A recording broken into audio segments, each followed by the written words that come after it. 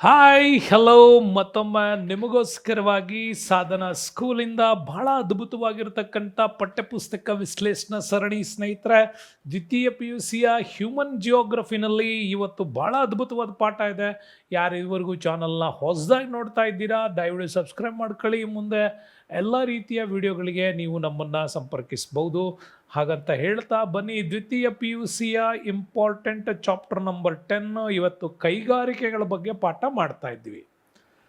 ತುಂಬ ಒಳ್ಳೆ ಪಾಠ, ನೀವೆಲ್ಲರೂ ಕೇಳಿಸ್ಕೊಳ್ಬಹುದಾದಂಥ ಅತ್ಯುತ್ತಮ ಪಾಠಗಳು ಈ ನಿಮಗೆ ಒಂದು ಉತ್ತಮವಾದಂಥ ವಿಚಾರಧಾರೆಗಳಲ್ಲಿ ನಿಮಗಿದು ಸಿಗುತ್ತೆ ಅಂತ ನಾನಿಲ್ಲಿ ಹೇಳ್ಬೋದು. ಬನ್ನಿ ನೋಡೋಣ. ಪಾಠ 10 ಕೈಗಾರಿಕೆಗಳು. ಸ್ನೇಹಿತರೆ, ಕೈಗಾರಿಕೆ ಅಂದರೆ ಏನು ಅಂತ ಚೆನ್ನಾಗಿ ತಿಳ್ಕೋಬೇಕು.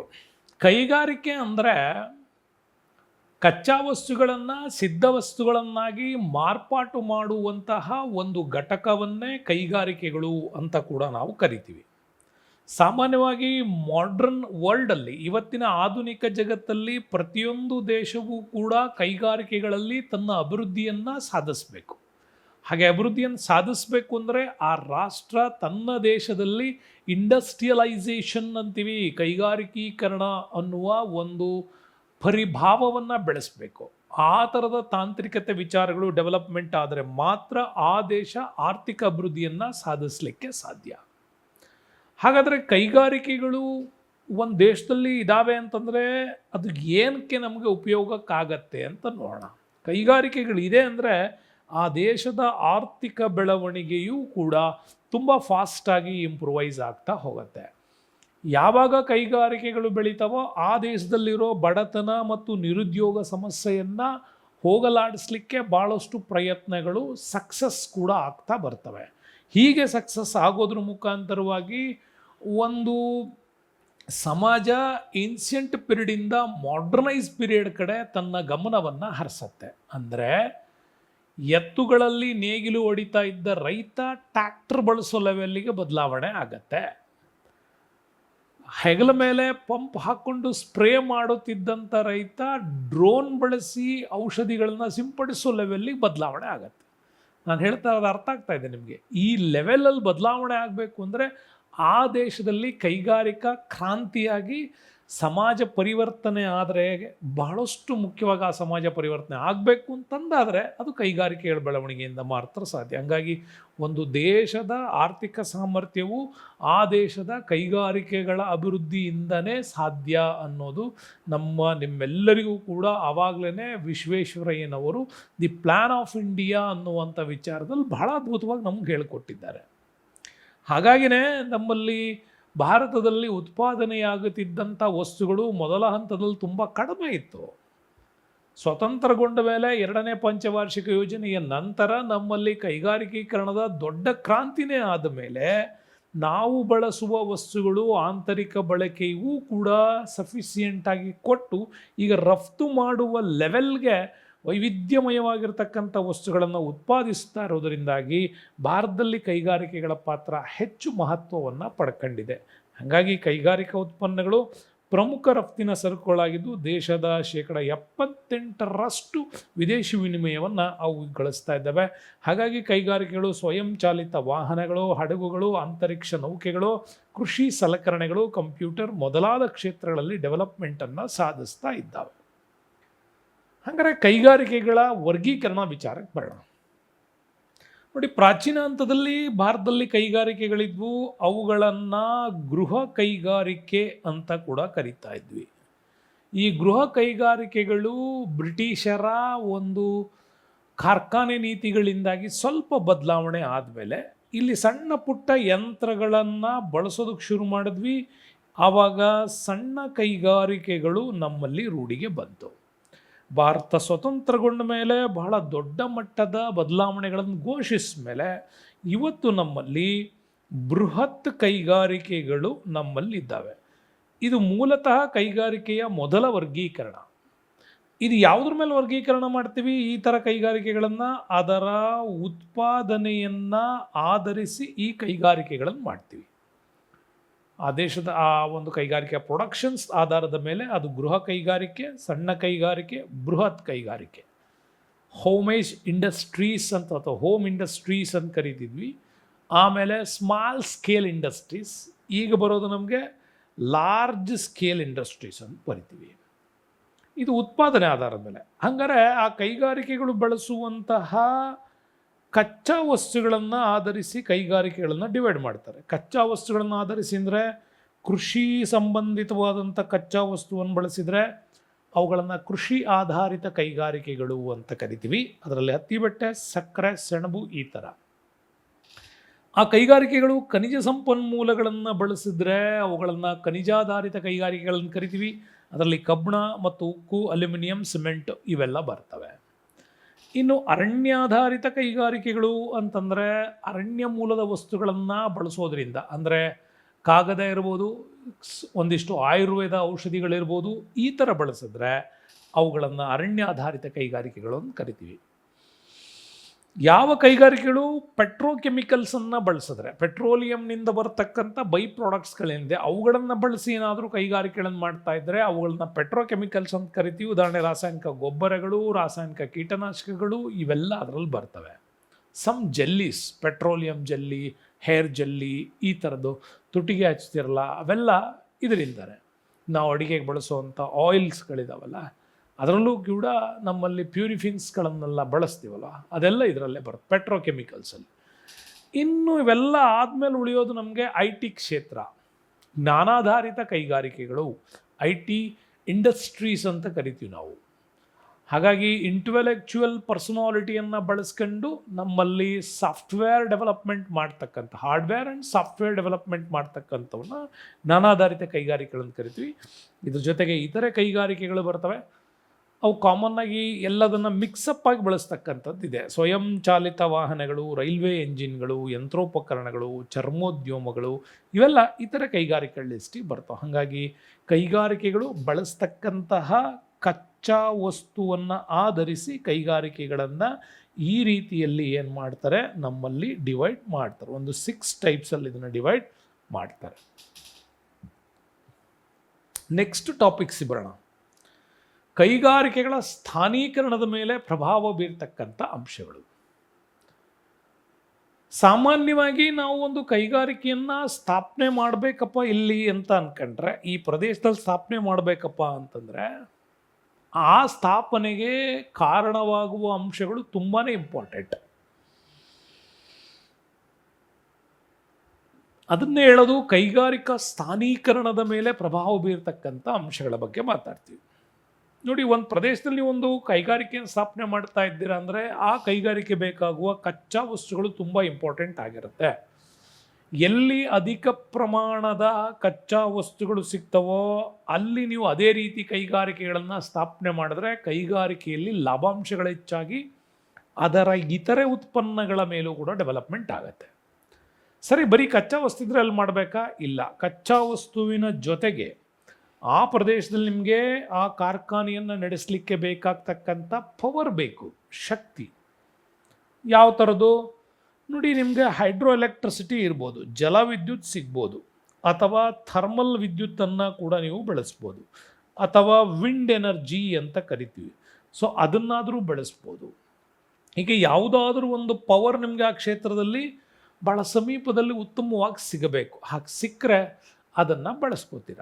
ಅಲ್ಲಿಗೆ ಕಚ್ಚಾ ವಸ್ತುಗಳು, ಪವರ್ ಸಪ್ಲೈ ಸಿಕ್ಕ ಮೇಲೆ ನೆಕ್ಸ್ಟ್ ನಿಮಗೆ ಇಂಪಾರ್ಟೆಂಟ್ ಬೇಕು ನೀರಿನ ಪೂರೈಕೆ. ಒಂದು ಇಂಡಸ್ಟ್ರಿ ನಡೆಸ್ತೀರಾ ಅಂದರೆ ನಿಮಗೆ ಬಹಳ ಮುಖ್ಯವಾಗಿ ಬೇಕಾಗ್ತಕ್ಕಂತೆ ನೀರು ಸಫಿಷಿಯೆಂಟಾಗಿ ನಮಗೆ ಸಿಗಬೇಕು. ಹಾಗೆ ಸಿಗಬೇಕು ಅಂದರೆ ಅದರ ಸಮೀಪದಲ್ಲಿ ನಮಗೆ ಏನಿರಬೇಕು, ಯಾವುದಾದ್ರೂ ನದಿಗಳಿರಬೇಕು, ಹೊಳೆಗಳಿರಬೇಕು, ಅಥವಾ ಡ್ಯಾಮ್ಗಳ ವ್ಯವಸ್ಥೆ ಇರಬೇಕು. ಹಾಗಿದ್ದಾಗ ನೀವು ಅಲ್ಲಿ ಇಂಡಸ್ಟ್ರಿ ಮಾಡಿದ್ರೆ ತುಂಬ ಲಾಭದಾಯಕ. ಇವು 3 ಬೇಸಿಕಲ್ ನೀಡ್ಸ್ ಇದಾವೆ. ಇವೆಲ್ಲ ಆದ ಮೇಲೆ ಕೈಗಾರಿಕಾ ಸ್ಥಾನೀಕರಣದ ಮೇಲೆ ತುಂಬ ಪ್ರಭಾವ ಬೀರೋ ಅಂಶ ಅಂದರೆ ವಾಯುಗುಣ. ನಿಮಗೆ ಭಾಳ ಅತ್ಯುತ್ತಮವಾಗಿ ಗುಡ್ ಕ್ಲೈಮೇಟ್ ಇದ್ದರೆ ಅಲ್ಲಿ ಉತ್ತಮವಾದ ವಸ್ತುಗಳ ಉತ್ಪನ್ನ ಮಾಡಿಬಿಟ್ಟು ನೀವು ಬೇರೆ ದೇಶಗಳಿಗೆ ಅಥವಾ ಬೇರೆ ಪ್ರದೇಶಗಳಿಗೆ ರಫ್ತು ಮಾಡೋದ್ರ ಮುಖಾಂತರವಾಗಿ ಹೆಚ್ಚಿನ ಲಾಭ ಗಳಿಸ್ಬೋದು. ಇನ್ನು ಕಾರ್ಮಿಕರು ತುಂಬ ಇಂಪಾರ್ಟೆಂಟ್. ಒಂದು ಕೈಗಾರಿಕೆ ಸ್ಥಾಪನೆ ಮಾಡ್ತೀರಾ ಅಂದರೆ ಕಚ್ಚಾ ವಸ್ತು, ಪವರು, ನೀರು ಜೊತೆಗೆ ಅಗ್ಗದ ಕಾರ್ಮಿಕರ ವ್ಯವಸ್ಥೆ ಬೇಕು. ನಮಗೆ ಭಾಳ ಇಂಪಾರ್ಟೆಂಟಾಗಿ ಏನು ಬೇಕು, ಅಗ್ಗದ ಕಾರ್ಮಿಕರ ವ್ಯವಸ್ಥೆ ಬೇಕು.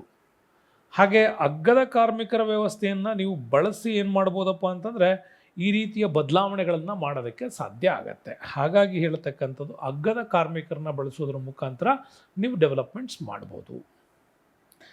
ಇನ್ನು ನಿಮಗೆ ಮಾರುಕಟ್ಟೆ ಇಂಪಾರ್ಟೆಂಟ್ ಆಗತ್ತೆ. ಈಗ ವಸ್ತುವನ್ನು ನೀವು ತಯಾರು ಮಾಡಿದ ಮೇಲೆ ಆ ವಸ್ತುವು ಅಲ್ಲಿನ ಮಾರ್ಕೆಟಲ್ಲಿ ತುಂಬ ವ್ಯಾಲ್ಯೂಯಬಲ್ ಆಗಿ ಹೋಗಬೇಕು. ಆ ಮಾರುಕಟ್ಟೆಯ ಒಂದು ಡಿಮ್ಯಾಂಡ್ಸ್ ನಿಮಗೆಲ್ಲಿ ಇಂಪಾರ್ಟೆಂಟ್ ಆಗುತ್ತೆ. ಆ ಡಿಮ್ಯಾಂಡ್ಸ್ ಕೂಡ ನಿಮಗೆ ಸಿಕ್ಕಿದ್ದೇ ಆದರೆ ಹೆಚ್ಚಿನ ಪ್ರೊಡಕ್ಷನ್ ಆಗುತ್ತೆ, ಕೈಗಾರಿಕೆ ತುಂಬ ಯಶಸ್ವಿಯಾಗಿ ಬೆಳೆಯುತ್ತೆ.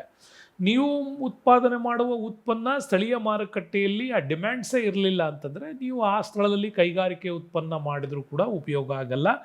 ಆ ವಸ್ತುವನ್ನು ನೀವು ಇನ್ನೊಂದು ಸ್ಥಳಕ್ಕೆ ಸಾಗಾಟ ಮಾಡಬೇಕು ಅಂತಂದರೆ ನಿಮಗೆ ಟ್ರಾನ್ಸ್ಪೋರ್ಟೇಷನ್ಸ್ ಚಾರ್ಜು ಜಾಸ್ತಿ ಬೀಳುತ್ತೆ. ಯಾವಾಗ ಟ್ರಾನ್ಸ್ಪೋರ್ಟೇಷನ್ಸ್ ಚಾರ್ಜ್ ಜಾಸ್ತಿ ಬೀಳುತ್ತೋ ಆಟೋಮ್ಯಾಟಿಕಲಿ ವಸ್ತುವಿನ ಬೆಲೆ ಹೆಚ್ಚಾಗುತ್ತೆ. ಬೆಲೆ ಹೆಚ್ಚಾಯಿತು ಅಂತಂದರೆ ಆ ಪ್ರಾಡಕ್ಟ್ನ ಡಿಮ್ಯಾಂಡ್ಸ್ ನಿಧಾನಕ್ಕೆ ಕಡಿಮೆ ಆಗ್ತಾ ಹೋಗ್ಬೋದು.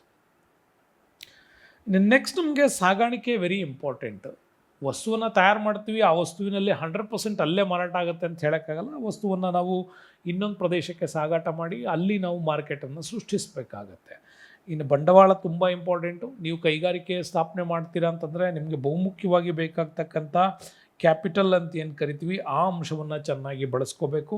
ಮತ್ತು ಸರ್ಕಾರದ ನೀತಿಗಳಿರಬೇಕು. ಇದ್ರ ಜೊತೆಗೆ ಇತರೆ ಅಂಶಗಳು ಕೂಡ ಅಲ್ಲಿ ಪ್ರಭಾವವನ್ನು ಬೀಳ್ತವೆ. ರಾಜಕೀಯದ ನೀತಿಗಳು, ಹೊಸದಾಗಿ ತರುವಂತಹ ರೂಲ್ಸ್ಗಳು, ಮತ್ತು ಅಲ್ಲಿ ಮಾಡ್ಬೋದಾಗಿರ್ತಕ್ಕಂಥ ಶಾಲೆ, ಸ್ವಚ್ಛತೆ, ನೈರ್ಮಲ್ಯೀಕರಣ ಇವೆಲ್ಲ ಪ್ರಭಾವ ಬೀಳ್ತವೆ. ಇದಿಷ್ಟು ಕೂಡ ಒಂದು ಕೈಗಾರಿಕೆಯನ್ನು ಸ್ಥಾಪನೆ ಮಾಡುವಾಗ ಅದರ ಮೇಲೆ ಬೀಳ್ತಕ್ಕಂಥ ತುಂಬ ಮುಖ್ಯವಾದಂತಹ ಪ್ರಭಾವಗಳು ಅಂತ ಕೂಡ ಇದನ್ನು ಹೇಳ್ತಾರೆ. ಹಾಗಾಗಿ ನೀವು ಇದನ್ನು ಏನು ಮಾಡಬೇಕಪ್ಪ ಅಂದರೆ ಸ್ವಲ್ಪ ಈ ಒಂದು ಸ್ಕ್ರೀನ್ಶಾಟ್ ಹೊಡೆದಿಟ್ಕೊಳ್ಳಿ ಮತ್ತು ನಿಮಗೆ ಈ ಕೈಗಾರಿಕೆಯನ್ನು ಸ್ಥಾನೀಕರಣದ ಮೇಲೆ ಇಷ್ಟು ಪ್ರಭಾವವನ್ನು ಬೀರುತ್ತೆ ಅನ್ನೋದನ್ನು ನೀವು ಚೆನ್ನಾಗಿ ಇದರಿಂದ ಅರ್ಥ ಮಾಡಿಕೊಳ್ಬೋದು. ನೆಕ್ಸ್ಟ್ ಬೇಡ, ಇಂಡಸ್ಟ್ರಿಯಲ್ ಝೋನ್ ಅಂತ ಕರಿತೀವಿ ನಾವು. ಇಂಡಸ್ಟ್ರಿಯಲ್ ಝೋನ್ ಅಂತ ಕೈಗಾರಿಕಾ ವಲಯ ಅಂತ ಕೂಡ ಹೇಳ್ತಾರೆ. ಹಾಗಾದರೆ ಕೈಗಾರಿಕಾ ವಲಯ ಅಂದರೆ ಏನು ಅಂತ ನೋಡೋಣ.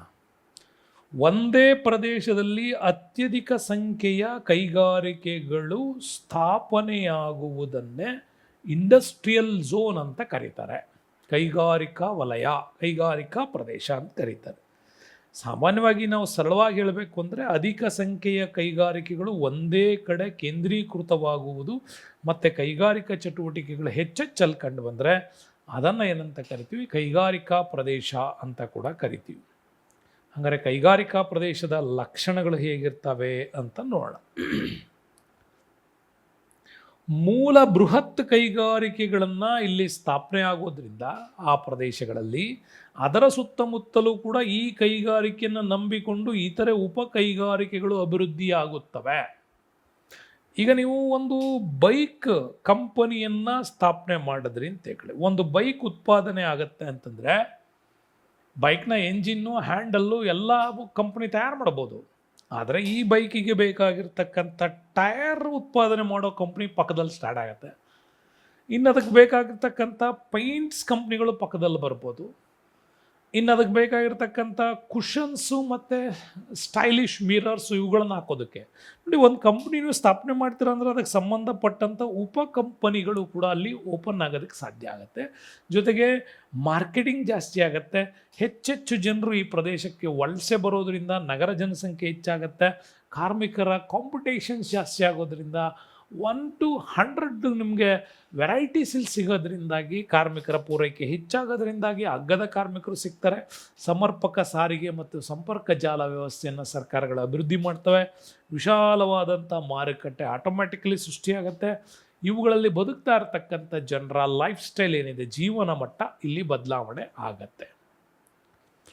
ಇನ್ನು ನೆಕ್ಸ್ಟ್ ನಮಗೆ ಬಂದರೆ ಅಭಿವೃದ್ಧಿ ಹೊಂದ್ತಾ ಇರುವಂತಹ ಕೈಗಾರಿಕೆಯಿಂದ ಪ್ರಾಥಮಿಕ ಕೃಷಿ ಮತ್ತು ಅದರ ಚಟುವಟಿಕೆಗಳು ಕೂಡ ಡೆವಲಪ್ ಆಗ್ತವೆ. ನಾನು ನಿಮ್ಗೆ ಹೇಳಿದೆ, ಯಾವಾಗ ಒಂದು ಇಂಡಸ್ಟ್ರೀಸ್ ಆ ಏರಿಯಾದಲ್ಲಿ ಕಾಲಿಡುತ್ತೋ ಆಟೋಮೆಟಿಕಲ್ ಲೈಫ್ ಸ್ಟೈಲ್ ಚೇಂಜ್ ಆಯಿತು ಅಂತಂದರೆ ಅಲ್ಲಿ ಅವ್ನು ಬೆಳೆ ಬೆಳೆಯುವ, ಕೃಷಿ ಮಾಡುವ ಪದ್ಧತಿಗಳು ಚೇಂಜ್ ಆಗ್ತವೆ ಅಂತ. ಸಾಮಾನ್ಯವಾಗಿ ಬಹುವಾಗಿ ಕೈಗಾರಿಕೆಗಳನ್ನು ಅವಲಂಬಿಸಿರ್ತಕ್ಕಂಥ ಜನರು ಆ ಪ್ರದೇಶದಲ್ಲಿ ವಾಸ ಮಾಡೋದ್ರಿಂದಾಗಿ ಪ್ರಾಥಮಿಕ ಆರ್ಥಿಕ ಚಟುವಟಿಕೆಗಳು ಇಂಡಸ್ಟ್ರಿಯಲ್ ಝೋನನ್ನು ದಾಟಿ ಡೆವಲಪ್ಮೆಂಟ್ ಆಗಲಿಕ್ಕೆ ಸಾಧ್ಯ ಇಲ್ಲ, ಸ್ವಲ್ಪ ಗೌಣವಾಗಿರ್ತವೆ ಅವು. ಇನ್ನು ತೃತೀಯ ಆರ್ಥಿಕ ಚಟುವಟಿಕೆಗಳು ಕೂಡ ಈ ಪ್ರದೇಶದಲ್ಲಿ ಕಾನ್ಸಂಟ್ರೇಟ್ ಆಗಿ ತುಂಬ ದೊಡ್ಡ ಮಟ್ಟದಲ್ಲಿ ಬೆಳೀಲಿಕ್ಕೂ ಕೂಡ ಅದು ಕಾರಣ ಆಗತ್ತೆ. ಇನ್ನು ತಾಂತ್ರಿಕತೆ, ಸಮರ್ಥ ಆಡಳಿತ, ಅತ್ಯುತ್ತಮ ಮೂಲ ಸೌಲಭ್ಯಗಳು ಕೂಡ ಇಲ್ಲಿ ನಮಗೆ ದೊರೀತಾ ಹೋಗುತ್ತೆ. ನೆಕ್ಸ್ಟ್ ಕಾನ್ಸೆಪ್ಟಲ್ಲಿ ಬಂದರೆ ನಮಗೆ ಇಂಪಾರ್ಟೆಂಟ್ ಏನು ಗೊತ್ತಾ, ಈಗ ಭಾರತದಲ್ಲಿರ್ತಕ್ಕಂಥ ಪ್ರಮುಖ ಕೈಗಾರಿಕಾ ವಲಯಗಳ ಬಗ್ಗೆ ನಾವು ಮಾತಾಡೋಣ. ಭಾರತದಲ್ಲಿ ಎಷ್ಟು ಪ್ರಮುಖವಾಗಿರ್ತಕ್ಕಂಥ ಕೈಗಾರಿಕಾ ವಲಯಗಳು ಕಂಡು ಬರ್ತವೆ ಅಂತ ನೋಡಿ. ಕೈಗಾರಿಕಾ ಝೋನ್ನಲ್ಲಿ ನಮಗೆ ವೆರಿ ಇಂಪಾರ್ಟೆಂಟ್ ಆಗಿ ಬರ್ತಕ್ಕಂಥದ್ದು ಅಂತಂದರೆ ಹಲವು ಪ್ರದೇಶಗಳು ನಮಗೆ ಸಿಗ್ತವೆ. ಮೊದಲನೇದಾಗಿ ಹುಬ್ಳಿ ಕೋಲ್ಕತ್ತಾ ರೀಸನ್ಸ್. ದಾಮೋದರ್ ನದಿ ಇದೆ, ಅಗ್ಗದ ಕಾರ್ಮಿಕರ ವ್ಯವಸ್ಥೆ ಇದೆ, ಒಳ್ಳೆ ಮಾರುಕಟ್ಟೆ ಸಿಗುತ್ತೆ. ಚಹಾ ಮತ್ತು ಇತರ ಉತ್ಪನ್ನಗಳ ಪಕ್ಕದಲ್ಲಿ ಅಸ್ಸಾಂ ಇದೆ. ಉತ್ತರ ಭಾರತದ ಅನೇಕ ರಾಜ್ಯಗಳು ಕನೆಕ್ಟ್ ಆಗ್ತವೆ, ಬಂದರುಗಳ ವ್ಯವಸ್ಥೆ ಇದೆ. ಹಾಗಾಗಿ ಹುಬ್ಳಿ ಕೋಲ್ಕತ್ತಾ ಪ್ರದೇಶ ನಿಮಗೆ agriculture industries plus iron steel ಇಂಡಸ್ಟ್ರೀಸ್ಗಳು ಮತ್ತು ಮ್ಯಾಂಗನೀಸ್ ಕಲ್ಲಿದ್ದಲನ್ನ ಬಳಸ್ಕೊಂಡ್ಬಿಟ್ಟು ಬೆಳಿಬಹುದಾದಂಥ ಅನೇಕ ಕೈಗಾರಿಕೆಗಳು ಇಲ್ಲಿ ಸಿಗ್ತವೆ ನಿಮಗೆ. ಇನ್ನು ಮುಂಬೈ ಪುಣೆ ಏರಿಯಾ ಇದು ಸೆಕೆಂಡ್ ಒನ್. ಇದು ಕೂಡ ಅಷ್ಟೇ ಅಗ್ರಿಕಲ್ಚರಲ್ ಬೇಸ್ಡ್ ಇಂಡಸ್ಟ್ರೀಸ್ ಜಾಸ್ತಿ ಆಗೋದ್ರಿಂದಾಗಿ ಟೆಕ್ಸ್ಟೈಲ್ ಡಿಪಾರ್ಟ್ಮೆಂಟ್ಗಳು ತುಂಬ ಬೆಳೀತವೆ. ಜೊತೆಗೆ IT ಇಂಡಸ್ಟ್ರೀಸ್ಗಳು ತುಂಬ ಡೆವಲಪ್ ಆಗ್ತವೆ. ಫೈನಾನ್ಷಿಯಲ್ ಕ್ಯಾಪ್ಷನ್ಸ್ ಇರ್ತಕ್ಕಂಥ ಇಂಡಸ್ಟ್ರಿಗಳು ಕೂಡ ಇಲ್ಲಿ ಡೆವಲಪ್ ಆಗ್ತವೆ, ಮುಂಬೈ ಪುಣೆ ಪ್ರದೇಶ. ಇನ್ನು ಮೂರನೇದು ನಮಗೆ ಅಹಮದಾಬಾದು ವಡೋದರಾ ಪ್ರದೇಶ. ಮಧ್ಯಪ್ರದೇಶ, ರಾಜಸ್ಥಾನ ಮತ್ತು ಮಹಾರಾಷ್ಟ್ರ ಬಾರ್ಡ್ರಲ್ಲಿ ಸಿಗ್ತಕ್ಕಂತಹ ಅಹಮದಾಬಾದು ವಡೋದರಾ ಪ್ರದೇಶಗಳು, ಗುಜರಾತ್, ಇವು ಕೂಡ ತುಂಬ ನಿಮಗೆ ಇಂಪಾರ್ಟೆಂಟ್ ಆಗಿರ್ತಕ್ಕಂಥ ವಿಚಾರಗಳನ್ನು ಕೊಡ್ತವೆ. 4 ಮದುರೈ ಕೊಯಮತ್ತೂರು ಪ್ರದೇಶ, ಇದು 4ನೇ ಝೋನ್. ಮದುರೈ, ಕೊಯಮತ್ತೂರು, ಬೆಂಗಳೂರು, ಇಲ್ಲಿ ನಿಮಗೆ ಕೃಷಿ ಆಧಾರಿತ ಕೈಗಾರಿಕೆಗಳು ಸಿಗ್ಬೋದು, ಪ್ಲಸ್ IT ಇಂಡಸ್ಟ್ರೀಸ್ಗಳು ಕೂಡ ನಿಮಗೆ ಸಿಗ್ತಕ್ಕಂಥದ್ದು ಇರ್ಬೋದು. ಜೊತೆಗೆ ಇತರ ಪ್ರವಾಸಿ ಸಂಬಂಧಪಟ್ಟಂಥ ಉದ್ಯಮಗಳು ಡೆವಲಪ್ಮೆಂಟ್ ಆಗ್ಬೋದು. ಅವೆಲ್ಲವೂ ಕೂಡ ಈ ಪ್ರದೇಶಗಳಲ್ಲಿ ನಮಗೆ ಸಿಗತ್ತೆ. ಇನ್ನು ನಮಗೆ ವೆರಿ ಇಂಪಾರ್ಟೆಂಟ್ ಅಂತಂತಂದರೆ ಒಡಿಸ್ಸಾ ಪ್ರಾಂತ್ಯದ ಈ ಭಾಗದಲ್ಲಿ ಬರೋ ಛೋಟಾ ನಾಗ್ಪುರ್ ಪ್ರಸ್ಥಭೂಮಿ. ಜಾರ್ಖಂಡು, ಛತ್ತೀಸ್ಗಢ, ಮಧ್ಯಪ್ರದೇಶ ಮತ್ತು ಈ ಕಡೆ ಬಿಹಾರ, ಒಡಿಸ್ಸಾ, ದಕ್ಷಿಣದಲ್ಲಿ ಒಡಿಸ್ಸಾ ಮತ್ತು ಈ ಕಡೆ ಅಸ್ಸಾಂ, ಇದಿಷ್ಟು ಕೂಡ ಕವರ್ ಆಗುತ್ತೆ. ಹಾಗೆ ಕವರ್ ಆಗೋದ್ರಿಂದ ಛೋಟಾ ನಾಗ್ಪುರ್ ಪ್ರಸ್ಥಭೂಮಿ ನಮ್ಮಲ್ಲಿ ಖನಿಜಗಳ ತವರು ಅಂತ ಕರಿತೀವಿ. ಹಾಗಾಗಿ ಇಲ್ಲಿ ಐರನ್ ಬೇಸ್ಡ್ ಇಂಡಸ್ಟ್ರೀಸ್ ತುಂಬ ದೊಡ್ಡ ಮಟ್ಟದಲ್ಲಿ ಬೆಳೀತದೆ. ಇನ್ನು ದೆಹಲಿ ಮೀರತ್ ಪ್ರದೇಶ ಇದೆ ನಮಗೆ. ಓಕೆ, ದೆಹಲಿ ಮೀರತ್ ಪ್ರದೇಶ ಇದು ಕೂಡ ಅಷ್ಟೇ. ಒಂದು ಕಡೆ IT ಸೆಕ್ಟರ್ಗಳು ಡೆವಲಪ್ ಆಗ್ತವೆ, ಇನ್ನು ಕಡೆ ಎಜುಕೇಷನ್ ಡೆವಲಪ್ಮೆಂಟ್ ಆಗ್ತವೆ, ಇನ್ನಿತರೆ ಅನೇಕವಾಗಿರ್ತಕ್ಕಂಥ ಅಗ್ರಿಕಲ್ಚರ್ ಬೇಸ್ಡ್ ಇಂಡಸ್ಟ್ರೀಸ್ಗಳು ಡೆವಲಪ್ ಆಗೋದು ಇಲ್ಲೇ. ಇನ್ನು ವಿಶಾಖಪಟ್ಟಣಂ, ಗುಂಟೂರು ಪ್ರದೇಶ ದಕ್ಷಿಣ ಭಾರತದಲ್ಲಿ ನಮಗೆ ಇದು ಕೂಡ ಇಂಪಾರ್ಟೆಂಟೇ. ಅದಾದಮೇಲೆ ಕೊಲ್ಲಂ, ತಿರುವನಂತಪುರಂ ಬರ್ತವಲ್ಲ ಕೇರಳದಲ್ಲಿ, ಇದು ಕೂಡ ನಮಗೆ 8 ಪ್ರಮುಖವಾಗಿರ್ತಕ್ಕಂತಹ ಕೈಗಾರಿಕಾ ಪ್ರದೇಶಗಳನ್ನು ನೋಡ್ತೀವಿ. ಹಾಗಾದರೆ ಒಂದೊಂದೇ ಕೈಗಾರಿಕಾ ಪ್ರದೇಶಗಳು ಹೆಂಗೆ ಪ್ರಸಿದ್ಧಿ ಅನ್ನೋದನ್ನು ನೋಡೋಣ. ನೋಡಿ, ನಮಗೆ ಹುಬ್ಳಿ ಕೋಲ್ಕತ್ತಾ ಪ್ರದೇಶಗಳನ್ನು ನೋಡೋಣ. ಇಲ್ಲಿ ಹುಬ್ಳಿ ಕೋಲ್ಕತ್ತಾ ಪ್ರದೇಶ ಭಾರತದಲ್ಲೇ ಅತ್ಯಂತ ಹಳೆಯ ಕೈಗಾರಿಕಾ ಝೋನ್ ಇದು, ಇಂಡಸ್ಟ್ರಿಯಲ್ ಝೋನ್ಸ್. ಯಾಕೆಂದರೆ ಬ್ರಿಟಿಷರು ಅಧಿಕಾರದಲ್ಲಿದ್ದಾಗಲೇ ಪಕ್ಕದಲ್ಲಿ ಸೈಂಟ್ ಜಾರ್ಜ್ ಪೋರ್ಟ್ನಂಥ ದೊಡ್ಡ ದೊಡ್ಡ ಕೋಟೆಗಳನ್ನು ಕಟ್ಟಿ ಕಾರ್ಖಾನೆಗಳನ್ನು ಸ್ಥಾಪನೆ ಮಾಡಿಬಿಟ್ಟು ದೊಡ್ಡ ಮಾರ್ಕೆಟ್ನ ಸೃಷ್ಟಿ ಮಾಡಿದ್ರು ಇಲ್ಲಿ. ಇದು ಪಶ್ಚಿಮ ಬಂಗಾಳ ರಾಜ್ಯದಲ್ಲಿ ಬರ್ತಕ್ಕಂಥದ್ದು. ಜೊತೆಗೆ ಹುಗ್ಲಿ ನದಿಯಿಂದ 75 ಕಿಲೋಮೀಟರ್ವರೆಗೆ ಉತ್ತರದಲ್ಲಿ ನೈಹಾತಿಯಿಂದ ಬಡ್ಜ್ ದಕ್ಷಿಣದ ಉಲ್ಬೇರಿವರೆಗೂ ಕೂಡ ಇದು ಸ್ಥಾಪನೆ ಆಗಿರೋದು. ಕೋಲ್ಕತ್ತಾ ಇಲ್ಲಿ ಪ್ರಮುಖ ಕೇಂದ್ರವಾಗಿ ನಮಗೆ ಕಂಡು ಬರುತ್ತೆ. ಹಾಗಾದರೆ ಇಲ್ಲಿ ಯಾಕೆ ಇಂಡಸ್ಟ್ರಿಯಲ್ ಝೋನ್ ಡೆವಲಪ್ಮೆಂಟ್ ಆಯಿತು ಅಂತಂದರೆ ಕೋಲ್ಕತ್ತಾ ಬಂದರ್ ಸಿಗುತ್ತೆ, ಫಲವತ್ತಾದಂಥ ಗಂಗಾ, ಯಮುನಾ, ಬ್ರಹ್ಮಪುತ್ರ ನದಿಗಳ ಹಿನ್ನಾಡಿದೆ, ಚಹಾ, ಕಾಫಿ, ಸೆಣಬು ಈ ಥರದ ಅತ್ಯುತ್ತಮ ಖನಿಜಗಳ ಮೂಲ ಇದೆ. ಇನ್ನು ನಮಗಿಲ್ಲಿ ಥರ್ಮಲ್ ಪ್ರಾಜೆಕ್ಟ್ಗಳು ತುಂಬ ಡೆವಲಪ್ಮೆಂಟ್ಸ್ ಆಗಿದ್ದಾವೆ. ಇನ್ನು ಹೆಚ್ಚು ಜನಸಂಖ್ಯೆ ಇರೋದ್ರಿಂದ ಉತ್ತಮ ಕಾರ್ಮಿಕರ ಸೌಲಭ್ಯ ಇದೆ. ಮಾರುಕಟ್ಟೆ ಮತ್ತು ನೀರಿನ ಪೂರೈಕೆಯಲ್ಲಿ ಸಫಿಷಿಯೆಂಟಾಗಿ ಸಿಗುತ್ತೆ ಈ ಕಡೆ. ಇನ್ನು ಉತ್ತಮವಾದಂಥ ಬ್ಯಾಂಕಿಂಗ್ ಸೌಲಭ್ಯಗಳು ಕೂಡ ಇಲ್ಲಿ ನಮಗೆ ಕಂಡು ಬರುತ್ತೆ. ಈ ಪ್ರದೇಶದಲ್ಲಿ ಪ್ರಮುಖ ಕೈಗಾರಿಕೆಗಳು ಯಾವ್ಯಾವು? ಸೆಣಬು, ಹತ್ತಿ, ರೇಷ್ಮೆ, ಜವಳಿ, ಕಾಗದ, ಎಂಜಿನಿಯರಿಂಗ್, ಎಲೆಕ್ಟ್ರಾನಿಕ್ಸ್, ಔಷಧಗಳು, ಅಲ್ಯೂಮಿನಿಯಂ, ಪಿಂಗಾಣಿ ವಸ್ತುಗಳು, ಚರ್ಮ, ಬೈಸಿಕಲ್ಸ್. ಇದ್ರ ಜೊತೆಗೆ ನಮಗೆ ಡೀಸೆಲ್ ಯಂತ್ರಗಳು, ರಾಸಾಯನಿಕ ಗೊಬ್ಬರ, ಹಡಗು ತಯಾರಿಕೆ, ರಬ್ಬರ್, ಪ್ಲಾಸ್ಟಿಕ್, ಸಾರಿಗೆ ಸಾಮಗ್ರಿಗಳು ಎಲ್ಲ ಕೂಡ ಇಲ್ಲಿ ನಮಗೆ ಸಿಗತ್ತೆ. ನೆಕ್ಸ್ಟ್ ಮುಂಬೈ ಪುಣೆಗೆ ಬರೋಣ, ಅದರ ಆಪೋಸಿಟ್. ಮುಂಬೈ ಪುಣೆ ಇದು ಮಹಾರಾಷ್ಟ್ರದಲ್ಲಿ ಅಭಿವೃದ್ಧಿ ಹೊಂದಿರತಕ್ಕಂಥದ್ದು. ಭಾರತದಲ್ಲೇ ಅತ್ಯಂತ ದೊಡ್ಡ ಕೈಗಾರಿಕಾ ಪ್ರದೇಶ. ಅತ್ಯಂತ ಹಳೆಯ ಅಂದರೆ ಹುಬ್ಳಿ ಕೋಲ್ಕತ್ತಾ, ಅತ್ಯಂತ ದೊಡ್ಡ ಅಂತ ಕರೆದ್ರೆ ಮಹಾರಾಷ್ಟ್ರದ ಮುಂಬೈ ಪುಣೆ. ಮೆಗಾ ಸಿಟೀಸ್ಗಳಾಗಿ ಇವು ಡೆವಲಪ್ಮೆಂಟ್ ಆಗಿದೆ. ಮೆಟ್ರೋಪಾಲಿಟನ್ಸ್ ಲೆವೆಲ್ಗೆ ಪುಣೆ ಕೂಡ ಅಭಿವೃದ್ಧಿ ಆಗ್ತಾ ಇದೆ.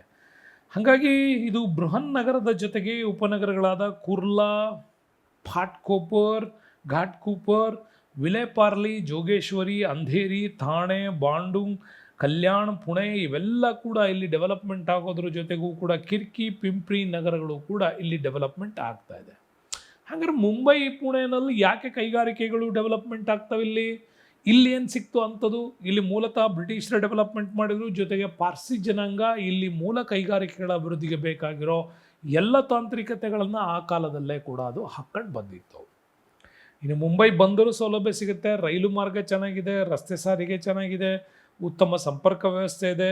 ಮತ್ತು ನಾನು ನಿಮ್ಗೆ ಹೇಳ್ದಂಗೆ ಅಗ್ರಿಕಲ್ಚರ್ ಬೇಸ್ಡ್ ಇಂಡಸ್ಟ್ರೀಸ್ಗಳಲ್ಲಿ ಭಾಳ ಮುಖ್ಯವಾಗಿ ಕಚ್ಚಾ ಹತ್ತಿ ಸಿಗೋದ್ರಿಂದ ಪಶ್ಚಿಮ ಘಟ್ಟಗಳ ಜಲವಿದ್ಯುತ್ತನ್ನು ಬಳಸ್ತಾರೆ, ಉತ್ಪಾದನೆ ಅಭಿವೃದ್ಧಿ ಆಗುತ್ತೆ, ಬ್ಯಾಂಕಿಂಗ್ ಹಣಕಾಸು ಸೌಲಭ್ಯಗಳು ಇಲ್ಲಿ ಸಿಗ್ತಾ ಇದೆ. ಹಾಗಾಗಿ ಈ ಪ್ರದೇಶದಲ್ಲಿ ಅತ್ಯಂತ ವೈವಿಧ್ಯಮಯವಾಗಿರ್ತಕ್ಕಂಥ ಎಲ್ಲ ಸೆಕ್ಟರ್ನ ಕೈಗಾರಿಕೆಗಳು ನಮಗಿಲ್ಲಿ ಸಿಗ್ತವೆ. ಅದರಲ್ಲಿ ಉಣ್ಣೆ, ರೇಷ್ಮೆ, ಕೃತಕ ರಬ್ಬರ್, ರಾಸಾಯನಿಕ, ವನಸ್ಪತಿ, ಸೋಪು, ರಬ್ಬರ್, ಪ್ಲಾಸ್ಟಿಕ್ಕು, ತೈಲ ಶುದ್ಧೀಕರಣ, ಎಲೆಕ್ಟ್ರಿಕಲ್ ಇಂಜಿನಿಯರಿಂಗ್, ಸಕ್ಕರೆ, ಸಿಮೆಂಟ್, ಔಷಧ, ಕಾರು, ಸ್ವಯಂ ಚಾಲಿತ ವಾಹನ, ಬೈಸಿಕಲ್ಸ್, ನೋಡಿ ಆಲ್ ವೆರೈಟೀಸ್ ಪ್ರೊಡಕ್ಷನ್ಸ್ ಆಗ್ತಕ್ಕಂಥ ಕೈಗಾರಿಕೆಗಳು ಇಲ್ಲಿ ನಮಗೆ ಕಂಡು ಬರ್ತಾವೆ.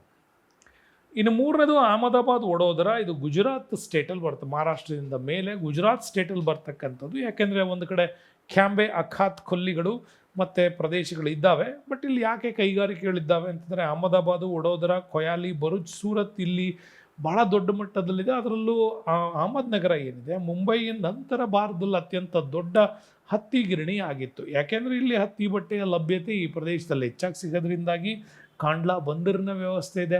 ಸೂರತ್ ಕೂಡ ಇಲ್ಲಿ ದೊಡ್ಡ ಪ್ರಮಾಣದ ವಜ್ರದ ಮಾರುಕಟ್ಟೆಗಳನ್ನು ಹೊಂದಿರೋದು ನೋಡ್ತೀವಿ. ಮುಂಬೈಗೆ ಹೋಲಿಸಿದಲ್ಲಿ ಅತ್ಯಂತ ಲೈಫ್ ಸ್ಟೈಲಲ್ಲಿ ಕಡಿಮೆ ದುಡ್ಡಲ್ಲಿ ಲೈಫ್ ಸ್ಟೈಲ್ ತುಂಬವಾಗಿ ಹೋಗುತ್ತೆ. ಇನ್ನು ಅಗ್ಗದರದ ಮತ್ತು ನುರಿತ ಕಾರ್ಮಿಕರು ಸಿಗ್ತಾರೆ, ಮಾರುಕಟ್ಟೆ ಸಮೀಪನೇ ಇದೆ ನಮಗೆ ಪಕ್ಕದಲ್ಲಿ, ಜೊತೆಗೆ ಬ್ಯಾಂಕಿಂಗ್ ಹಾಗೂ ಲೇವಾದೇವಿ ವ್ಯವಸ್ಥೆ ಚೆನ್ನಾಗಾಗುತ್ತೆ. ಹಾಗಾಗಿ ಈ ಪ್ರದೇಶ ಹತ್ತಿ ಬಟ್ಟೆ ಉದ್ಯಮದಲ್ಲಿ ಹೆಚ್ಚು ಅಭಿವೃದ್ಧಿಯನ್ನು ಹೊಂದಿದೆ. ಇದಕ್ಕೆ ಸಂಬಂಧಪಟ್ಟಂಥ ಇತನ್ನಿತರ ಕೈಗಾರಿಕೆಗಳಂದರೆ ಉಣ್ಣೆ, ರೇಷ್ಮೆ ಜವಳಿ, ವಜ್ರ ಕತ್ತರಿಸುವಿಕೆ, ಹಾಗೆಯೇ ಕಾಗದ, ಪೆಟ್ರೋ ರಾಸಾಯನಿಕಗಳು, ಹಾಲಿನ ಉತ್ಪನ್ನ, ಇಂಜಿನಿಯರಿಂಗ್ನ ಯಂತ್ರಗಳು, ಡೀಸೆಲ್ ಯಂತ್ರಗಳು ಮತ್ತು ತೈಲ ಶುದ್ಧೀಕರಣ ಇವೆಲ್ಲ ಕೂಡ ನಿಮಗಲ್ಲಿ ಸಿಗತ್ತೆ.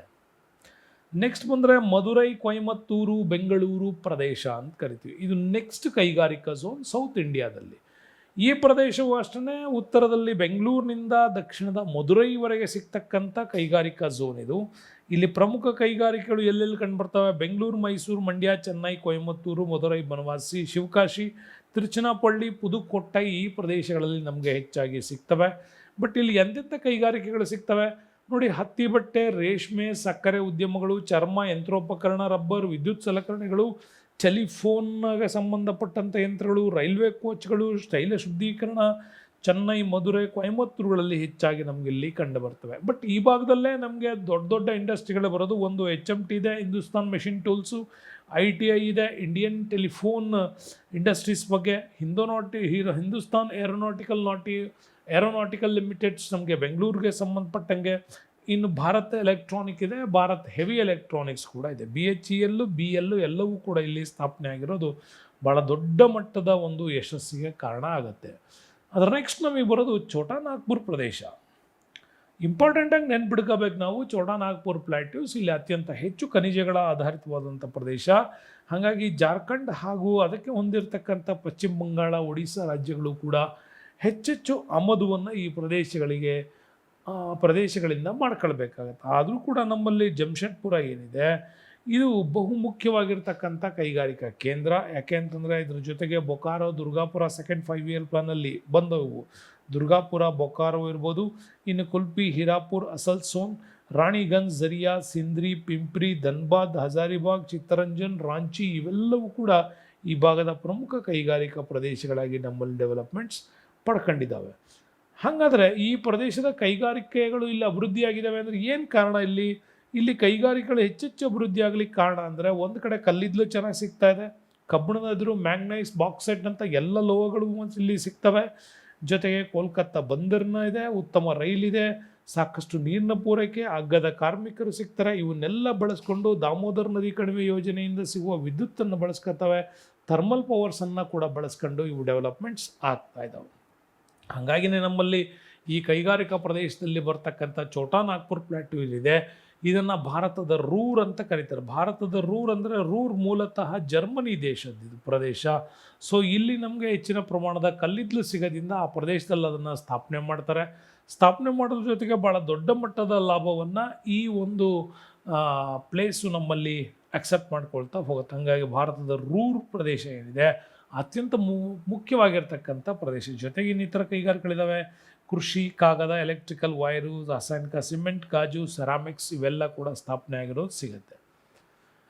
ಇನ್ನು ದೆಹಲಿ ಮೀರತ್ನ ಬಗ್ಗೆ ನಾವು ಮಾತಾಡೋದಾದರೆ, ದೆಹಲಿ ಮೀರತ್ ಇದು ದೆಹಲಿ ಹರಿಯಾಣಕ್ಕೆ ಸಂಬಂಧಪಟ್ಟಂಥ ಪ್ರದೇಶಗಳನ್ನು ಒಳಗೊಂಡಿದ್ದಾವೆ. ಇದರಲ್ಲಿ ಪ್ರಮುಖವಾಗಿ ಸಹಾರನ್ಪುರ, ಫರೀದಾಬಾದ್, ಅಂಬಾಲಾ, ದಿಲ್ಲಿ, ಮೋದಿನಗರ್, ಮಥುರಾ, ಪಾಣಿಪತ್ ಇವೆಲ್ಲವೂ ಈ ವಲಯದಲ್ಲಿ ಬರ್ತಕ್ಕಂಥ ಪ್ರಮುಖ. ಅದರಲ್ಲೂ ನಮಗೆ ವೆರಿ ಇಂಪಾರ್ಟೆಂಟ್ ದೆಹಲಿ ಏನಿದೆ ಅತ್ಯಂತ ಮುಖ್ಯವಾಗಿರ್ತಕ್ಕಂತಹ ಈ ದೆಹಲಿ ಮೀರತ್ ಕೇಂದ್ರದಲ್ಲಿ ಇದೆ. ಯಾಕೆಂದರೆ ಪೊಲಿಟಿಕಲ್ ಸೆಂಟ್ರ್ ಕೂಡ ಅದೇನೆ. ಅಗ್ಗದ ಕಾರ್ಮಿಕರ ವ್ಯವಸ್ಥೆ, ಮಾರುಕಟ್ಟೆ, ಸಾರಿಗೆ ಸೌಲಭ್ಯ ಎಲ್ಲ ಪ್ರದೇಶಗಳು ಕೂಡ ಈ ಪ್ರದೇಶದಲ್ಲೇ ನಮಗೆ ದೊರಕೋದ್ರಿಂದ ಡೆಲ್ಲಿಯನ್ನು ಅತ್ಯಂತ ಪ್ರಮುಖವಾಗಿರ್ತಕ್ಕಂಥ ಕೈಗಾರಿಕಾ ಝೋನ್ ಆಗಿ ನಮಗದು ಕಾಣುತ್ತೆ. ಇದಾದಮೇಲೆ ಸೌತ್ ಇಂಡಿಯಾದಲ್ಲಿ ಅಫ್ಘಾನಿಸ್ತಾನದ ಲೆವೆಲಲ್ಲಿ ಬಂತಂದರೆ, ಆಂಧ್ರ ಪ್ರದೇಶದ ಲೆವೆಲಲ್ಲಿ ಬಂತು ಅಂತಂದರೆ, ಈ ಆಂಧ್ರ ಪ್ರದೇಶದಲ್ಲಿ ವೆರಿ ಮುಖ್ಯವಾಗಿ ನಮಗೆ ಸಿಗ್ತಕ್ಕಂಥದ್ದು ವಿಶಾಖಪಟ್ಟಣ ಮತ್ತು ಗುಂಟೂರು. ಗುಂಟೂರು ಅಂದರೆ ನಮಗೆ ನೆನಪಾಗುತ್ತೆ ಗುಂಟೂರು ಮೆಣಸಿನಕಾಯಿ. ವಿಶಾಖಪಟ್ಟಣ ಅಂದ್ರೆ ನೆನಪಾಗತ್ತೆ ಬಹಳ ಪ್ರೊಟೆಕ್ಟಿವ್ ಆಗಿರ್ತಕ್ಕಂಥ ಒಂದು ಬಂದರು ಪ್ರದೇಶ ಅಂತ. ಪ್ರಾಕೃತಿಕ ಭದ್ರತೆಯೆಂದು ಇರತಕ್ಕಂಥ ಬಂದರು ಯಾವುದು ಅಂತಂದರೆ ವಿಶಾಖಪಟ್ಟಣಂ. ಮತ್ತು ಹಡಗುಗಳ ರಚನಾ ಕಾರ್ಯ ಕೂಡ ಇಲ್ಲೇ ನಡೀತದೆ. ಹಾಗಾಗಿ ವಿಶಾಖಪಟ್ಟಣಂ ಮತ್ತು ಗುಂಟೂರು ಆಂಧ್ರದಲ್ಲಿ ಬರ್ತಕ್ಕಂಥ ಪ್ರಮುಖವಾದಂಥ ಪ್ರದೇಶಗಳು. ಸೊ ಅದರಲ್ಲಿ ಬಹುತೇಕವಾಗಿ ಇವು ಗೋದಾವರಿ ಕೃಷ್ಣಾ ನದಿಯ ಮುಖಜ ಭೂಮಿಗಳಲ್ಲೇ ಇವುಗಳನ್ನು ಸ್ಥಾಪನೆ ಮಾಡಿರೋದು. ಯಾಕೆಂದರೆ ನೀರಿನ ಪೂರೈಕೆ ಚೆನ್ನಾಗಿ ಆಗಬೇಕು ಅನ್ನೋ ಕಾರಣಕ್ಕಾಗಿ. ಹಾಗಾಗಿ ಇಲ್ಲಿ ವಿಶಾಖಪಟ್ಟಣ, ಗುಂಟೂರು, ವಿಜಯವಾಡ, ರಾಜಮಂಡ್ರಿ, ಕರ್ನೂಲು, ಪ್ರಕಾಶಂ ಇಂಥ ಅನೇಕ ಪ್ರಮುಖವಾಗಿರ್ತಕ್ಕಂಥ ಒಂದು ಕೈಗಾರಿಕಾ ವಲಯ ಈ ಪ್ರದೇಶದಲ್ಲಿ ನಮಗೆ ಡೆವಲಪ್ಮೆಂಟ್ಸ್ ಆಗ್ತದೆ. ಹಾಗಾಗಿ ವಿಶಾಖಪಟ್ಟಣ, ಮಚಲಿಪಟ್ಟಣ, ಬಂದರು ಸೌಲಭ್ಯ, ಕೃಷಿ ಅಭಿವೃದ್ಧಿ, ಕಲ್ಲಿದ್ದಲಿನ ಪೂರೈಕೆ, ಸಾರಿಗೆ ಸಂಪರ್ಕ, ಅಗ್ಗದ ಕಾರ್ಮಿಕರ ವ್ಯವಸ್ಥೆ, ಮಾರುಕಟ್ಟೆ ಸೌಲಭ್ಯ ಈ ಹೆಚ್ಚೆಚ್ಚಾಗಿ ಬರುತ್ತೆ. ಹಾಗಾಗಿ ಇಲ್ಲಿ ಅಕ್ಕಿ ಗಿರಣಿಗಳಿದ್ದಾವೆ, ಸಿಮೆಂಟು, ಹತ್ತಿ ಬಟ್ಟೆ, ರಾಸಾಯನಿಕಗಳು, ಹಗುರವಾದ ಇಂಜಿನಿಯರಿಂಗ್ ವಸ್ತು, ಹಡಗು ತಯಾರಿಕೆ ಇವೆಲ್ಲ ನಮಗಿಲ್ಲಿ ಸಿಗ್ತಾ ಇರತಕ್ಕಂಥ ಪ್ರಮುಖವಾಗಿರೋದು. ಇನ್ನು ಸೌತ್ ಇಂಡಿಯಾದಲ್ಲಿ ವೆರಿ ಇಂಪಾರ್ಟೆಂಟು ಕೇರಳ ಪ್ರದೇಶಕ್ಕೆ ಅಂತಂದರೆ ಅದೇನೇ ನಮಗೆ ಕೊಲ್ಲಂ, ತಿರುವನಂತಪುರ ಕೈಗಾರಿಕೆಗಳು. ಇದ್ರ ಜೊತೆಗಿಲ್ಲಿ ಕಣ್ಣೂರು, ಕಲ್ಲಿಕೋಟೆ, ಕೊಚ್ಚಿ, ಕೊಟ್ಟಾಯಂ, ಎರ್ನಾಕುಲಂ, ಅಲೆಪ್ಪಿ, ಅಲ್ವಾಯಿ, ಕೊಲ್ಲಂ ಈ ಪ್ರದೇಶಗಳು ನಮಗೆ ಸಿಗ್ತವೆ. ಅದರಲ್ಲೂ ನಿಮಗೆ ಕಣ್ಣೂರು ಅಂತ ಬಂದರೆ ನೆನಪಾಗುತ್ತೆ ಅನೇಕ ಬಸ್ಸುಗಳನ್ನು ತಯಾರು ಮಾಡ್ತಕ್ಕಂಥ ಪ್ರಮುಖ ಕಂಪನಿಗಳು ಅಲ್ಲೇ ಬರೋದು. ಹಾಗಾಗಿ ಕಣ್ಣೂರು ನಿಮಗೆ ಬಹಳಷ್ಟು ನೆನಪಿರ್ತಕ್ಕಂಥ ಪ್ರದೇಶ.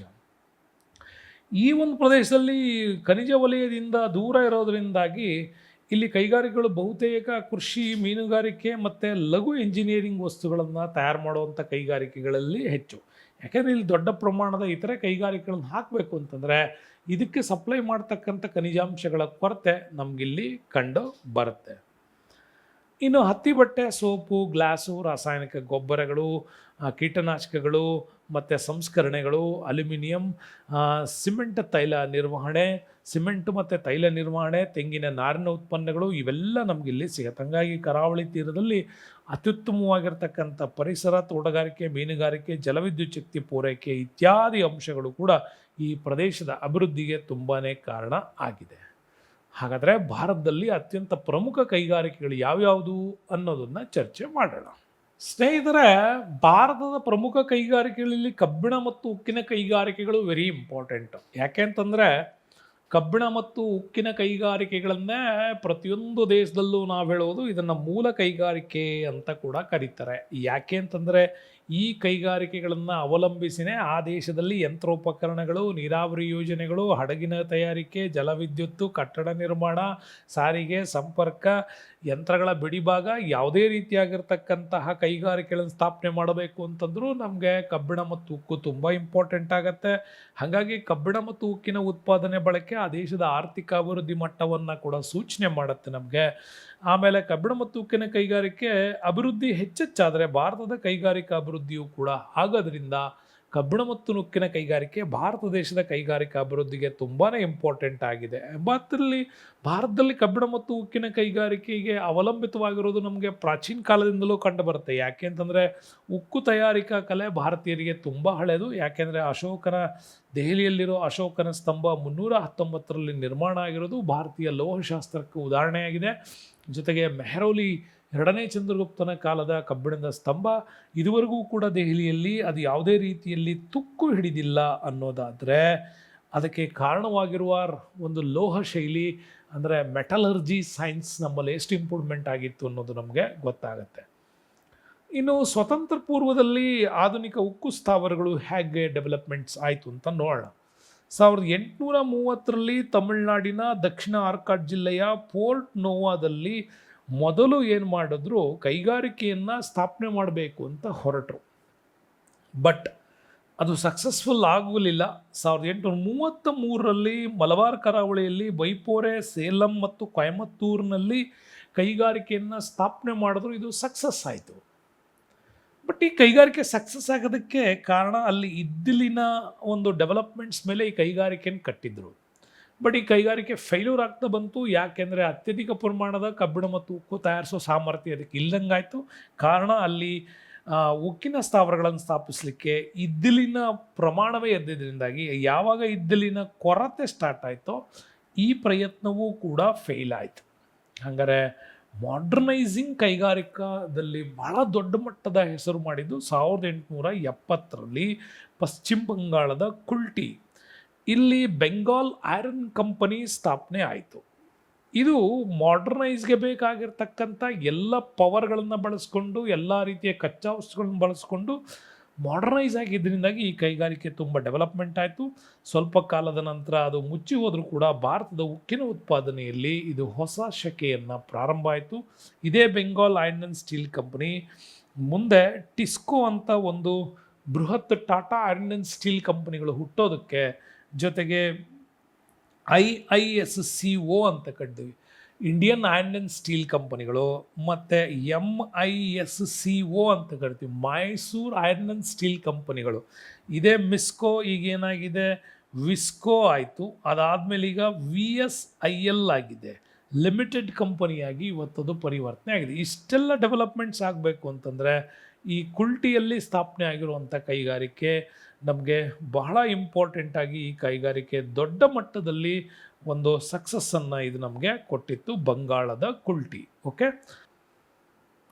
ಈಗ ತಾನೇ ನಾವು ಮಾತಾಡಿದ್ವಿ 1907ರಲ್ಲಿ Tata iron and steel company ಜಾರ್ಖಂಡ್ನ ಜಮ್ಶೆಡ್ಪುರದಲ್ಲಿ, 1919ರಲ್ಲಿ IISCO ಇಸ್ಕೋ Indian iron and steel company ಪಶ್ಚಿಮ ಬಂಗಾಳದ ಬರ್ನಾಪುರದಲ್ಲಿ, ಇನ್ನು 1923 the Mysuru iron and steel company ಭದ್ರಾವತಿಯಲ್ಲಿ ಸ್ಥಾಪನೆ ಆಯಿತು. ಹಾಗಾಗಿ ಇದು TISCO ಟಿಸ್ಕೋ ಕಂಪನಿ, ಅದಾದಮೇಲೆ IISCO ಇಸ್ಕೋ ಕಂಪನಿ, ಆಮೇಲೆ MISCO ಮಿಸ್ಕೋ, ಈ ಮೂರು ಕಂಪನಿಗಳು ಸ್ವಾತಂತ್ರ್ಯ ಪೂರ್ವದಲ್ಲಿ ಇದ್ದಂಥ ಭಾರತದ ಪ್ರಮುಖವಾದ ಮೂರು ಕಂಪನಿಗಳು.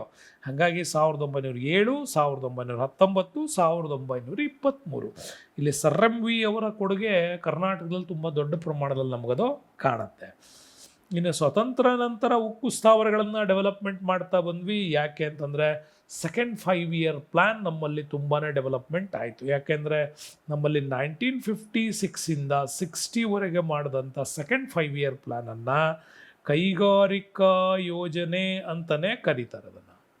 ಹಾಗಾಗಿ ಇಲ್ಲಿ ರೂರ್ಕೆಲಾ, ದುರ್ಗಾಪುರ, ಭಿಲಾಯಿ, ಬೊಕಾರೋ, ಸೇಲಂ, ವಿಶಾಖಪಟ್ಟಣಂ ಇವೆಲ್ಲ second plan, third plan, fourth ಪ್ಲ್ಯಾನ್ವರೆಗೂ ಕೂಡ ನಮ್ಮಲ್ಲಿ ಉಕ್ಕು ಕೈಗಾರಿಕೆಗಳಲ್ಲಿ ಬಹಳ ದೊಡ್ಡ ಮಟ್ಟದ ಕ್ರಾಂತಿಯನ್ನು ಮಾಡ್ತಾ ಬಂದ್ವಿ. ಅದರ ಪರಿಣಾಮವೇ ನಮಗಿಲ್ಲಿ ತುಂಬ ಡೆವಲಪ್ಮೆಂಟ್ಸ್ ಕೂಡ ಕಾಣ್ತಾ ಬಂತು. ಇನ್ನು ದೆಹಲಿಯಲ್ಲಿರೋ ಅತಿ ದೊಡ್ಡ ಉಕ್ಕು ಉತ್ಪಾದನಾ ಘಟಕಗಳಿದ್ದಾವೆ. ಅವುಗಳನ್ನು ಪ್ರಾಥಮಿಕ ಉಕ್ಕು ಉತ್ಪಾದಕರು ಅಂತಲೇ ಕರೀತಾರೆ. ಇನ್ನು ಅನೇಕ ಮಿನಿ ಉಕ್ಕು ಸ್ಥಾವರಗಳು ಕೂಡ ನಮ್ಮಲ್ಲಿ ಸ್ಥಾಪನೆ ಆಗಿದ್ದಾವೆ. ಆ ಮಿನಿ ಉಕ್ಕು ಸ್ಥಾವರಗಳು ಸಣ್ಣ ಪ್ರಮಾಣದಲ್ಲಿ ಉತ್ಪಾದನೆ ಮಾಡ್ತವೆ. ಕಚ್ಚಾ ಉಕ್ಕು, ತ್ಯಾಜ್ಯ ಕಬ್ಬಿಣದ ವಸ್ತುಗಳ ಮೇಲೆ ಇವು ಡಿಪೆಂಡ್ಸ್ ಆಗಿದ್ದಾವೆ. ಇವುಗಳನ್ನು ದ್ವಿತೀಯ ಉತ್ಪಾದಕರು ಅಂತಲೂ ಕೂಡ ಕರೀತಾರೆ.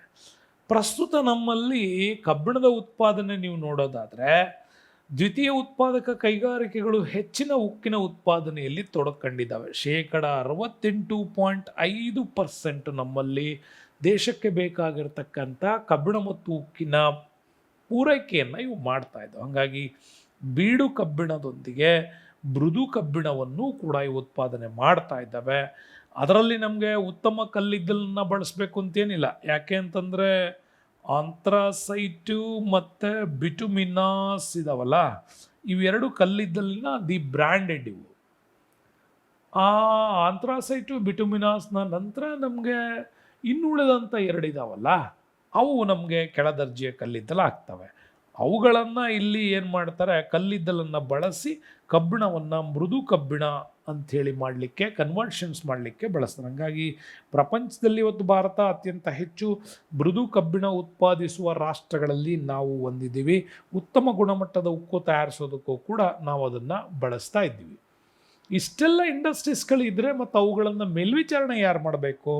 ಹಾಗಾಗಿ ಭಾರತ ಏನು ಮಾಡ್ತಾ ಇದೆ, ಖಾಸಗಿ ಮತ್ತು ಸಾರ್ವಜನಿಕ ವಲಯದಲ್ಲಿ ಅನೇಕ ಕೈಗಾರಿಕೆಗಳ ಸ್ಥಾಪನೆ ಆಗಿರೋದ್ರಿಂದ ಅವುಗಳನ್ನು ನೋಡ್ಕೊಳ್ಳೋದಕ್ಕಾಗಿಯೇ ಒಂದು ದೊಡ್ಡ ಭಾರತೀಯ ಉಕ್ಕು ಪ್ರಾಧಿಕಾರವನ್ನು ಸ್ಟಾರ್ಟ್ ಮಾಡಿದ್ರು. The steel authority of India, soil ಅಂತ ಕರಿತೀವಿ. ನೋಡಿ, ಈ ಸಾಯಿಲ್ ಅಂತ ಕಂಪ್ನಿ ಬಂದಾಗಲೇ ನಮ್ಗೆ ಇಂಟ್ರೆಸ್ಟಿಂಗ್ ಆಗಿ ಒಂದು ಸ್ಟೋರಿ ಸಿಗೋದು ಧೋನಿ ಕತೆ. ಧೋನಿ ಅಂತ ಒಬ್ಬ ಒಳ್ಳೆ ಕ್ರಿಕೆಟಿಗನನ್ನು ಪರಿಚಯಿಸಿದ್ದು ಕೂಡ ಇದೇ ಸಾಯಿಲ್ ಕಂಪನಿ ಅಂತ ಹೇಳ್ಬೋದು. ಯಾಕಂದರೆ ಅಲ್ಲೇನೋ ಕೆಲಸ ಮಾಡ್ತಾಯಿದ್ರು, ಅಲ್ಲಿಂದ ಇಂಪ್ಲಿಮೆಂಟೇಷನ್ಸ್ ಇವೆಲ್ಲ ನಾವು ನೋಡ್ತೀವಿ. ಸಾಯಿಲ್ ಯಾಕಿದೆ ಅಂತಂದರೆ ಭಾರತದಲ್ಲಿರುವಂಥ ಎಲ್ಲ ಉಕ್ಕು ಕೈಗಾರಿಕೆಗಳ ಮೇಲ್ವಿಚಾರಣೆ, ಅವು ರೋಗಗ್ರಸ್ತಗಳಾಗಬಾರ್ದು, ಡೆವಲಪ್ಮೆಂಟ್ ಮಾಡೋಕ್ಕೋಸ್ಕರ ಇವುಗಳನ್ನು ಮಾಡಿದ್ದಾವೆ. 1973ರಲ್ಲಿ ಸ್ಥಾಪಿಸಲಾಗಿರ್ತಕ್ಕಂಥ ಇದು ಭಾರತ ನಿಯಂತ್ರಣದಲ್ಲಿರ್ತಕ್ಕಂಥ ಒಂದು ಸಾರ್ವಜನಿಕ ಸಂಸ್ಥೆ. ಹಂಗಾಗಿ ಬಿಲಾಯಿ, ದುರ್ಗಾಪುರ, ರೂರ್ಕೆಲಾ, ಬೊಕಾರೋ, ಭದ್ರಾವತಿ ಉಕ್ಕು ಸ್ಥಾವರಗಳಿಗೊಂದಿಗೆ ದುರ್ಗಾಪುರ, ಸೇಲಂಗಳಲ್ಲಿರುವ ಮಿಶ್ರ ಉಕ್ಕು ಘಟಕಗಳನ್ನು ಕೂಡ ಇದು ನಿರ್ವಹಣೆ ಮಾಡುತ್ತೆ. ಹಾಗಾಗಿ ಜಮ್ಶೆಡ್ಪುರದಲ್ಲಿ ಟಾಟಾ ಮತ್ತು ಉಕ್ಕು ಕೈಗಾರಿಕೆ ಖಾಸಗಿ ಕ್ಷೇತ್ರದಲ್ಲೇ ಅತ್ಯಂತ ದೊಡ್ಡ ಕೈಗಾರಿಕೆ ಅಂತ ಕರಿತೀವಿ. ಬಟ್ 90s ನಂತರ 1990ರ ನಂತರದ ಅವಧಿಯಲ್ಲಿ ಭಾರತದಲ್ಲಿ ಖಾಸಗಿ ಕ್ಷೇತ್ರದಲ್ಲೂ ಕೂಡ ಉಕ್ಕಿನ ಉತ್ಪಾದನೆಗೆ ದೊಡ್ಡ ದೊಡ್ಡ ಕಂಪನಿಗಳು ಮುಂದೆ ಬಂದವು. ಹಾಗಾಗಿ ಹೊಸಪೇಟೆಯ ತೋರಣಗಲ್ ಇರ್ತಕ್ಕಂಥ ಜಿಂದಾಲ್ ಫ್ಯಾಕ್ಟ್ರಿ ಇದೆ, JSW ಅಂತ ಏನು ನೋಡ್ತಿರಲ್ಲ ನೀವು, ಈ ಥರದ ಕಂಪನಿಗಳು ಕೂಡ. ಇನ್ನು ಛತ್ತೀಸ್ಗಢ ರಾಜ್ಯದಲ್ಲಿ ಬರ್ತಕ್ಕ ರಾಯ್ನಗರ್ನ ಉಕ್ಕು ಘಟಕ ಇರ್ಬೋದು, ಮಹಾರಾಷ್ಟ್ರದ ಡಾಲ್ವಿ, ಒಡಿಸ್ಸಾದ ದುಬಾರಿಯಲ್ಲೂ ಕೂಡ ಪ್ರೈವೇಟ್ ಸೆಕ್ಟರ್ಗಳು ಕೂಡ ಇಲ್ಲಿ ಉಕ್ಕು ಉತ್ಪಾದನೆಗೆ ಮುಂದೆ ಬಂದವು. ಬಟ್ ಕಬ್ಬಿಣ ಮತ್ತು ಉಕ್ಕಿನ ಕೈಗಾರಿಕೆಯಲ್ಲಿ ಪ್ರಮುಖವಾಗಿ ಕಲ್ಲಿದ್ದಲು ಅಥವಾ ಕಬ್ಬಿಣದ ಅದಿರು ದೊರೆಯುವ ಸ್ಥಳಗಳು, ಕಲ್ಲಿದ್ದು ದೊರೆಯುತ್ತೋ ಅಲ್ಲೇ ನೆಲೆಗೊಂಡಿರ್ತವೆ. ಯಾಕೆ ಅಂತ ನಮ್ಮ ಪ್ರಶ್ನೆ ಬರುತ್ತೆ. ನಿಮ್ಗೆ ಎಲ್ಲಿ ಕಬ್ಬಿಣದ ಅದಿರು ಸಿಗುತ್ತೋ ಆ ಪ್ರದೇಶಗಳಲ್ಲೇ ನಿಮಗೆ ಮ್ಯಾಂಗನೀಸ್ ಕೂಡ ಸಿಗುತ್ತೆ, ಪ್ಲಸ್ ಕಲ್ಲಿದ್ದಲು ಕೂಡ ಸಿಗತ್ತೆ. ಇವು ಮೂರು ರೊಟೇಷನಲ್ ಕಾಂಬಿನೇಷನ್ ಆಗಿ ಒಂದೇ ಕಡೆ ನಮಗೆ ಸಿಗ್ತವೆ. ಹಾಗಾದ್ರೆ ಅಲ್ಲೇ ಯಾಕೆ ಸ್ಥಾಪನೆ ಆಗಿರುತ್ತೆ ಅಂತಂದರೆ, ನೀವು ಎಲ್ಲಿ ಕಬ್ಬಿಣದ ಅದಿರು ಸಿಗುತ್ತೋ ಅತ್ಯಂತ ಕಡಿಮೆ ದರದಲ್ಲಿ ನಿಮಗೆ ಕಚ್ಚಾ ವಸ್ತು ಸಿಕ್ಕಂಗಾಯಿತು. ಅದ್ರ ಜೊತೆಗೆ ಫೆರೋ ಆಲಿ ಅಂತ ಕರೆಯುವಂಥ ಮ್ಯಾಂಗನೀಸ್ ಕೂಡ ಸಿಗುತ್ತೆ. ಕಬ್ಬಿಣದ ಒಂದು ಗಡಸುತನವನ್ನು ನಿರ್ಧಾರಕ್ಕಾಗಿ ಬಳಸ್ತಕ್ಕಂಥದ್ದು ಇದು. ಹಾಗಾದರೆ ಒಂದು ಬೀಡು ಕಬ್ಬಿಣವನ್ನು ಮೃದು ಕಬ್ಬಿಣವಾಗಿ ಪರಿವರ್ತನೆ ಮಾಡಬೇಕು ಅಂದರೆ, ಒಂದು ಹಾರ್ಡ್ ಮೆಟಲನ್ನು ಸಾಫ್ಟ್ ಮೆಟಲ್ ಆಗಿ ಪರಿವರ್ತನೆ ಮಾಡಬೇಕು ಅಂದರೆ ಅದಕ್ಕೆ ಹೀಟ್ ಅಗತ್ಯ. ಅತ್ಯಂತ ಹೆಚ್ಚಿನ ಪ್ರಮಾಣದ ಹೀಟನ್ನು ಪ್ರೊಡಕ್ಷನ್ಸ್ ಮಾಡ್ತಕ್ಕಂಥದ್ದು ನಮಗೆ ಕಲ್ಲಿದ್ದಲಿನ ಕಾವಿನಿಂದನೇ ಸಾಧ್ಯ. ಹಾಗಾಗಿ ಎಲ್ಲಿ ಕಲ್ಲಿದ್ದಲು ಕಬ್ಬಿಣದ ಅದಿರುಗಳು ಸಿಗ್ತವೋ ಅಲ್ಲೇ ನಮಗೆ ಏನು ಮಾಡ್ತವೆ, ಈ ಕೈಗಾರಿಕೆಗಳನ್ನ ಹೆಚ್ಚೆಚ್ಚು ಸ್ಥಾಪನೆ ಮಾಡಲಾಗತ್ತೆ. ಹಾಗಾಗಿ ಕಬ್ಬಿಣದ ಅದಿರು, ಕಲ್ಲಿದ್ದಲು, ಸುಣ್ಣದ ಕಲ್ಲು, ಮ್ಯಾಂಗನೀಸ್, ಡೋಲಮೈಟ್ಗಳು ಇಲ್ಲಿ ಪ್ರಮುಖವಾಗಿ ಈ ಕೈಗಾರಿಕೆಗಳಿಗೆ ಕಚ್ಚಾ ವಸ್ತಾಗತ್ತೆ. ಇನ್ನು ಕಲ್ಲಿದ್ದಲಿನಿಂದಾಗಿ ಜಲ ವಿದ್ಯುತ್ ಶಕ್ತಿ ಮತ್ತು ನೈಸರ್ಗಿಕ ಅನಿಲಗಳನ್ನು ಇಂಧನವಾಗಿ ಬಳಸ್ಬೋದು. ಬಟ್ ಕಲ್ಲಿದ್ದಲಿನಿಂದ ದೊರೆತಕ್ಕಂಥ ಪವರ್ ಅತಿ ಕಡಿಮೆಯಲ್ಲಿ ಹೆಚ್ಚಿನ ಶಾಖ ಕೊಡ್ತಕ್ಕಂಥದ್ದು ಇದಾಗಿರೋದ್ರಿಂದಾಗಿ ಅಲ್ಲಿ ಇವುಗಳನ್ನು ಹೆಚ್ಚೆಚ್ಚು ಸ್ಥಾಪನೆ ಮಾಡ್ತಾರೆ. ನೆಕ್ಸ್ಟ್ ಬರೋಣ 1907ರ ಉಕ್ಕು ಕ್ರಾಂತಿ. ಕಬ್ಬಿಣ ಮತ್ತು ಉಕ್ಕಿನ ಉತ್ಪಾದನೆಯಲ್ಲಿ ಬಹುದೊಡ್ಡ ಕ್ರಾಂತಿ ಅಂದರೆ ಅದು ಟಿಸ್ಕೋ ಕಂಪನಿದು. Tata iron and steel company ಭಾರತದಲ್ಲಿ ಮೊಟ್ಟ ಮೊದಲ ಬಾರಿಗೆ ಸ್ಥಾಪನೆಯಾದಂಥ ಒಂದು ದೊಡ್ಡ ಉಕ್ಕು ಸ್ಥಾವರ ಜಾರ್ಖಂಡ್ನ ಜಮ್ಶೆಡ್ಪುರದಲ್ಲಿದೆ. ಬಟ್ ಇವತ್ತು ಕೂಡ ಖಾಸಗಿ ಕ್ಷೇತ್ರದಲ್ಲಿ ಇರೋದ್ರಿಂದ ಖಾಸಗಿ ಕ್ಷೇತ್ರದ ಅತ್ಯಂತ ದೊಡ್ಡ ಉಕ್ಕಿನ ಕೈಗಾರಿಕೆ ಕಬ್ಬಿಣ ಮತ್ತು ಉಕ್ಕಿನ ಕೈಗಾರಿಕೆ ಅಂತ ಕರೀತಾರೆ. ಕಬ್ಬಿಣ ಮತ್ತು ಉಕ್ಕಿನ ಕೈಗಾರಿಕೆಗಳಲ್ಲಿ ಎರಡನೇ ಪ್ರಮುಖವಾಗಿರೋದು IISCO ಇಸ್ಕೋ ಬಗ್ಗೆ ಮಾತಾಡ್ತೀವಿ. ಇದು 1919ರಲ್ಲಿ ಸ್ಥಾಪನೆ ಆಯಿತು. 1907 ನಂತರ 1919 ಸ್ಥಾಪನೆ ಆಯಿತು ಪಶ್ಚಿಮ ಬಂಗಾಳದ ಬರ್ನಾಪುರದಲ್ಲಿ. ಇದು ಜಮ್ಶೆಡ್ಪುರದ ಟಾಟಾ ಆ್ಯಂಡ್ ಇಂಡಸ್ಟ್ರೀಸ್ ನಂತರ ಎರಡನೇ ಅತಿ ದೊಡ್ಡ ಉಕ್ಕು ಸ್ಥಾವರ ಇದೇ ಆಗಿದೆ. ಅನೇಕ ವರ್ಷಗಳವರೆಗೂ ಕೂಡ ಇವೆರಡು ಸ್ಥಾವರಗಳಿದ್ದು ಅನೇಕ ಕಡೆ ಇದನ್ನು ಸ್ಥಾಪನೆ ಮಾಡಿದ್ರು. ಇದರ ಉಪಶಾಖೆಗಳನ್ನು ಕುಲ್ಟಿ, ಹೀರಾಪುರ, ಬರ್ಮ್ಪುರಗಳಲ್ಲೂ ಸ್ಥಾಪನೆ ಮಾಡಿದ್ದಾರೆ. ಟಿಸ್ಕೋ, ಇಸ್ಕೋ ಆದಮೇಲೆ ನೆಕ್ಸ್ಟ್ ಬಂದಿದ್ದೆ ನಮಗೆ ಮಿಸ್ಕೋ. ಅದು ಈಗ VISL ಅಂತ ಕರಿತೀವಿ. Visvesvaraya iron and steel limited ಆಗಿದೆ. ಅದು ಹಿಂದೆ ಕಂಪನಿ ಇತ್ತು, ಈಗ ಲಿಮಿಟೆಡ್ ಆಗಿದೆ. 1923 ಕರ್ನಾಟಕದ ಭದ್ರಾವತಿಯಲ್ಲಿ ಇದನ್ನು ಸ್ಥಾಪನೆ ಮಾಡ್ತಾರೆ. ಯಾಕೆ ಅಂತಂದರೆ ಅದಕ್ಕೆ ಬಾಬಾ ಬುಡನ್ಗಿರಿಯಿಂದ ಅದಿರು ಸಪ್ಲೈ ಆಗ್ತಾ ಇತ್ತು, ಮತ್ತು ಪಕ್ಕದ ಜೋಗ ಜಲಪಾತದಿಂದ ಜಲವಿದ್ಯುತ್ ಘಟಕಗಳನ್ನು ಕೂಡ ಇದಕ್ಕೆ ಸಪ್ಲೈ ಮಾಡಿದ್ರು. ಜೊತೆಗೆ ಇಲ್ಲಿ ಇಂಪಾರ್ಟೆಂಟ್ ಆಗಿ ಫೆರೋ ಆಲಿ ಅಂತ ಏನು ಕರೆಯೋ ಮ್ಯಾಂಗನೀಸು, ಸುಣ್ಣದ ಕಲ್ಲು, ಮರದ ಇದ್ದಿಲನ್ನು ಕೂಡ ಈ ಪ್ರದೇಶಗಳಲ್ಲಿ ಹೆಚ್ಚೆಚ್ಚಾಗಿ ಸಿಗೋದ್ರಿಂದಾಗಿ ಇಲ್ಲಿ ಸ್ಥಾಪನೆ ಮಾಡಿದ್ರು. ಈ ಕೈಗಾರಿಕೆ ವಿದ್ಯುತ್ ಕುಲುಮೆಗೆ ಪರಿವರ್ತನಿಸಲ್ಪಟ್ಟು 1989ರಲ್ಲಿ ಇದನ್ನು ಸಾಯಿಲ್ಗೆ ಜಾಯಿಂಟ್ ಮಾಡಿದ್ರು. ಅಲ್ಲಿವರೆಗೂ ನಮ್ಮಲ್ಲೇ ಇತ್ತು. ಈಗದು ಸೆಂಟ್ರಲ್ ಗೌರ್ಮೆಂಟ್ ಅಥಾರಿಟಿ ಆಫ್ ಇಂಡಿಯಾಕ್ಕೆ, ಸ್ಟೀಲ್ ಅಥಾರಿಟಿ ಆಫ್ ಇಂಡಿಯಾದ ಅಂಡರ್ಸ್ಟಿಗೆ ಇದು ಬರುತ್ತೆ. ನೆಕ್ಸ್ಟ್ ಬಂದರೆ ನಮಗೆ Hindustan iron and steel company ಅಂತ ಕರಿತೀವಿ. Hindustan iron and steel company ಅಂತ, ಹಿಸ್ಕೋ ಅಂತ ಕರಿತೀವಿ. ಓಕೆ, ಟಿಸ್ಕೋ, ಇಸ್ಕೋ, ಮಿಸ್ಕೋ, ಹಿಸ್ಕೋ ಅಂತ. ಈ Hindustan iron and steel company ರೂರ್ಕೆಲಾದಲ್ಲಿದೆ. ಜರ್ಮನಿ ದೇಶ ನಮಗೆ ಸೆಕೆಂಡ್ 5 ಇಯರ್ ಪ್ಲ್ಯಾನ್ನಲ್ಲಿ ಇದನ್ನು ಡೆವಲಪ್ಮೆಂಟ್ ಮಾಡಿದ್ವಿ. ಈ ಕೈಗಾರಿಕೆ ಒಡಿಸ್ಸಾದ ಶಂಕ್ ಮತ್ತು ಕೋಯಲ್ ಅಂತಕ್ಕಂಥ ಬ್ರಾಹ್ಮಿಣಿ ನದಿಯ ಉಪನದಿಗಳ ಸಂಗಮ ಕ್ಷೇತ್ರದ ಮೇಲೆ ಇದನ್ನು ಸ್ಥಾಪನೆ ಮಾಡಿದ್ದೀವಿ. ಅದಾದಮೇಲೆ ಬೊಕಾರೋ ಇದು ನಿಮಗೆ ವೆರಿ ಇಂಪಾರ್ಟೆಂಟು. ಯಾಕೆಂದರೆ ಇದನ್ನು ರಷ್ಯಾ ಸಹಕಾರದೊಂದಿಗೆ ಈ ಕಂಪನಿಯನ್ನು 4ನೇ ಪಂಚವಾರ್ಷಿಕ ಯೋಜನೆಯ ಒಂದು ಹಂತದಲ್ಲಿ ಇದನ್ನು ಸ್ಥಾಪನೆ ಮಾಡ್ತಾ ಬಂದ್ವಿ. ಭಾರತದಲ್ಲೇ ಅತಿ ದೊಡ್ಡದಾದ ಕಬ್ಬಿಣ ಮತ್ತು ಉಕ್ಕಿನ ಕೈಗಾರಿಕೆ ಅಂತ ಬೊಕಾರೋವನ್ನು ಕರೀತಾರೆ. ಜಾರ್ಖಂಡ್ನ ಬೊಕಾರೋದಲ್ಲಿ ಬರುತ್ತೆ. ಇನ್ನು ಬಿಲಾಯಿ ಬರುತ್ತೆ. ಬಿಲಾಯಿ ಕೂಡ ಇಂಪಾರ್ಟೆಂಟ್ ಆಗಿರ್ತಕ್ಕಂಥದ್ದು. ಇದನ್ನು ನಮಗೆ ರಷ್ಯಾ ದೇಶದ ಸಹಯೋಗ ಇತ್ತು. 1957ರಲ್ಲಿ ಈ ಉತ್ಪಾದನೆಯನ್ನು ಸೆಕೆಂಡ್ 5 ಇಯರ್ ಪ್ಲ್ಯಾನಲ್ಲಿ ಡೆವಲಪ್ಮೆಂಟ್ಸ್ ಮಾಡ್ತಾ ಬಂದ್ವಿ. ಛತ್ತೀಸ್ಗಢದ ರಾಯ್ಪುರದಲ್ಲಿ ಈ ಬಿಲಾಯಿ ಉಕ್ಕಿನ ಕಾರ್ಖಾನೆ ನಮಗದು ಕಂಡು ಬರುತ್ತೆ. ಬಟ್ ಈ ಪ್ರದೇಶ ಉಕ್ಕು ಉತ್ಪಾದನೆಗೆ ಅಗತ್ಯವೆನಿಸುವ ಕಲ್ಲಿದ್ದಲು ಮತ್ತು ಕಬ್ಬಿಣದ ಅದಿರಿನ ನಿಕ್ಷೇಪ ಸಾಕಷ್ಟು ಪ್ರಮಾಣದಲ್ಲಿ ಸಿಗೋದ್ರಿಂದ ಇಲ್ಲಿ ಕೈಗಾರಿಕೆಯನ್ನು ಸ್ಥಾಪನೆ ಮಾಡ್ತಾರೆ. ನೆಕ್ಸ್ಟು ದುರ್ಗಾಪುರಕ್ಕೆ ಬರ್ತೀವಿ. ದುರ್ಗಾಪುರ ಉಕ್ಕಿನ ಕೈಗಾರಿಕೆನಿದೆ. ಇಂಗ್ಲೆಂಡ್ನ ಸಹಯೋಗದೊಂದಿಗೆ ಈ ಕೈಗಾರಿಕೆಯನ್ನು ಸ್ಥಾಪನೆ ಮಾಡಿದ್ವಿ. 1956 ಸೆಕೆಂಡ್ 5 ಇಯರ್ ಪ್ಲ್ಯಾನಲ್ಲಿ ಡೆವಲಪ್ಮೆಂಟ್ ಆಯಿತು. ಇನ್ನು ಸೇಲಂ ಬಂದರೆ ತಮಿಳುನಾಡಿನ ಸೇಲಂ. ಇದು ಫ್ರಾನ್ಸ್ ದೇಶದ ಸಹಯೋಗದೊಂದಿಗೆ ತಮಿಳುನಾಡಿನ ಸೇಲಂ ಕೈಗಾರಿಕೆಯನ್ನು 1982ರಲ್ಲಿ ಪ್ರಾರಂಭ ಮಾಡಿದ್ವಿ. ಅಗತ್ಯವಾದ ತಾಂತ್ರಿಕ ನೆರವು ಎಲ್ಲದನ್ನು ಕೊಡ್ತು. ಬಟ್ ಇದು ಇಂಪಾರ್ಟೆಂಟ್ ಏನಂದರೆ ಸ್ಟೈನ್ಲೆಸ್ ಸ್ಟೀಲನ್ನು, ತುಕ್ಕುರಹಿತ ಕಬ್ಬಿಣ ಅಂತೇನು ಕರಿತೀವಿ, ಆ ಸ್ಟೈನ್ಲೆಸ್ ಸ್ಟೀಲ್ಗಳನ್ನು ತಯಾರು ಮಾಡೋದ್ರಲ್ಲಿ ತಮಿಳುನಾಡಿನ ಸೇಲಂ ತುಂಬಾ ಇಂಪಾರ್ಟೆಂಟ್ ಆಗಿದೆ. ಇನ್ನು ವಿಶಾಖಪಟ್ಟಣಂ ಬರ್ತೀವಿ.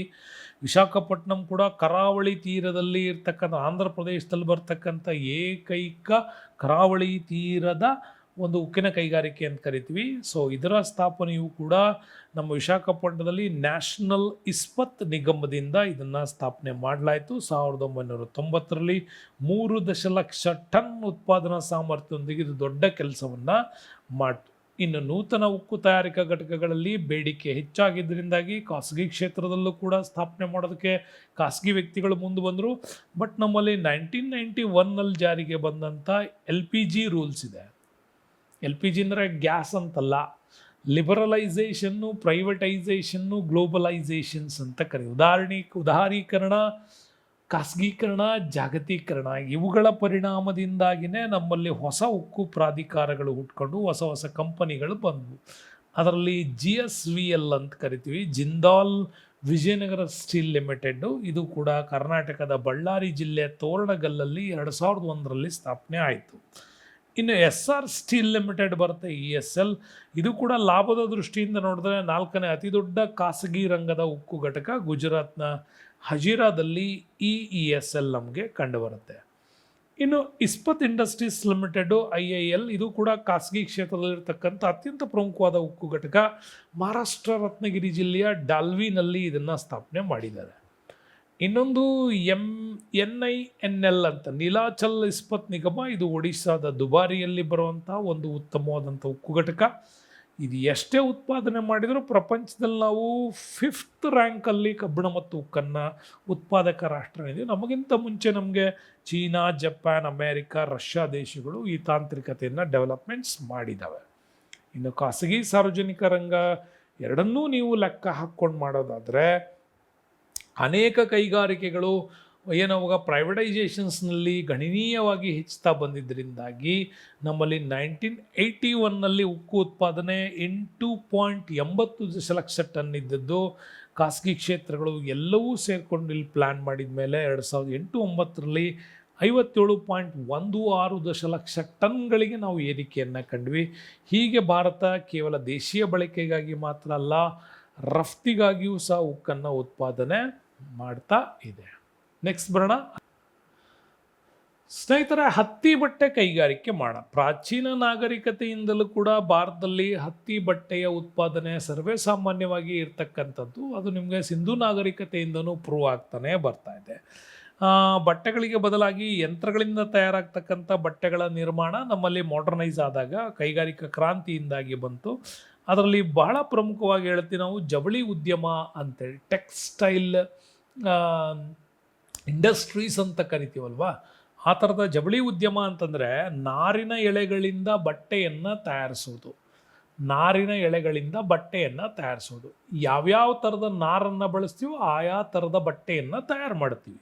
ಹತ್ತಿಯ ನಾರನ್ನು ಬಳಸಿ ಹತ್ತಿ ಬಟ್ಟೆ ಮಾಡಿದ್ರೆ ರೇಷ್ಮೆ ನಾರಿನಿಂದ ರೇಷ್ಮೆ ಬಟ್ಟೆಗಳು, ಆಮೇಲೆ ಉಣ್ಣೆಯಿಂದ ಉಣ್ಣೆ ಬಟ್ಟೆಗಳು, ಸೆಣಬಿನ ನಾರಿನಿಂದ ಸೆಣಬಿನ ಬಟ್ಟೆಗಳು, ಇತರೆ ಫೈಬರ್ಸ್ಗಳನ್ನು ಬಳಸಿ ಫೈಬರ್ ಚೀಲಗಳನ್ನು ಮಾಡ್ತೀವಲ್ವ, ಅದು ಕೃತಕ ನಾರಿನ ಬಟ್ಟೆಗಳು.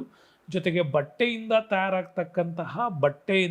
ತಯಾರಾಗ್ತಕ್ಕಂಥ ಉದ್ಯಮಗಳು ಕೂಡ ನಮ್ಮಲ್ಲಿ ಕಂಡು ಬರ್ತವೆ. ಸೊ ಹಾಗಾಗಿ ಜವಳಿ ಉದ್ಯಮದಲ್ಲಿ ಹತ್ತಿ ಬಟ್ಟೆ ಕೈಗಾರಿಕೆಗಳು ಅತ್ಯಂತ ಪ್ರಮುಖವಾಗಿರ್ತಕ್ಕಂಥ ಶಾಖೆಯಾಗಿ ಬರ್ತವೆ. ಇನ್ನು ಭಾರತದಲ್ಲಿ ಹತ್ತಿ ಬಟ್ಟೆ ಕೈಗಾರಿಕೆ ಮಾಡರ್ನ್ ಇಂಡಸ್ಟ್ರೀಸ್ ಓಪನ್ ಆಗಿದ್ದು ಯಾವಾಗ ಅಂತ ನೀವು ನೋಡಬೇಕು. ಸೊ ಭಾರತದಲ್ಲಿ ಮೊಟ್ಟ ಮೊದಲ ಹತ್ತಿ ಗಿರಣಿ 1818ರಲ್ಲಿ ಕೋಲ್ಕತ್ತಾದ ಬಳಿಯ ಪೋರ್ಟ್ ಗಾಸ್ಟರ್ನಲ್ಲಿ ಸ್ಥಾಪನೆ ಆಯಿತು. ಬಟ್ ಈ ಗಿರಣಿ ಹೆಚ್ಚು ಕಾಲ ಉಳಿಲಿಲ್ಲ. ಯಾಕಂದರೆ ಮೊದಲ ತಾಂತ್ರಿಕತೆ ನಾವು ಆ ದೊಡ್ಡ ಮಟ್ಟದಲ್ಲಿ ತಂದರೂ ಕೂಡ ಅದು ಸಕ್ಸಸ್ಫುಲ್ಲಾಗಿ ರನ್ ಆಗೋದಕ್ಕೆ ಮತ್ತೇನೋ ಮೆಟೀರಿಯಲ್ಸ್ಗಳು ಬೇಕು, ಅದು ಆ ಕಾಲಕ್ಕೆ ಸಿಗಲಿಲ್ಲ, ಅದು ಫೇಲ್ ಆಯಿತು. ಆಮೇಲೆ 1854ರಲ್ಲಿ CN ದಿವಾರ್ ಅವರು, ಪಾರ್ಸಿ ಉದ್ಯಮಿ, ಮುಂಬೈಯಲ್ಲಿ ಮೊಟ್ಟ ಮೊದಲ ಬಾರಿಗೆ ಒಂದು ಹತ್ತಿ ಬಟ್ಟೆ ಉದ್ಯಮ ಕೈಗಾರಿಕೆಯನ್ನು ಸ್ಥಾಪನೆ ಮಾಡ್ತಾರೆ. ಹೀಗೆ ಸ್ಥಾಪನೆ ಮಾಡಿದ್ರಿಂದಾಗಿನೇ ನಮ್ಮಲ್ಲಿ ಏನಂತ ಕರೆದ್ವಿ, ಮ್ಯಾಂಚೆಸ್ಟರ್, ಇಂಡಿಯನ್ ಮ್ಯಾಂಚೆಸ್ಟರ್ ಅಂತ ಕರೆದ್ವಿ. ಯಾವಾಗ ನಮ್ಮಲ್ಲಿ ಈ CN ದಿವಾರ್ ಅವರು ಮುಂಬೈಯಲ್ಲಿ ಸ್ಥಾಪನೆ ಮಾಡಿದ್ರು, ಸೇಮ್ 1861ರಲ್ಲಿ ಅಹಮದಾಬಾದ್ನ ಶಹಾಪುರಲ್ಲೂ ಕೂಡ 63ರಲ್ಲಿ ಕ್ಯಾಲಿಕೋ ಗಿರಣಿ ಬಟ್ಟೆಗಳು ತಯಾರು ಮಾಡತಕ್ಕಂಥ ಗಿರಣಿಗಳು ಸ್ಥಾಪನೆ ಆದವು. ಇವು ಭಾರತೀಯ ಜವಳಿ ಉದ್ಯಮದ ಅಭಿವೃದ್ಧಿಗೆ ಒಂದು ದೊಡ್ಡ ಗುರುತಾಗ್ತಾ ಬಂತು. ಹಾಗಾಗಿ 1914ರ ವೇಳೆಗೆ ಮೊದಲನೇ ಮಹಾಯುದ್ಧ ಪ್ರಾರಂಭವಾದಾಗಿಂದ ಮತ್ತಷ್ಟು ಬೆಳವಣಿಗೆ ಕಾಣ್ತು. ಹತ್ತಿ ಗಿರಣಿಗಳ ಸಂಖ್ಯೆ 271ಕ್ಕೆ ಏರ್ತು. 2.6 ಲಕ್ಷ ಜನರಿಗೆ ಇವತ್ತು ಉದ್ಯೋಗವನ್ನು ಕೊಟ್ಟಿದೆ. ನೆನಪಿರಲಿ, ಈ ಹತ್ತಿ ಬಟ್ಟೆ ಉದ್ಯಮವು ಕೂಡ ಪ್ರತ್ಯಕ್ಷವಾಗಿ ಪ್ಲಸ್ ಪರೋಕ್ಷವಾಗಿ, ಓಕೆ, ಎರಡು ರೀತಿಯಲ್ಲೂ ಅತ್ಯಂತ ಹೆಚ್ಚಿನ ಜನರಿಗೆ ಉದ್ಯೋಗ ಕೊಡುವ ಉದ್ಯಮ ಯಾವುದು ಅಂದರೆ ಅದು ಹತ್ತಿ ಬಟ್ಟೆ ಕೈಗಾರಿಕೆ. ಹಾಗಾಗಿ ನಮ್ಮಲ್ಲಿ CN ದಿವಾರ್ ಅವರು ಸ್ಥಾಪನೆ ಮಾಡಿದಂತಹ ಕೈಗಾರಿಕೀಕರಣದ ಕ್ಷೇತ್ರವೇ ಮುಂಬೈ ಆಗಿತ್ತು. ಅಲ್ಲೇ ಯಾಕೆ ಸ್ಥಾಪನೆ ಮಾಡಬೇಕು ಅಂತಂದರೆ, ನೀವು ಹತ್ತಿ ಬಟ್ಟೆ ಕೈಗಾರಿಕೆನಲ್ಲಿ ಸ್ಥಾಪನೆ ಮಾಡ್ತಂದರೆ ಬೆಸ್ಟ್ ಮಾರುಕಟ್ಟೆ ಇರಬೇಕು, ಕಚ್ಚಾ ಹತ್ತಿ ಸಿಗಬೇಕು, ಮಾಯಿಶ್ಚರೈಸಿಂಗ್ ಕ್ಲೈಮೆಟಿಕಲ್ ಸಿಚುವೇಶನ್ ಅಂತ ಕರಿತೀವಿ, ಆರ್ದ್ರ ಹವಾಮಾನ ಪರಿಸ್ಥಿತಿ, ಶಕ್ತಿ ಸಂಪನ್ಮೂಲ, ಸಾರಿಗೆ ಸೌಲಭ್ಯ, ಅಗ್ಗದರದ ಕುಶಲಕಾರ್ಮಿಕರು, ಬಂಡವಾಳ, ಅದಕ್ಕೆ ಸಂಬಂಧಪಟ್ಟಂಥ ಉಪಕೈಗಾರಿಕೆಗಳು, ಬಂದರುಗಳು, ಅವುಗಳ ಸೌಲಭ್ಯ ಮತ್ತು ಕೈಗಾರಿಕೆ ವಿಭಾಗಗಳ ಸ್ಥಾಪನೆಗೆ ಅತ್ಯಂತ ಕಡಿಮೆ ದರದಲ್ಲಿ ನಿವೇಶನಗಳು ಸಿಗಬೇಕು. ರಾಸಾಯನಿಕಗಳು, ನೀರು ಪೂರೈಕೆ, ಬಣ್ಣ, ಸರ್ಕಾರದ ಯೋಜನೆ ಇವೆಲ್ಲ ಚೆನ್ನಾಗಿದ್ದರೆ ಆ ಪ್ರದೇಶದಲ್ಲಿ ಹತ್ತಿ ಬಟ್ಟೆಯನ್ನು ಉತ್ಪಾದನೆ ಮಾಡುವಂಥ ಕೈಗಾರಿಕೆಗಳು ಬರ್ತವೆ. ಹಾಗಾಗಿ ಸಾಮಾನ್ಯವಾಗಿ ಹತ್ತಿ ಬಟ್ಟೆ ಕೈಗಾರಿಕೆಯನ್ನು ಮಾರುಕಟ್ಟೆ ಆಧಾರಿತ ಕೈಗಾರಿಕೆ ಅಂತ ಕರೀತಾರೆ. ಅಂದರೆ ಇವತ್ತಿದ್ದ ಟೆಕ್ಸ್ಟೈಲ್ ಟ್ರೆಂಡ್ ನಾಳೆ ಇರಲ್ಲ, ಭಾಳಷ್ಟು ಬದಲಾವಣೆ ಆಗ್ತಿರೋದು. ಅಂಥ ಟ್ರೆಂಡಿಂಗ್ ಇಂಡಸ್ಟ್ರೀಸ್ ಅಂದರೆ ಹತ್ತಿ ಬಟ್ಟೆ ಉದ್ಯಮಗಳು. ಹಾಗಾಗಿ ಅವುಗಳ ಮೇಲೆ ಸ್ಥಾನೀಕರಣ ಮತ್ತು ಅತ್ಯಂತ ಅಧಿಕ ಪರಿವರ್ತನಾ ವ್ಯವಸ್ಥೆಗಳು ಇಲ್ಲಿ ಬರೋದರಿಂದಾಗಿ ಅವುಗಳನ್ನು ಅವಲಂಬಿಸಿಯೇ ಇವು ಕೈಗಾರಿಕೆಗಳನ್ನು ಸ್ಥಾಪನೆ ಮಾಡಬೇಕಾಗತ್ತೆ. ಮಹಾರಾಷ್ಟ್ರ ದೇಶದಲ್ಲೇ ಅತ್ಯಧಿಕ ಹತ್ತಿ ಬಟ್ಟೆಯನ್ನು ಉತ್ಪಾದಿಸುವಂತಹ ಒಂದು ರಾಜ್ಯ. ಹಾಗಾಗಿ ಹತ್ತಿ ಬಟ್ಟೆ ಕೈಗಾರಿಕೆ ಅಭಿವೃದ್ಧಿಯಲ್ಲಿ ಮಹಾರಾಷ್ಟ್ರ ಇತರ ರಾಜ್ಯಗಳಿಗಿಂತನೂ ಭಾಳಷ್ಟು ಮುಂಚೂಣಿಯಲ್ಲಿದೆ. ಸುಮಾರು 39.38% ಮಿಲ್ ಬಟ್ಟೆಯನ್ನು 10.79% ಹತ್ತಿ ದಾರವನ್ನು ಉತ್ಪಾದಿಸುವ ರಾಜ್ಯವೇ ಮಹಾರಾಷ್ಟ್ರ. ಇಲ್ಲಿ 169 ಹತ್ತಿ ಗಿರಣಿ ಇದ್ದಾವೆ. ಮಹಾರಾಷ್ಟ್ರದಲ್ಲಿ ಬರೋ ಮುಂಬೈ, ಪುಣೆ, ಸಾಂಗ್ಲಿ, ನಾಗ್ಪುರ್, ಸೊಲ್ಲಾಪುರ್, ಕೊಲ್ಲಾಪುರ್, ಜಲಗಾಂವ್ ಇವೆಲ್ಲ ಅತ್ಯಂತ ದೊಡ್ಡ ಮಟ್ಟದ ಹತ್ತಿ ಉದ್ಯಮಗಳು ಇಲ್ಲಿ ಆಗ್ಯಾವ. ಹಾಗಾಗಿ CN ದಿವಾರ್ ಅವರು ಸ್ಥಾಪನೆ ಮಾಡಿದಂಥ ಮುಂಬೈನ ಪ್ರಮುಖ ಪ್ರದೇಶ ಹತ್ತಿ ಬಟ್ಟೆ ಉತ್ಪಾದನಾ ಕೇಂದ್ರ ಆಗಿದ್ದರಿಂದ ಮುಂಬೈಯನ್ನು ಭಾರತದ ಮ್ಯಾಂಚೆಸ್ಟರ್, ಭಾರತದ ಕಾಟನೋಪೋಲಿಸ್ ಅಂತ ಕರೀತಾರೆ. ಇನ್ನು ಗುಜರಾತಿಗೆ ಬಂದರೆ, ಗುಜರಾತ್ ದೇಶದಲ್ಲಿ 2ನೇ ಪ್ರಮುಖ ಹತ್ತಿ ಬಟ್ಟೆ ಉತ್ಪಾದನೆ ಮಾಡೋದು. ಇಲ್ಲಿ 120 ಗಿರಣಿಗಳು ಬರ್ತಾವೆ. ಗುಜರಾತ್ ರಾಜ್ಯಕ್ಕೆ ಸಂಬಂಧಪಟ್ಟಂಥ ಅಹಮದಾಬಾದು, ಬರೋಡಾ, ರಾಜ್ಕೋಟ್, ಭಾವನಗರ್, ಸೂರತ್, ಭರೂಚ್, ಕಲೋಲ್ ಮತ್ತು ಪೋರ್ಬಂದರ್ಗಳಲ್ಲಿ ಈ ಹತ್ತಿ ಬಟ್ಟೆ ಕೈಗಾರಿಕೆಗಳನ್ನು ಸ್ಥಾಪನೆ ಮಾಡಿದ್ದಾರೆ. ಬಟ್ ಮುಂಬೈ ನಂತರ ಅತ್ಯಂತ ಹೆಚ್ಚು ಹತ್ತಿ ಗಿರಣಿಗಳು ಸಿಗೋದು ನಮಗೆ ಈ ಅಹಮದಾಬಾದಲ್ಲೇ. 45 ಹತ್ತಿ ಗಿರಣಿಗಳು ಇದೇ ಪ್ರದೇಶದಲ್ಲಿದ್ದಾವೆ. ಹಾಗಾಗಿ ಮುಂಬೈ ನಗರದಂತೆ ಕೂಡ ಇದು ಅನೇಕ ಸೌಲಭ್ಯಗಳನ್ನು ಪಡೆದು ಅನೇಕ ರೀತಿಯಲ್ಲಿ ಬದಲಾವಣೆ ಮಾಡ್ತಾ ಇದೆ. ಇನ್ನು ತಮಿಳುನಾಡಿನ ಕೊಯಮತ್ತೂರು ಬರುತ್ತೆ.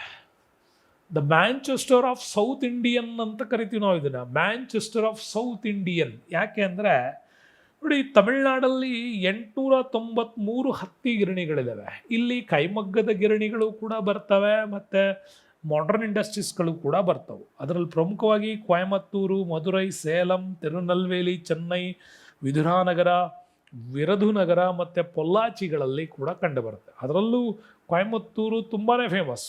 ನಿಮಗೆ ತಮಿಳುನಾಡು ಅಂದ ತಕ್ಷಣ ಕಾಂಜೀವರಂ, ಕಾಂಜೀಪುರಂ ಇಂಥವು ಅನೇಕ ಸ್ಯಾರಿಗಳ ಒಂದು ಭಾಗ ನಿಮಗೆ ಕಾಣಿಸುತ್ತೆ.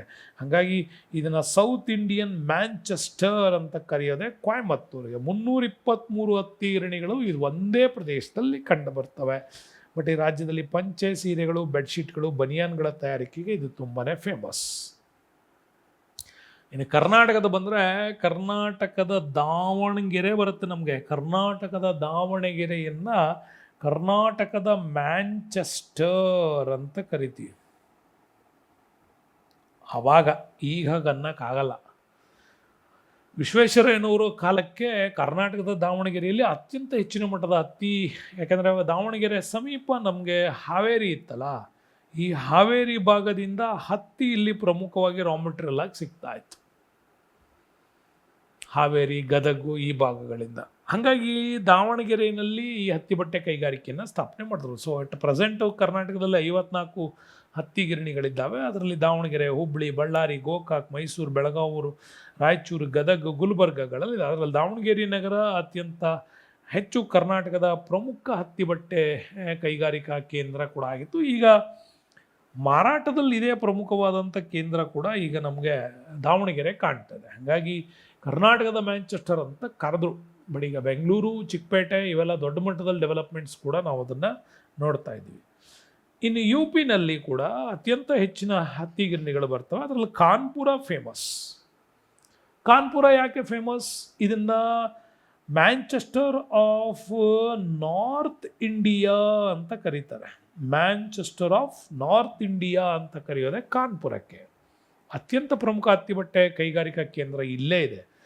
ಆಗ್ರಾ, ಬರೇಲಿ, ಅಲಿಗರ್, ಮೊರಾದಾಬಾದ್, ವಾರಣಾಸಿ, ಮಥುರಾ, ಮೋದಿನಗರ್, ಗಾಜಿಯಾಬಾದ್, ಮೀರತ್, ರಾಂಪುರ, ಇಟಾವಾ, ಲಕ್ನೋ ಇವೆಲ್ಲ ಉತ್ತರ ಪ್ರದೇಶದಲ್ಲಿ ಬರ್ತಕ್ಕಂಥ ಪ್ರಮುಖ ಹತ್ತಿ ಬಟ್ಟೆ ಉತ್ಪಾದನಾ ಕೇಂದ್ರಗಳು. ಅದರಲ್ಲಿ ಕಾನ್ಪುರ ಭಾಳ ಫೇಮಸ್. ಇದನ್ನು ನಾರ್ತ್ ಇಂಡಿಯಾವನ್ನು ಅದರಲ್ಲೂ ಕೂಡ ಪ್ರಮುಖ ಹತ್ತಿ ಬಟ್ಟೆ ಉದ್ಯಮ ಕೇಂದ್ರ ಅಂತ ಕಾನ್ಪುರಕ್ಕೆ ಕರೀತಾರೆ. ಇನ್ನು ಮಧ್ಯಪ್ರದೇಶಕ್ಕೆ ಬಂದರೆ, ಮಧ್ಯಪ್ರದೇಶ ಸುಮಾರು 52 ಹತ್ತಿ ಬಟ್ಟೆ ಗಿರಣಿಗಳು ನಮಗಿಲ್ಲಿ ಕಂಡು ಬರ್ತವೆ.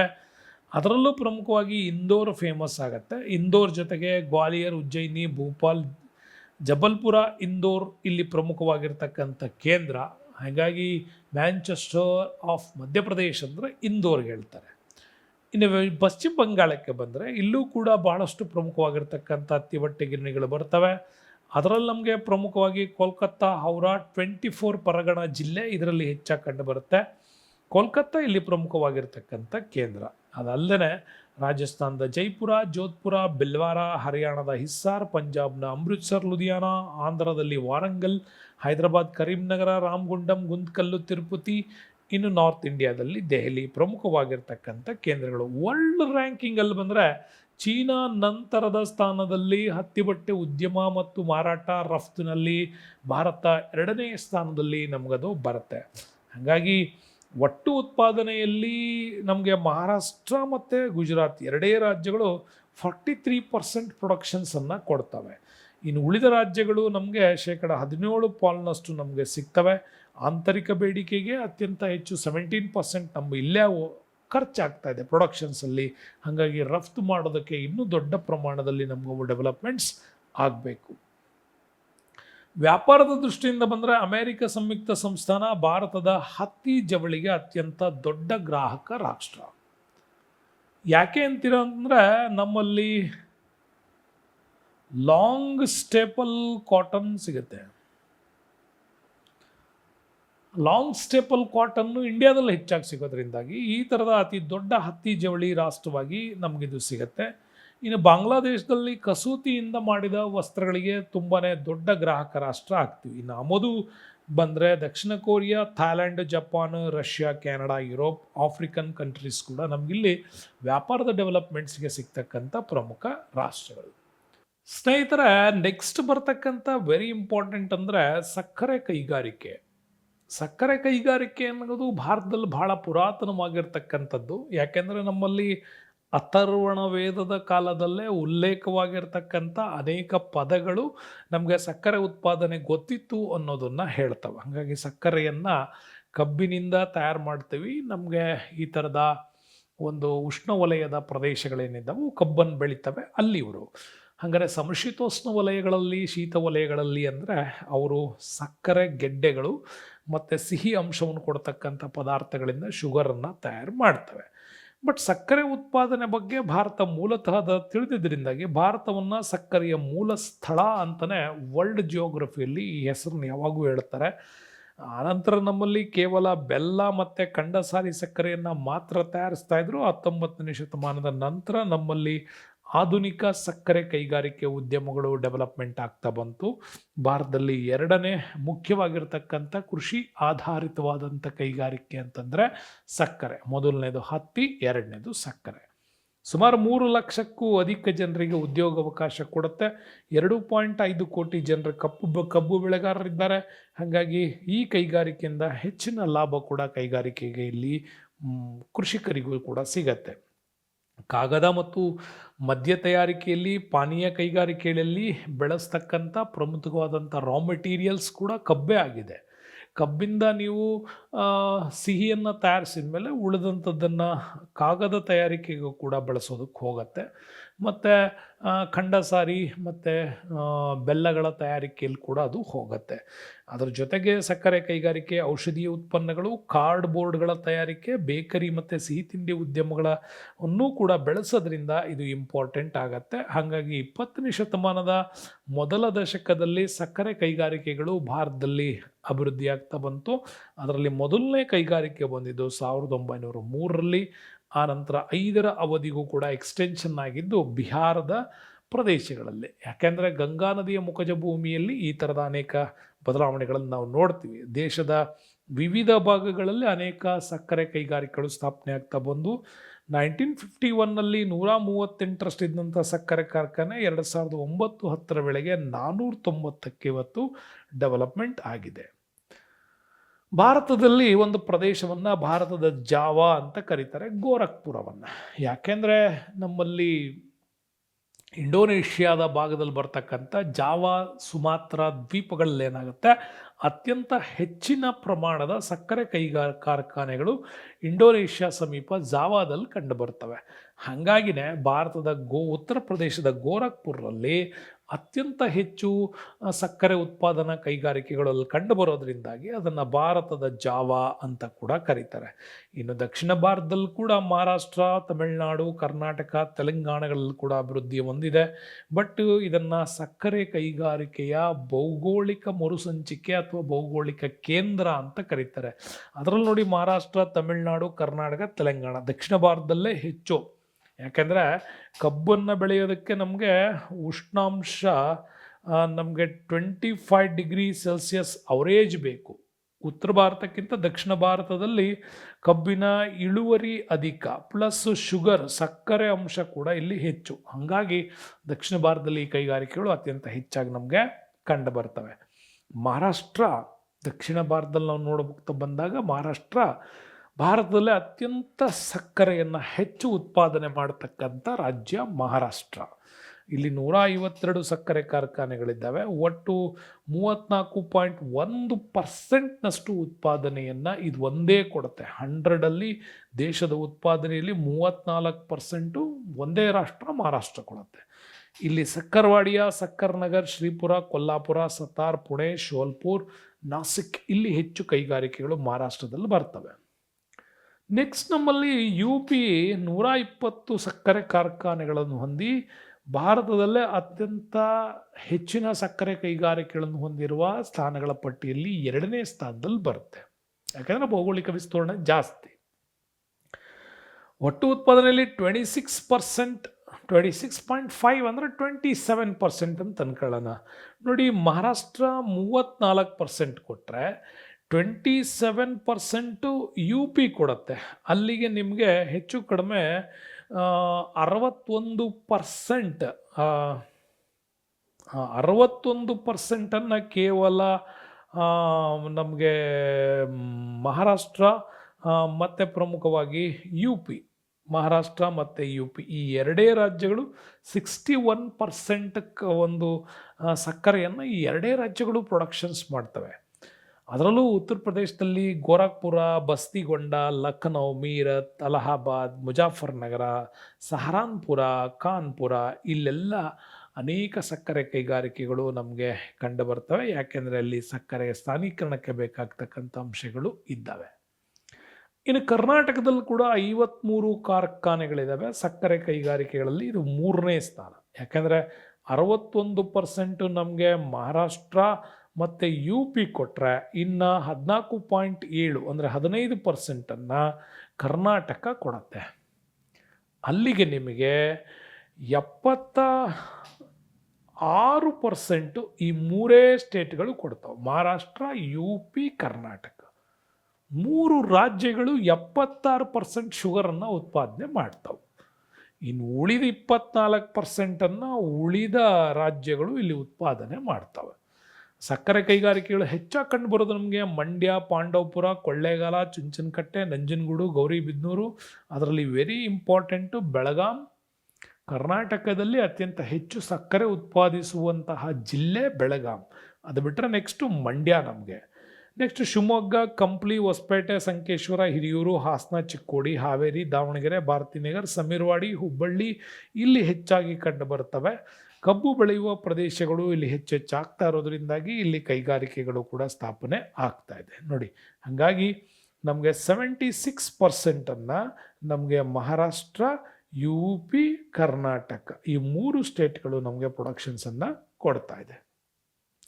ಇನ್ನು ತಮಿಳ್ನಾಡಿಗೆ ಬರೋಣ.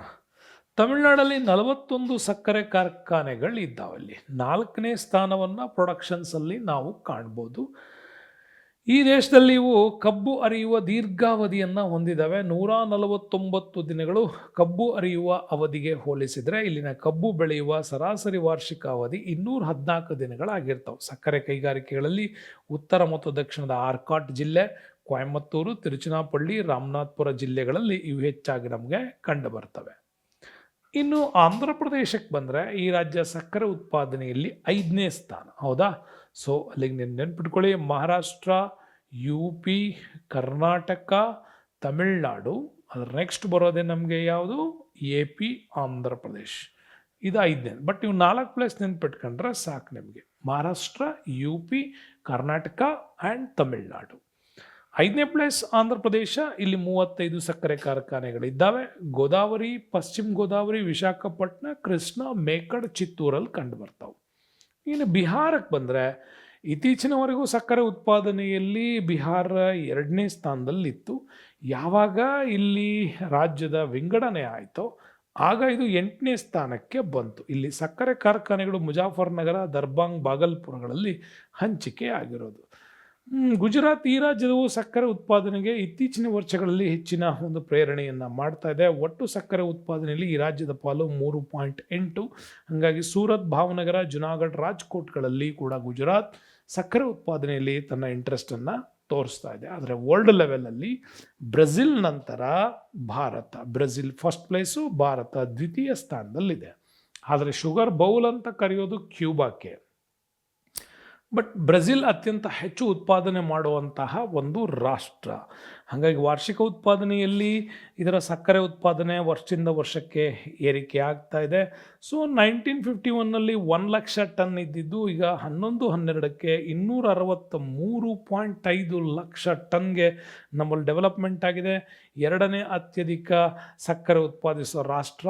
ಆದರೆ ಅಂತಾರಾಷ್ಟ್ರೀಯ ಮಟ್ಟದಲ್ಲಿ ಸಕ್ಕರೆಯ ವ್ಯಾಪಾರದ ಪ್ರಮಾಣ ನಮ್ಮದು ನಿರಾಶಾದಾಯಕ. ಅಂದರೆ ಉತ್ಪಾದನೆ ಮಾಡೋ ಎಲ್ಲ ಸಕ್ಕರೆ ಇಲ್ಲೇ ತಿಂದು ಹಾಕ್ತಾ ಇದ್ದೀವಿ ಅಂತ. ನೆಕ್ಸ್ಟ್ ಬರೋಣ ಸಿಮೆಂಟ್ ಕೈಗಾರಿಕೆಗಳಿಗೆ. ಸಿಮೆಂಟನ್ನು ಹೆಂಗೆ ತಯಾರಿಸ್ತಾರೆ ಅನ್ನೋದು ಇಂಪಾರ್ಟೆಂಟ್. ಸಿಮೆಂಟನ್ನು ನೋಡಿ, ಸುಣ್ಣದ ಕಲ್ಲು, ಜೇಡಿ, ಸಿಲಿಕಾ, ಜಿಪ್ಸಮ್ ಇವುಗಳನ್ನು ಮಿಶ್ರಣ ಮಾಡೋದ್ರಿಂದ ತಯಾರಾಗುವ ವಸ್ತುವೇ ಸಿಮೆಂಟ್. ಹಾಗಾಗಿ ಸಿಮೆಂಟ್ ಭಾರತದಲ್ಲಿ ಅತ್ಯಧಿಕ ಕಾರ್ಯಗಳಿಗೆ ಎಲ್ಲಿ ಕಬ್ಬಿಣ ಮತ್ತು ಉಕ್ಕು ಬೇಡಿಕೆ ಹೆಚ್ಚಾಗ್ತಾ ಇದೆಯೋ ಅದರ ನೆಕ್ಸ್ಟ್ ಡಿಮ್ಯಾಂಡೇ ಸಿಮೆಂಟು. ಯಾಕೆಂದರೆ ರಸ್ತೆ, ಸೇತುವೆ, ಅಣೆಕಟ್ಟು, ಕಟ್ಟಡ, ಕಾಲುವೆ ಎಲ್ಲ ವಿಧದ ಸೌಕರ್ಯಗಳ ಅಭಿವೃದ್ಧಿಗೆ ಎಲ್ಲಿ ನೀವು ಕಬ್ಬಿಣ ಉಕ್ಕು ಬೆಳೆಸ್ತಾ ಇದ್ದೀರಿ ಅಂದ್ರೋ ಅಲ್ಲಿ ನಿಮಗೆ ಸಿಮೆಂಟ್ನ ಅಗತ್ಯತೆ ಇದ್ದೇ ಇದೆ.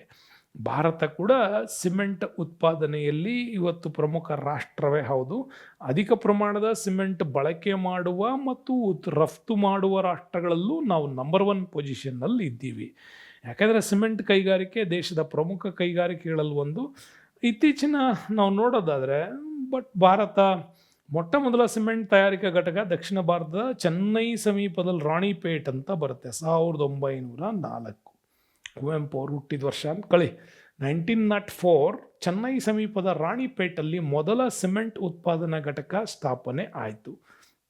ಬಟ್ ಅದಾದ ನಂತರ ಅದರ 10 ವರ್ಷದ ನಂತರ 1914ನ ನೆಕ್ಸ್ಟ್ 10 ಇಯರ್ಸ್ ಆದಮೇಲೆ 1914ನಲ್ಲಿ ಗುಜರಾತ್ನ ಪೋರ್ಬಂದರ್ನಲ್ಲಿ ಸಿಮೆಂಟ್ ಉತ್ಪಾದನಾ ಘಟಕ ನಮ್ಮಲ್ಲಿ ಸ್ಥಾಪನೆ ಯಶಸ್ವಿ ಆಯಿತು. ಇದು ಭಾರತದ ಸಿಮೆಂಟ್ ಕೈಗಾರಿಕಾ ಇತಿಹಾಸದಲ್ಲಿ ಒಂದು ಹೊಸ ಟರ್ಮ್ ಶುರು ಆಯಿತು. 1914ಇಂದ 1916 ಅವಧಿಯಲ್ಲಿ ನಾವು ನೋಡೋದಾದರೆ 2 ಸಿಮೆಂಟ್ ಘಟಕಗಳು ನಮ್ಮಲ್ಲಿ ಬರ್ತವೆ. ಮಧ್ಯಪ್ರದೇಶದ ಕಟ್ನಿ, ರಾಜಸ್ಥಾನದ ಲಖೇರಿ ಇಲ್ಲಿ ಸ್ಥಾಪನೆ ಆದವು. ಇವು ಪ್ರಮುಖ ಸಿಮೆಂಟ್ ಕೈಗಾರಿಕೆಗಳು. 20ನೇ ಶತಮಾನದ ಆರಂಭದಲ್ಲಿ ನಮಗಿದು ಅಭಿವೃದ್ಧಿ ಆಗ್ತಾ ಬಂತು. ಇನ್ನು 1934ರಲ್ಲಿದ್ದಂಥ 11 ಸಿಮೆಂಟ್ ಕೈಗಾರಿಕೆಗಳಲ್ಲಿ 10 ಕೈಗಾರಿಕೆಗಳು ಒಂದುಗೂಡಿಬಿಟ್ಟು ಒಂದು ಅಸೋಸಿಯೇಷನ್ ಮಾಡಿಕೊಂಡು ಸಿಮೆಂಟ್ ಕಂಪನಿ ಲಿಮಿಟೆಡ್ ಅಂತ, ಅಸೋಸಿಯೇಟೆಡ್ ಸಿಮೆಂಟ್ ಕಂಪನಿ, ACC ಅಂದರೆ ಅಸೋಸಿಯೇಟೆಡ್ ಸಿಮೆಂಟ್ ಕಂಪನಿ. ಈ 11 ಸಿಮೆಂಟ್ ಕಂಪನಿಗಳು ಸೇರಿ ಒಂದು ಘಟಕವನ್ನು ಮಾಡಿಕೊಂಡು ಒಂದು ಆರ್ಗನೈಸೇಷನ್ಸನ್ನು ಮಾಡಿಕೊಂಡು ಹೀಗೆ ACC ಅನ್ನೋ ಹೆಸರು ಕೂಡ ಬಂತು. ಆವಾಗ 14 ಕಂಪನಿಗಳು ತಯಾರಿಸುವಂಥ ಎಲ್ಲ ಬ್ರ್ಯಾಂಡ್ನ ಒಂದೇ ಬ್ರ್ಯಾಂಡ್ ಮಾಡಿದ್ವು ACC ಅಂತ. ಬಟ್ ಇದರಿಂದ ಹೊರ ಉಳಿದಿರೋವೆಲ್ಲ ಈಗ ಅಲ್ಟ್ರಾಟೆಕ್ ಅಂತೆ, ಅದಂತೆ, ಮೈಸೆಮ್, ಹೀಗೆ ಅನೇಕ ಕಂಪನಿಗಳ ಹೆಸರುಗಳನ್ನು ಹಾಕತ್ತಾರೆ.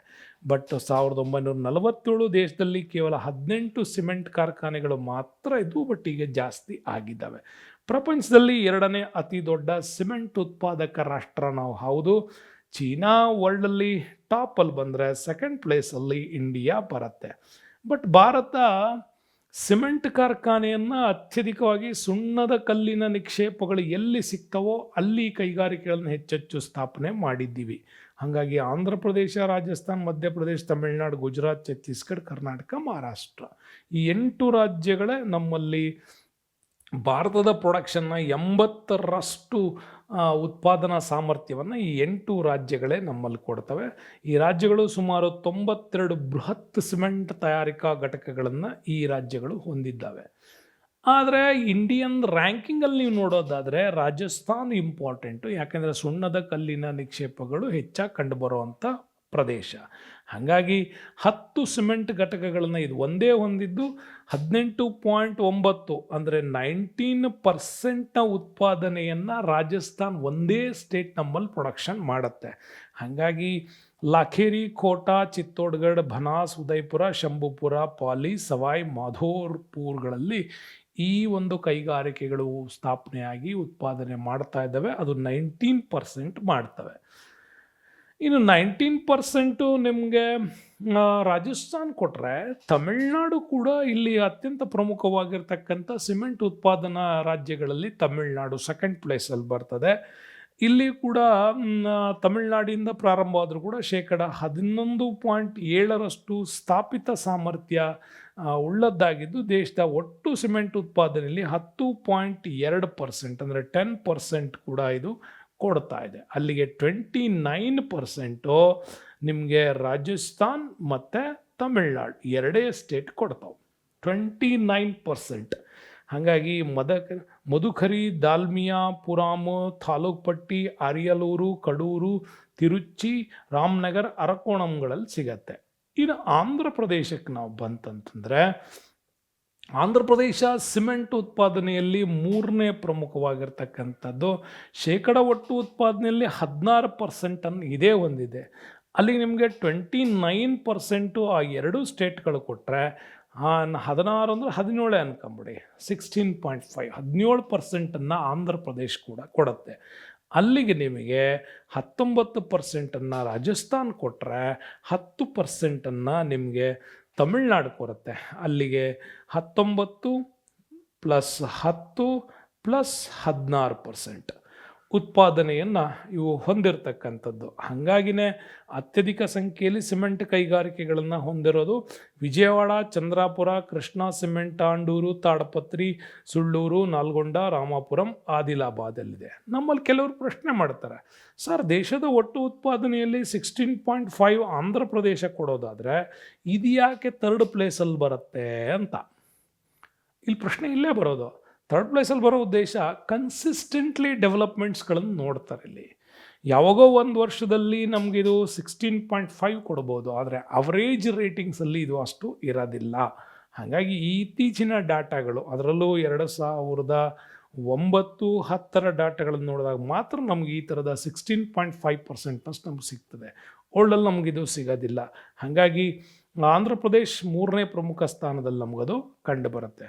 ಇನ್ನು ಮಧ್ಯಪ್ರದೇಶದಲ್ಲಿ 9 ಸಿಮೆಂಟ್ ಕೈಗಾರಿಕೆಗಳಿದೆ. 4ನೇ ಪ್ರಮುಖದ್ದು, ಇದು ಕೂಡ 10.8% ಅಂದರೆ 11% ಅಂತ ಇಟ್ಕೊಂಬಿಡಿ. ಓಕೆ, ಹೆಚ್ಚು ಕಡಿಮೆ ತಮಿಳ್ನಾಡಿನ ಸೇಮ್ ಟು ಸೇಮ್ ಇದು ಉತ್ಪಾದನೆ ಮಾಡ್ತದೆ. ಇಲ್ಲೂ ಕೂಡ ಅಧಿಕ ಸುಣ್ಣದ ಕಲ್ಲಿನ ನಿಕ್ಷೇಪಗಳು ಇರೋದರಿಂದ ಇಲ್ಲಿ ಸ್ಥಾಪನೆ ಮಾಡಿದ್ದಾರೆ. ಸಾತ್ನಾ, ಕಟ್ನಿ, ಬನ್ವೋರ್, ಬೇಲಾ, ರೇವಾ, ಇಟಾರ್ಸಿ ಮತ್ತು ವಿಕ್ರಮ್ ನಗರಗಳಲ್ಲಿ ಇದು ಸ್ಥಾಪನೆ ಆಗಿದೆ. ಇನ್ನು ಗುಜರಾತ್ ಬಂದರೆ, ಭಾರತದಲ್ಲೇ ಮೊಟ್ಟ ಮೊದಲಿಗೆ ಸಿಮೆಂಟ್ ಉತ್ಪಾದನೆಯಲ್ಲಿ ಯಶಸ್ವಿಯಾದ ರಾಜ್ಯ ಯಾವುದು ಅಂದರೆ ಗುಜರಾತ್. ರಾಜಸ್ಥಾನ ಪ್ರೊಡಕ್ಷನ್ನಲ್ಲಿ ಟಾಪ್ ಇರ್ಬೋದು, ಅದರ ಫಸ್ಟ್ ಸಕ್ಸಸ್ಫುಲ್ ಇಂಡಸ್ಟ್ರೀಸ್ ಅಂತ ಬಂದಿದ್ದು ಗುಜರಾತಲ್ಲಿ. ಇಲ್ಲಿ 8% ಇವತ್ತದು ಉತ್ಪಾದನೆ ಮಾಡುತ್ತೆ. ಈ ರಾಜ್ಯ 10 ಬೃಹತ್ ಸಿಮೆಂಟ್ ಕೈಗಾರಿಕೆಗಳಿದ್ದಾವೆ. ಅದರಲ್ಲಿ ಅಹಮದಾಬಾದು, ಅಂಬುಜಾನಗರ್, ದ್ವಾರಕಾನಗರ್, ಪೋರ್ಬಂದರ್, ಅಂಕಲೇಶ್ವರ್, ಮಿತಾಪುರ, ಭಾವನಗರ್. ಅಂಕಲೇಶ್ವರ್ ಅಂದರೆ ನಿಮಗೆ ಗೊತ್ತಾಗುತ್ತಲ್ಲ, ONGC ಮೊಟ್ಟ ಮೊದಲ ಪೆಟ್ರೋಲಿಯಂ ಬಾವಿಯನ್ನು ತೆಗೆದಿದ್ದು ONGC ಇಲ್ಲೇನೆ 1972ನಿಂದ ರಿಸರ್ಚ್ ಮಾಡ್ತಾ ಬಂದರು. ಹಾಗಾಗಿ ಗುಜರಾತ್ ಇಂಪಾರ್ಟೆಂಟ್ ಆಗುತ್ತೆ. ಇನ್ನು ಛತ್ತೀಸ್ಗಢಿಗೆ ಬರ್ತೀವಿ. ಛತ್ತೀಸ್ಗಢ ರಾಜ್ಯದಲ್ಲಿ 9 ದೊಡ್ಡ ಸಿಮೆಂಟ್ ಉತ್ಪಾದನಾ ಕೇಂದ್ರಗಳಿದ್ದಾವೆ. 5.4%ನಷ್ಟು ಉತ್ಪಾದನೆ ಇದು ಹೊಂದಿದೆ. ಸಿಮೆಂಟ್ ಕಾರ್ಖಾನೆಗಳು ರಾಯ್ಪುರ, ಲಲ್ದಾ, ಮಂದಾರ, ಬಿಲಾಸ್ಪುರ ಮತ್ತು ಸುನಾದಿಗಳಲ್ಲಿ ಇದು ಹಂಚಿಕೆಯಾಗಿರೋದಿದೆ. ಇನ್ನು ಕರ್ನಾಟಕದಲ್ಲಿ 7 ಬೃಹತ್ ಸಿಮೆಂಟ್ ಘಟಕಗಳಿದ್ದಾವೆ. 5.3 ನಮ್ಮಲ್ಲಿ ಉತ್ಪಾದನೆ ಮಾಡ್ತೀವಿ. ಅದರಲ್ಲೂ ಪ್ರಮುಖವಾಗಿ ಗುಲ್ಬರ್ಗ ಏನಿದೆಯಲ್ಲ, ACC ಅಸೋಸಿಯೇಟೆಡ್ ಸಿಮೆಂಟ್ ಕಂಪನಿ ಕೇಂದ್ರಗಳು ಗುಲ್ಬರ್ಗಾದಲ್ಲೇ ನಮಗೆ ಹೆಚ್ಚು ಸಿಗ್ತವೆ. ಅದರಲ್ಲೂ ಶಹಾಬಾದ್, ವಾಡಿ, ಸೇಡಂ, ಮಳಖೇಡ್, ಕುರುಕುಂಟ, ಬಾಗಲಕೋಟೆ, ಭದ್ರಾವತಿ, ಹಂಸಂದ್ರ ಇಲ್ಲೂ ಕೂಡ ನಮಗೆ ಅದು ಸಿಗ್ತಾವೆ. ಹಾಗಾಗಿ ಕರ್ನಾಟಕದಲ್ಲಿ 7 ಬೃಹತ್ ಸಿಮೆಂಟ್ ಘಟಕಗಳು ಕೂಡ ನಮಗಿಲ್ಲಿ ಸಿಗ್ತವೆ. ಇನ್ನು ಮಹಾರಾಷ್ಟ್ರಕ್ಕೆ ಬಂದರೆ ಮಹಾರಾಷ್ಟ್ರದಲ್ಲಿ 7 ದೊಡ್ಡ ಸಿಮೆಂಟ್ ಕೈಗಾರಿಕೆಗಳಿದ್ದಾವೆ. ಇದು ಕೂಡ 5.7% ಉತ್ಪಾದನೆ ಮಾಡ್ತದೆ. ಹಿಮಾಚಲ್ ಪ್ರದೇಶದಲ್ಲಿ ಸುಣ್ಣದ ಕಲ್ಲು ನಿಕ್ಷೇಪಗಳು ಹೊಂದಿದ್ದು ಇಲ್ಲಿ 4 ಸಿಮೆಂಟ್ ಘಟಕಗಳಿದ್ದಾವೆ. UPನಲ್ಲಿ 8, ಜಾರ್ಖಂಡಲ್ಲಿ 4 ಈ ಥರದ ಉತ್ಪಾದನೆ ಇದೆ. ಇದರ ಜೊತೆಗೆ ಒಡಿಸ್ಸಾ, ಬಿಹಾರ, ಹರಿಯಾಣ, ಪಂಜಾಬ್, ಅಸ್ಸಾಂಗಳಲ್ಲೂ ಕೂಡ ಸಿಮೆಂಟ್ ಉತ್ಪಾದನೆ ನಡೆಯುತ್ತೆ. ಇನ್ನು ಭಾರತ ಸಿಮೆಂಟ್ ಉತ್ಪಾದನೆಗೆ ಬಂದರೆ ಚೀನಾ ನಂತರ 2ನೇ ಸ್ಥಾನ ಅಂತ ನಾವು ಹೇಳಿದ್ವಿ. ಒಟ್ಟು ವರ್ಲ್ಡಲ್ಲಿ ಪ್ರೊಡಕ್ಷನ್ಸ್ ನೋಡಿದ್ರೆ 6.2% ಅಂದರೆ 6% ಅಂತ ಇಟ್ಕೊಳ್ಳಿ. ಭಾರತ 6% ವರ್ಲ್ಡ್ ಲೆವೆಲಲ್ಲಿ ಸಿಮೆಂಟ್ ಉತ್ಪಾದನೆ ಮಾಡ್ತೀವಿ. ಚೀನಾ ಟಾಪ್ ಇದೆ. ಪ್ರಪಂಚದಲ್ಲಿ ಸಿಮೆಂಟ್ ರಫ್ತು ಮಾಡುವ ಪ್ರಮುಖ ರಾಷ್ಟ್ರ ಕೂಡ ನಾವೇ ಆಗಿದ್ದೀವಿ. ರಫ್ತು ಮಾಡೋದ್ರಲ್ಲಿ ಪ್ರಮುಖ ರಾಷ್ಟ್ರ ಯಾಕೆಂದರೆ ಸೌತ್ ಏಷ್ಯನ್ ರಾಷ್ಟ್ರಗಳಲ್ಲೂ, ಅದರಲ್ಲೂ ನಮ್ಮಲ್ಲಿ ಆಗ್ನೇಯ ಏಷ್ಯಾ ರಾಷ್ಟ್ರಗಳು ಮತ್ತು ಮಧ್ಯ ಏಷ್ಯಾದ ರಾಷ್ಟ್ರಗಳು ನಮ್ಮನ್ನೇ ಅವಲಂಬಿಸಿದವು ಸಿಮೆಂಟ್ಗೆ. ಹಾಗಾಗಿ ಶ್ರೀಲಂಕಾ, ಬಾಂಗ್ಲಾದೇಶ, ಮಯನ್ಮಾರ್, ಇಂಡೋನೇಷ್ಯಾ, ನೇಪಾಳ, ಪಾಕಿಸ್ತಾನ್, ಮಧ್ಯಪ್ರಾಚ್ಯ, ಆಗ್ನೇಯ ಏಷ್ಯಾ ಇವೆಲ್ಲ ಭಾರತದ ಸಿಮೆಂಟ್ಗೆ ತುಂಬಾ ಡಿಮ್ಯಾಂಡ್ ಕೊಡೋದ್ರಿಂದ ನಾವು ಸಿಮೆಂಟ್ ಉತ್ಪಾದನೆಯಲ್ಲಿ ಅತ್ಯಂತ ಪ್ರಮುಖ ರಫ್ತುಗಾರ ದೇಶವಾಗಿ ಮಾಡಿದ್ವಿ. ಇಷ್ಟು ದೇಶಗಳಿಗೂ ಸಿಮೆಂಟ್ ನಮ್ಮಿಂದನೇ ಹೋಗತ್ತಿಲ್ಲಿ. ನೆಕ್ಸ್ಟು ಅಲ್ಯೂಮಿನಿಯಂ ಕೈಗಾರಿಕೆಗೆ ಬರೋಣ. ಎಲ್ಲಿ ಬಾಕ್ಸೈಟ್ ಅದಿರು ಅತ್ಯಧಿಕವಾಗಿ ಸಿಗುತ್ತೋ ಅಲ್ಲಿ ಅಲ್ಯೂಮಿನಿಯಂ ತಯಾರಿಕೆಯನ್ನು ಮಾಡ್ತೀವಿ. ಯಾಕೆ ಅಂತಂದರೆ ನಮಗೆ 20ನೇ ಶತಮಾನದ ಅದ್ಭುತ ಲೋಹ ಅಂತ ಅಲ್ಯೂಮಿನಿಯಮನ್ನು ಕರಿತೀವಿ. ಬಳಕೆ ಮಾಡೋ ಸಣ್ಣ ಚಮಚದಿಂದ ಹಿಡಿದು ದೊಡ್ಡ ಮಟ್ಟದ ಉಪಗ್ರಹದವರೆಗೂ, ಚಮಚದಿಂದ ಉಪಗ್ರಹದವರೆಗೂ ಕೂಡ ನಮ್ಮಲ್ಲಿ ಏನು ಮಾಡ್ತಾ ಇದ್ದೀವಿ, ಈ ಇಂಡಸ್ಟ್ರೀಸ್ನ ಉತ್ಪನ್ನ ನಮ್ಮಲ್ಲಿ ಬಳಕೆ ಆಗ್ತಾ ಇದೆ.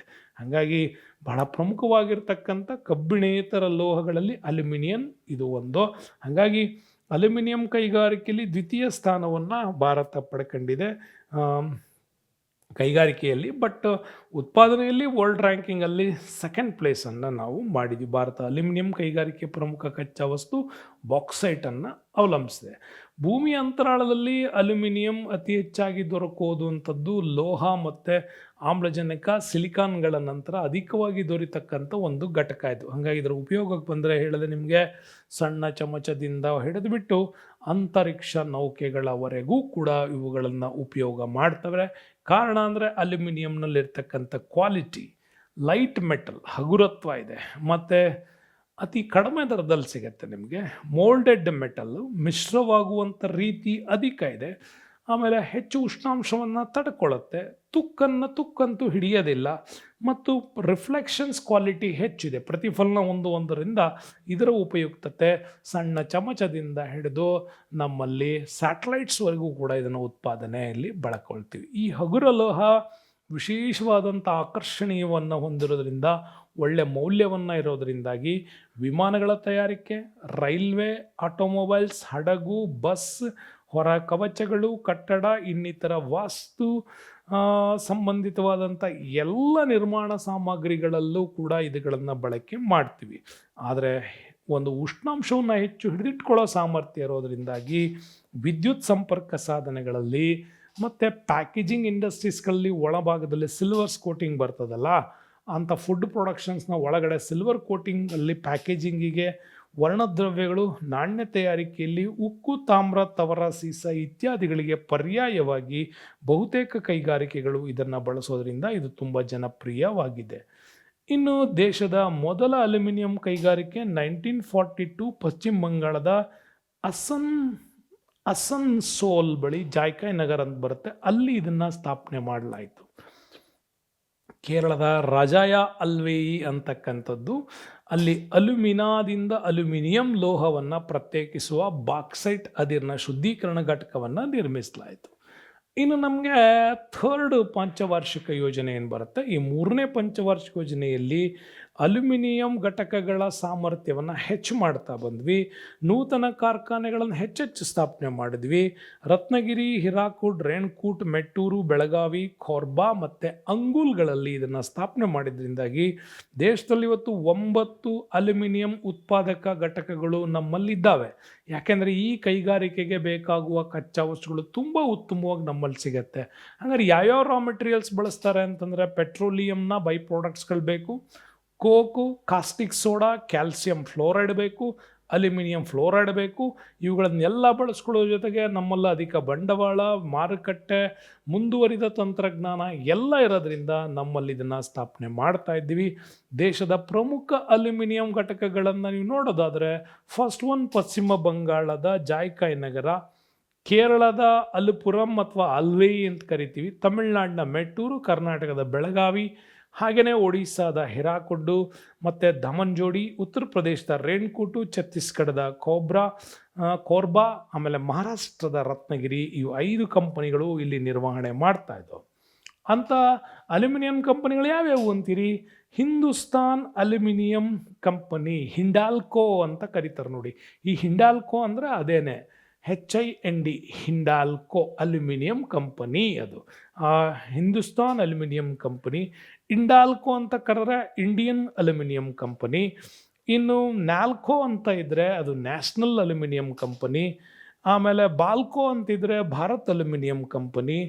ಮಾಲ್ಕೋ ಅಂತಿದ್ರೆ ಮದ್ರಾಸ್ ಅಲ್ಯೂಮಿನಿಯಂ ಕಂಪನಿ. ಇವನ್ಗಳನ್ನೆಲ್ಲ ದಿ ವೇದಾಂತ್ ಗ್ರೂಪ್ 2008ರಲ್ಲಿ ಇದು ಪ್ರಾರಂಭ ಮಾಡಿರೋದು. ಆದರೆ ಭಾರತ ಪ್ರಪಂಚದಲ್ಲಿ 6ನೇ ಅತಿ ದೊಡ್ಡ ಅಲ್ಯೂಮಿನಿಯಂ ಉತ್ಪಾದಕ ರಾಷ್ಟ್ರ ಇದು. ಹಾಗಾಗಿ ಅಲ್ಯೂಮಿನಿಯ ಉತ್ಪಾದನೆಯಲ್ಲಿ 3ನೇ ಸ್ಥಾನದಲ್ಲಿ ಕೂಡ ಇದ್ದೀವಿ. ಉತ್ಪಾದನೆಗಿಂತ ಬೇಡಿಕೆಯೂ ಕೂಡ ಹೆಚ್ಚಳಗೊಂಡಿದೆ ಇದಕ್ಕೆ.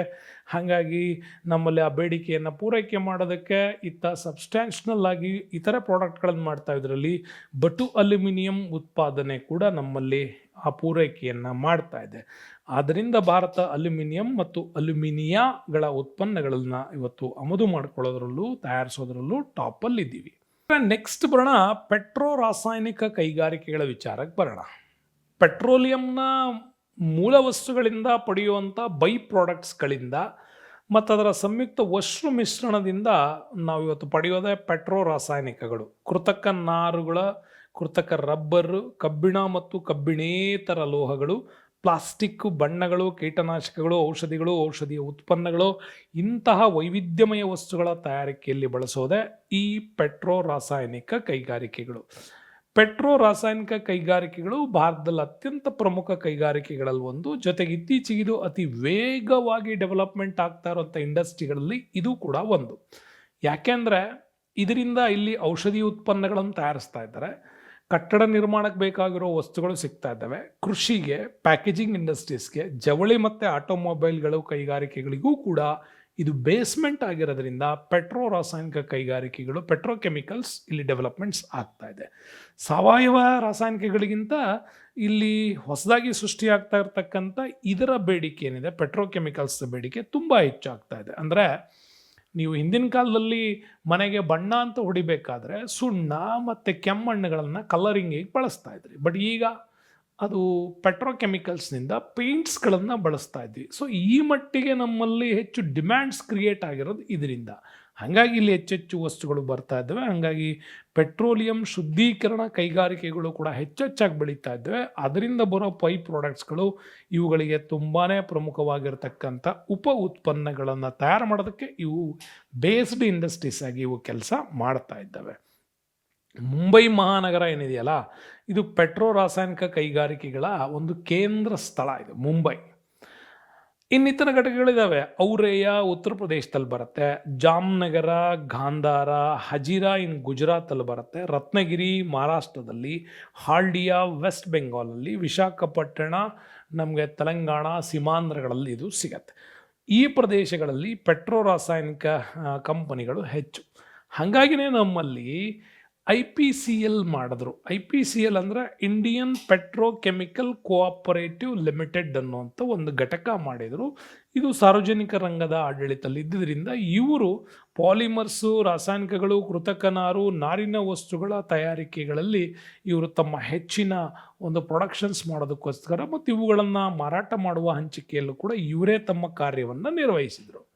ಅದಾದಮೇಲೆ ನಮ್ಗೆ ಬಂದಿದ್ದು PCL, ಪೆಟ್ರೋಫಿಲ್ಸ್ ಕೋಆಪರೇಟಿವ್ ಲಿಮಿಟೆಡ್ ಅಂತ ಕರಿತೀವಿ. ಈ ಪೆಟ್ರೋಫಿಲ್ಸ್ ಕೋಆಪರೇಟಿವ್ ಲಿಮಿಟೆಡ್ ಇದು ಕೂಡ ಭಾರತ ಸರ್ಕಾರಕ್ಕೆ ಸೇರಿರ್ತಕ್ಕಂಥ ಒಂದು ಜಾಯಿಂಟ್ ಕಂಪನಿ, ಇದು ಸಂಯುಕ್ತ ಕಂಪನಿ. ಇಲ್ಲಿ ನೇಕಾರರ ಸಹಕಾರ ಸಂಸ್ಥೆಯು ಇದ್ರ ಜೊತೆಗೆ ಸೇರ್ಕೊಂಡಿರೋದ್ರಿಂದಾಗಿ ಪಾಲಿಸ್ಟರ್ ಅನ್ನುವಂತಹ ಎಳೆಗಳನ್ನು ತಯಾರಿಸೋದ್ರಿಂದ ಪಾಲಿಸ್ಟರ್ ಬಟ್ಟೆಗಳ ತಯಾರಿಕೆಯಲ್ಲೂ ಕೂಡ ಈ ನೇಕಾರರ ಸಹಕಾರ ಸಂಸ್ಥೆ ಜಾಯಿಂಟ್ ಆಗಿತ್ತು. ಹಾಗಾಗಿ ಪಾಲಿಸ್ಟರ್ ನಾರಿನ ಎಳೆಗಳು ಮತ್ತು ನೈಲಾನ್ನ ನಾರಿನ ಎಳೆಗಳನ್ನು ಇಲ್ಲಿ ತಯಾರು ಮಾಡೋದರಿಂದಾಗಿ ಈ ಎರಡು ಘಟಕಗಳು ಇದ್ರ ಜೊತೆ ಸೇರ್ಕೊಂಡಿದ್ದಾವೆ.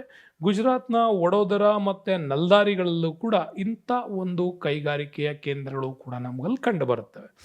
ಇನ್ನೊಂದು CPET ಅಂತ ಕರಿತೀವಿ, ಅಂದರೆ central institute of plastic engineering technology ಅಂತ ಕರಿತೀವಿ. ನೆನ್ಪಿಟ್ಕೊಳ್ಳಿ, central institute of plastic engineering technology. ನಮ್ಮಲ್ಲಿ ಕೃತಕ ನಾರು ತಯಾರಿಕೆ, ಪಾಲಿಮರ್ಸ್ಗಳ ತಯಾರಿಕೆ ಮತ್ತು ಎಲಾಸ್ಟಮರ್ಸ್ಗಳ ತಯಾರಿಕೆ ಮತ್ತು ಸರ್ಫ್ಕಂಟ್ಗಳ ತಯಾರಿಕೆ, ಇಂಟರ್ಮೀಡಿಯೇಟ್ಗಳ ಮಧ್ಯದಲ್ಲಿ ವರ್ತಿಸುವಂಥ ವಾಹಕಗಳ ತಯಾರಿಕೆಗಳಲ್ಲಿ ಅನೇಕ ಪೆಟ್ರೋ ರಾಸಾಯನಿಕಗಳ ಉತ್ಪಾದನೆ ಕುರಿತಂತೂ ಆಳವಾದ ತರಬೇತಿಯನ್ನು ನೀಡೋದಕ್ಕೋಗಿನೇ ನಮ್ಮಲ್ಲಿ ಕೇಂದ್ರ ಸರ್ಕಾರ ಈ CPET ಅನ್ನ ಕಂಪನಿಯನ್ನು ಸ್ಥಾಪನೆ ಮಾಡ್ತು, central institute of plastic engineering technology. ಕೃತಕ ನಾರು ವಿಚಾರಕ್ಕೆ ಬರೋಣ. ಅಂದರೆ ಹಲವಾರು ವೈವಿಧ್ಯ ಬಗೆಯ ವಸ್ತ್ರಗಳ ತಯಾರಿಕೆಯಲ್ಲಿ ಈ ಕೃತಕ ನಾರುಗಳು ನಮ್ಮಲ್ಲಿ ಬಳಕೆಯಾಗ್ತವೆ. ವಿಶಿಷ್ಟವಾದಂಥ ಗುಣಗಳು ಹೊಂದಿರ್ತವೆ. ಯಾಕೆಂದರೆ ತುಂಬ ಕಾಠಿಣ್ಯತೆ, ಕಟ್ಟಾಗಲ್ಲ, ಕಾಠಿಣ್ಯತೆ ಇರುತ್ತೆ, ಬಾಳಿಕೆ ಚೆನ್ನಾಗಿ ಬರುತ್ತೆ, ಕಾರ್ಯಪಟುತ್ವ ಚೆನ್ನಾಗಿರುತ್ತೆ, ಸುಲಭವಾದ ಒಗೆತ, ಬಣ್ಣಗಳ ಹೀರಿಕೆ, ನೆರಿಗೆ ಕಟ್ಟುವಂಥದ್ದು ಮತ್ತು ಕುಗ್ಗದಿರೋದು, ಇವೆಲ್ಲ ಲಕ್ಷಣಗಳು ಇರೋದ್ರಿಂದಾಗಿ ಈ ಕೃತಕ ನಾರುಗಳು ತಯಾರಾಗ್ತವೆ. ಇಂತಹ ಬಟ್ಟೆಗಳು ಅದರಲ್ಲೂ ಪಟ್ಟಣ ಮತ್ತು ಗ್ರಾಮೀಣ ಭಾಗದಲ್ಲಿ ಹೆಚ್ಚೆಚ್ಚು ಯೂಸ್ ಆಗ್ತಾ ಇದೆ. ದ್ವಿತೀಯ ಮಹಾಯುದ್ಧದ ನಂತರ ಈ ಕೃತಕ ನಾರಿನ ನೈಲಾನ್ ಬಟ್ಟೆಗಳ ಕೈಗಾರಿಕೆಯು ಕೂಡ ಹೆಚ್ಚೆಚ್ಚಾಗ್ತಾ ಬಂತು. ಈ ಅವಧಿಯಲ್ಲಿ ತೀವ್ರ ಪ್ರಗತಿಗೆ ಪೆಟ್ರೋಲಿಯಂ ಶುದ್ಧೀಕರಣ ಕೇಂದ್ರಗಳನ್ನು ಡೆವಲಪ್ ಮಾಡ್ತಾ ಬಂದ್ವಿ. ಅಲ್ಲಿ ಸಿಗುವ ಉಪ ಉತ್ಪನ್ನಗಳು ಇವುಗಳನ್ನು ತಯಾರು ಮಾಡ್ತಾ ಬಂದ್ವು. ಹಾಗಾಗಿ ನೈಲಾನ್ ಮತ್ತು ಪಾಲಿಸ್ಟರ್ ಎಳೆಗಳಿಂದ ತಯಾರಾಗುವಂತಹ ಚೀಲಗಳು, ಪ್ಯಾಕೇಜಿಂಗ್ ಇಂಡಸ್ಟ್ರೀಸ್ ಬೇಕಾಗಿರ್ತಕ್ಕಂಥ ವಸ್ತುಗಳು ಎಲ್ಲ ಇವರೇ ಮಾಡ್ತಾರೆ. ಹಾಗಾಗಿ ಕೋಟಾ, ಪಿಂಪ್ರಿ, ಮುಂಬೈ, ಮೋದಿನಗರ್, ಪುಣೆ, ಉಜ್ಜಯಿನಿ, ನಾಗ್ಪುರ ಇಲ್ಲಿ ಅತ್ಯಂತ ಹೆಚ್ಚಿನ ಪ್ರಮುಖವಾಗಿರ್ತಕ್ಕಂಥ ಕೈಗಾರಿಕೆಗಳು ಇಲ್ಲಿ ನಮಗೆ ಸಿಗ್ತಾವೆ. ಅದರ ನೆಕ್ಸ್ಟು ಪೆಟ್ರೋಕೆಮಿಕಲ್ಸಲ್ಲಿ ಇಂಪಾರ್ಟೆಂಟು ಪಾಲಿಮರ್ಸ್ಗಳು ಅಂತ. ಪಾಲಿಮರ್ಸ್ ಅಂತಂದ್ರೇನು? ಇದು ಈಥೈಲಿನ್ ಮತ್ತು ಪ್ರೊಫೆಲಿನ್ ಈ ಎರಡು ರಾಸಾಯನಿಕಗಳಿಂದ ತಯಾರಾಗೋದೆ ಈ ಪಾಲಿಮರ್ಸ್. ಇದು ಕೂಡ ತೈಲ ಶುದ್ಧೀಕರಣ ಕೇಂದ್ರಗಳ ಅಕ್ಕಪಕ್ಕದಲ್ಲೇ ನಮಗಿದು ಸಿಗತ್ತೆ. ಬಟ್ ಈ ಪಾಲಿಮರ್ಸ್ಗಳನ್ನು ಪ್ರೊಡಕ್ಷನ್ಸ್ ಚೆನ್ನಾಗಿರೋದ್ರಿಂದಾಗಿ ನಮ್ಮಲ್ಲಿ ಪ್ಲಾಸ್ಟಿಕ್ ಕೈಗಾರಿಕೆಗಳು ಹೆಚ್ಚೆಚ್ಚು ಡೆವಲಪ್ಮೆಂಟ್ ಆಗಿದ್ದಾವೆ. ಹಾಗಾಗಿ ಪಾಲಿಮರ್ಗಳು, ಈಥೈಲಿನ್ ಎಂಬುದು ವ್ಯಾಪಕವಾಗಿ ಬಳಕೆ ಆಗ್ತಾ ಇರೋದ್ರಿಂದಾಗಿ ಇತ್ತೀಚೆಗೆ ಥರ್ಮೋಪ್ಲಾಸ್ಟಿಕ್ಸ್ ಆಗಿಯೂ ಕೂಡ ಇದನ್ನು ಬಳಕೆ ಮಾಡ್ತಾ ಇದ್ದೀವಿ. ಆಧುನಿಕ ಜೀವನದ ಈ ಒಂದು ಓಡಾಟಗಳಲ್ಲಿ, ಬಳಕೆಗಳಲ್ಲಿ ಈ ಪಾಲಿಮರ್ಸ್ನ ಉಪಯೋಗದಿಂದ ತಯಾರಾಗುವಂಥ ವಸ್ತುಗಳು ಮತ್ತು ಥರ್ಮೋಪ್ಲಾಸ್ಟಿಕ್ನಂಥ ಅನೇಕ ವಸ್ತುಗಳು ಇಲ್ಲಿ ಉತ್ಪಾದನೆಯಲ್ಲಿ ದೊಡ್ಡ ಮಟ್ಟದ ಕೆಲಸ ಮಾಡ್ತಾ ಇದ್ದಾವೆ. ಹಾಗಾಗಿ ಪ್ಲಾಸ್ಟಿಕ್ ಸಂಸ್ಕರಣಾ ಕೈಗಾರಿಕೆ ದೇಶದಾದ್ಯಂತ ವೈವಿಧ್ಯಮಯವಾದಂಥ ಗ್ರಾಹಕರ ಬೇಡಿಕೆಗಳನ್ನು ಈಡೇರಿಸುವಂತಹ ಹೈಲಿ ಕ್ವಾಲಿಟಿಯಬಲ್ ವಸ್ತುಗಳನ್ನು ಕೈಗೆಟಕುವ ಬೆಲೆಯಲ್ಲಿ ಇವರು ಕೊಡೋದ್ರಿಂದ 20,000ಕ್ಕೂ ಅಧಿಕ ಘಟಕಗಳು ವೈವಿಧ್ಯಮಯ ಪ್ಲಾಸ್ಟಿಕ್ ಉತ್ಪನ್ನ ತಯಾರಿಕೆಯಲ್ಲಿ ಇವತ್ತು ತೊಡಗಿಸ್ಕೊಂಡಿದ್ದಾವೆ. 75% ಭಾಗವಷ್ಟು ಘಟಕಗಳು ಸಣ್ಣ ಪ್ರಮಾಣದ ಕೈಗಾರಿಕೆಗಳೇ ಆಗಿದ್ದಾವೆ. ಇವು ಒಟ್ಟು ಪಾಲಿಮರ್ ಬಳಕೆಯಲ್ಲಿ 25% ಈ ಕೈಗಾರಿಕೆಗಳೇ ಬಳಸ್ತವೆ. ಇನ್ನೊಂದು ನೊಕಾಯಿಲ್ ಅಂತ ಕರಿತೀವಿ. ನೊಕಾಯಿಲ್ ಅಂತಂದ್ರೇನು? The national organic chemical industrial limited ಅಂತ ಕರಿತೀವಿ. ಇದು ನ್ಯಾಫ್ತಾ ಆಧಾರಿತವಾದಂಥ ರಾಸಾಯನಿಕ ಕೈಗಾರಿಕೆ, ನ್ಯಾಫ್ತಲಿನ್ಗಳ ತಯಾರಿಕೆ ಅಂತ ಕರಿತೀವಿ. ನ್ಯಾಫ್ತಾ ಆಧಾರಿತ ರಾಸಾಯನಿಕ ಇದು ಮುಂಬೈನಲ್ಲಿ ಸ್ಟಾರ್ಟಿಂಗಲ್ಲಿ ಬಂತು. ಅಂದರೆ ಪ್ಲಾಸ್ಟಿಕ್ ವಸ್ತುಗಳನ್ನು ತಯಾರಿಸುವ ಜೊತೆಗೆ ಇನ್ನಿತರ ಮುಖ್ಯ ಘಟಕಗಳಾಗಿ ಮುಂಬೈ, ಬರೌನಿ, ಮೆಟ್ಟೂರು, ಪಿಂಪ್ರಿ, ರಿಷ್ರಾಗಳಲ್ಲಿ ಪ್ಲಾಸ್ಟಿಕ್ ಸಂಸ್ಕರಣಾ ಕೈಗಾರಿಕೆ ದೇಶದ ಗ್ರಾಹಕರ ವಿಸ್ತೃತ ಬೇಡಿಕೆಗೆ ಅಗತ್ಯವಿರುವಂತಹ ಎಲ್ಲ ಗುಣಮಟ್ಟದ ವಸ್ತುಗಳನ್ನು ಕೈಗೆಟುಕುವ ಬೆಲೆಯಲ್ಲಿ the national organic chemical industrial NALCO ಇವತ್ತು ಒದಗಿಸ್ತಾ ಇದೆ. ಇನ್ನು ಪ್ರಪಂಚದಲ್ಲಿ ಭಾರತ ಕಚ್ಚಾ ತೈಲವನ್ನು ಆಮದು ಮಾಡಿಕೊಳ್ಳೋದ್ರಲ್ಲೂ ನಾವು ಅತ್ಯಂತ ದೊಡ್ಡ ರಾಷ್ಟ್ರ. ಆಮದು ಮಾಡಿಕೊಳ್ಳೋದ್ರಲ್ಲಿ ನಾವು ದೊಡ್ಡ ರಾಷ್ಟ್ರ. ಹಾಗಾಗಿ ಈಗ ಪೆಟ್ರೋ ರಾಸಾಯನಿಕಗಳನ್ನು ರಫ್ತು ಮಾಡುವ ರಾಷ್ಟ್ರವಾಗಿ ಈಗ ಸ್ವಲ್ಪ ಚೇಂಜ್ ಆಗ್ತಾ ಇದ್ದೀವಿ. ಭಾರತ ಪೆಟ್ರೋಲಿಯಂ ಶುದ್ಧೀಕರಣ ಕೇಂದ್ರಗಳನ್ನು ಹೆಚ್ಚೆಚ್ಚು ಹೊಂದಿರೋದ್ರಿಂದ ಇಲ್ಲಿ ನಮಗೆ ಈ ರಾ ಮೆಟೀರಿಯಲ್ಸ್ಗಳು ತಯಾರಾಗ್ತಾ ಇದೆ. ಇವುಗಳಿಂದ ದೊರೆಯುವ ಉಪ ಉತ್ಪನ್ನಗಳು ಮತ್ತು ರಾಸಾಯನಿಕಗಳನ್ನು ಹೆಚ್ಚೆಚ್ಚು ನಾವು ರಫ್ತು ಮಾಡ್ತಾ ಇದ್ದೀವಿ.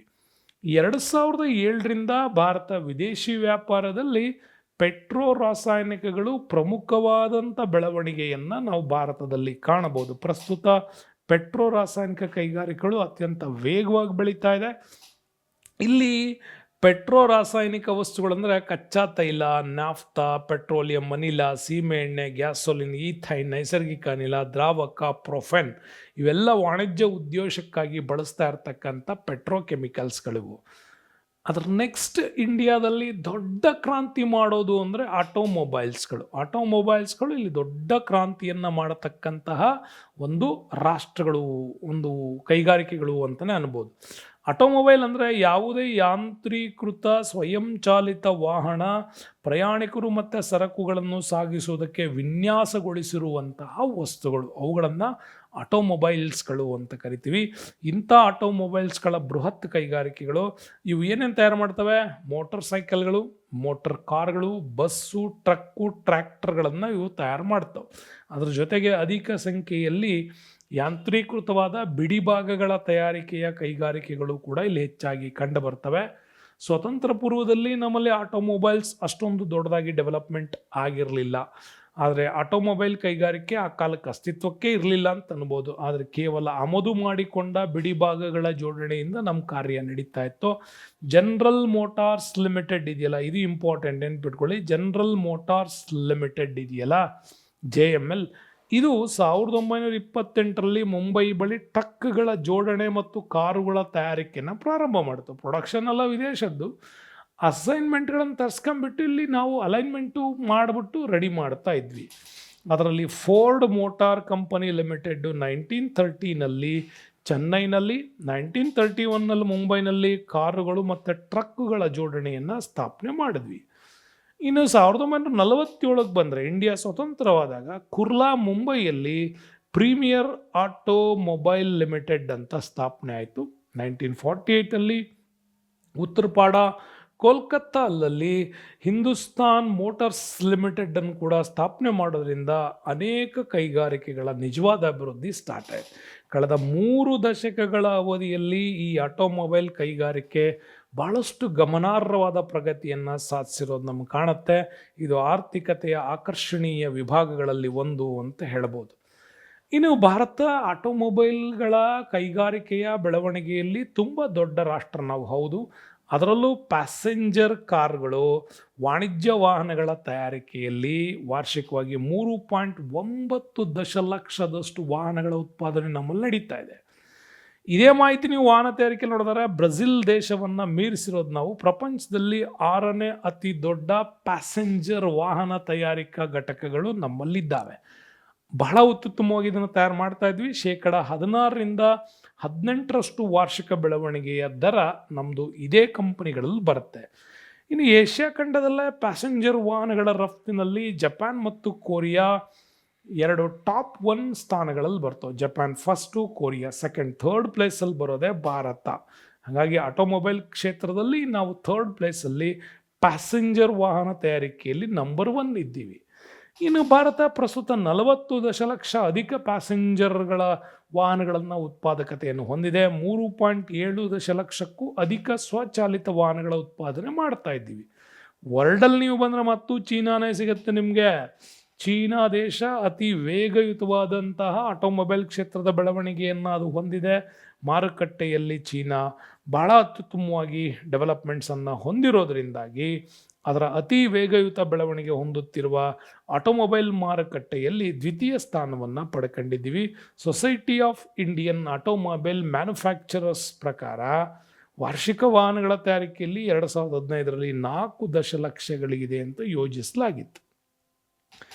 ಇನ್ನು ಮುಂಬೈ, ಚೆನ್ನೈ, ಜಮ್ಶೆಡ್ಪುರ, ಜಬಲ್ಪುರ, ಕೋಲ್ಕತ್ತಾ ಆಟೋಮೊಬೈಲ್ನ ಕ್ಷೇತ್ರಗಳ ಪ್ರಮುಖ ಕೇಂದ್ರಗಳು ಅಂತ ಕರಿಬೋದು.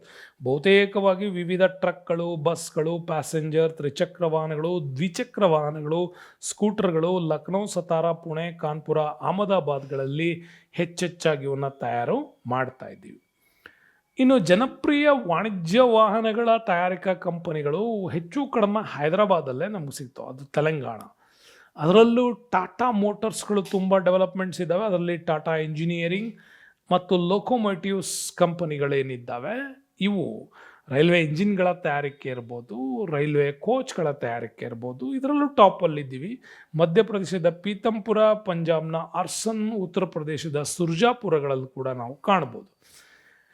ಇನ್ನು ಮುಂಬೈನ ಪ್ರೀಮಿಯಂ ಆಟೋಮೊಬೈಲ್ ಮತ್ತು ಮಹೀಂದ್ರಾ ಅಂಡ್ ಮಹೀಂದ್ರಾ, ಚೆನ್ನೈನಲ್ಲಿರೋ ಅಶೋಕ ಲೈಲ್ಯಾಂಡ್ ಲಿಮಿಟೆಡ್ಡು ಮತ್ತು Sanders motors products of India limited, ಕೋಲ್ಕತ್ತಾದಲ್ಲಿ ಹಿಂದೂಸ್ತಾನ್ ಮೋಟರ್ಸ್ ಲಿಮಿಟೆಡ್ಡು, ಬೆಂಗಳೂರಿನಲ್ಲಿ ಟೊಯೋಟಾ ಮತ್ತು ಪುಣೆಯಲ್ಲಿರೋ ಬಜಾಜ್ ಟೆಂಪೋ ಲಿಮಿಟೆಡ್ಸ್ ಇವೆಲ್ಲ ಭಾರತದಲ್ಲಿರ್ತಕ್ಕಂಥ ಅತ್ಯಂತ ಪ್ರಮುಖವಾದಂತಹ ಒಂದು ಕೈಗಾರಿಕೆಗಳು.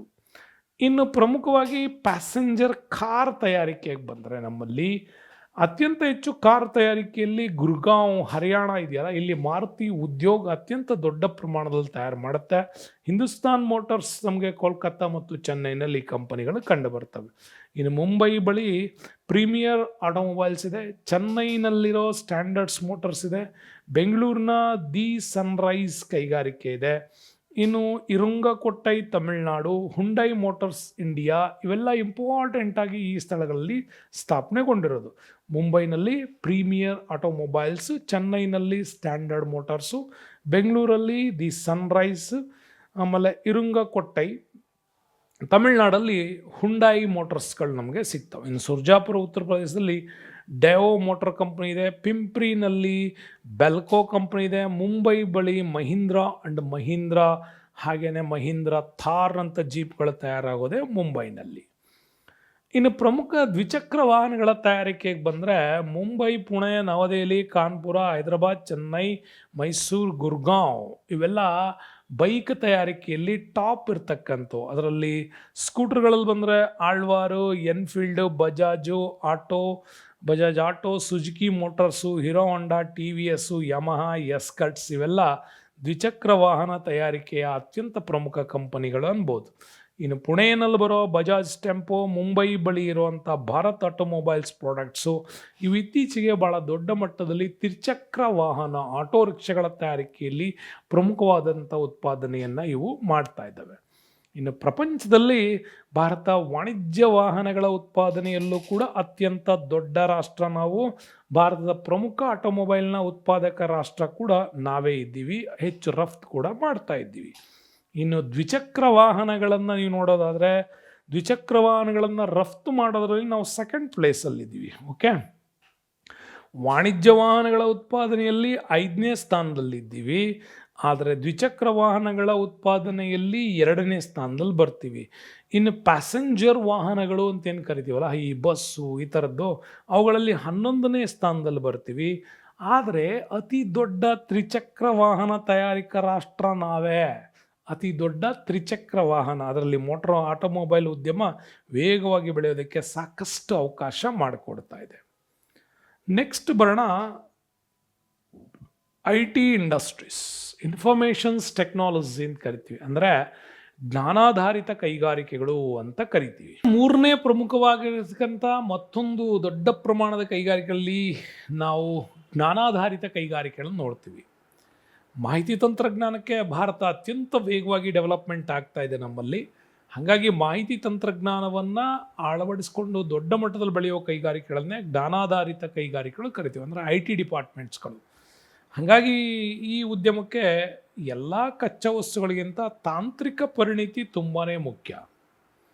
ತಾಂತ್ರಿಕ ಪರಿಣಿತಿ ತುಂಬಾ ಬೇಕು, ಟೆಕ್ನಾಲಜಿಕಲ್ ಒಂದು ಟೆಂಪರ್ಮೆಂಟ್ ತುಂಬ ಬೇಕು. ಹಾಗಾಗಿ ಸಾಫ್ಟ್ವೇರ್ ಮತ್ತು ಹಾರ್ಡ್ವೇರ್ಗಳ 2 ಮುಖ್ಯ ಭಾಗಗಳು ಇಲ್ಲಿ ತಯಾರಾಗ್ತವೆ.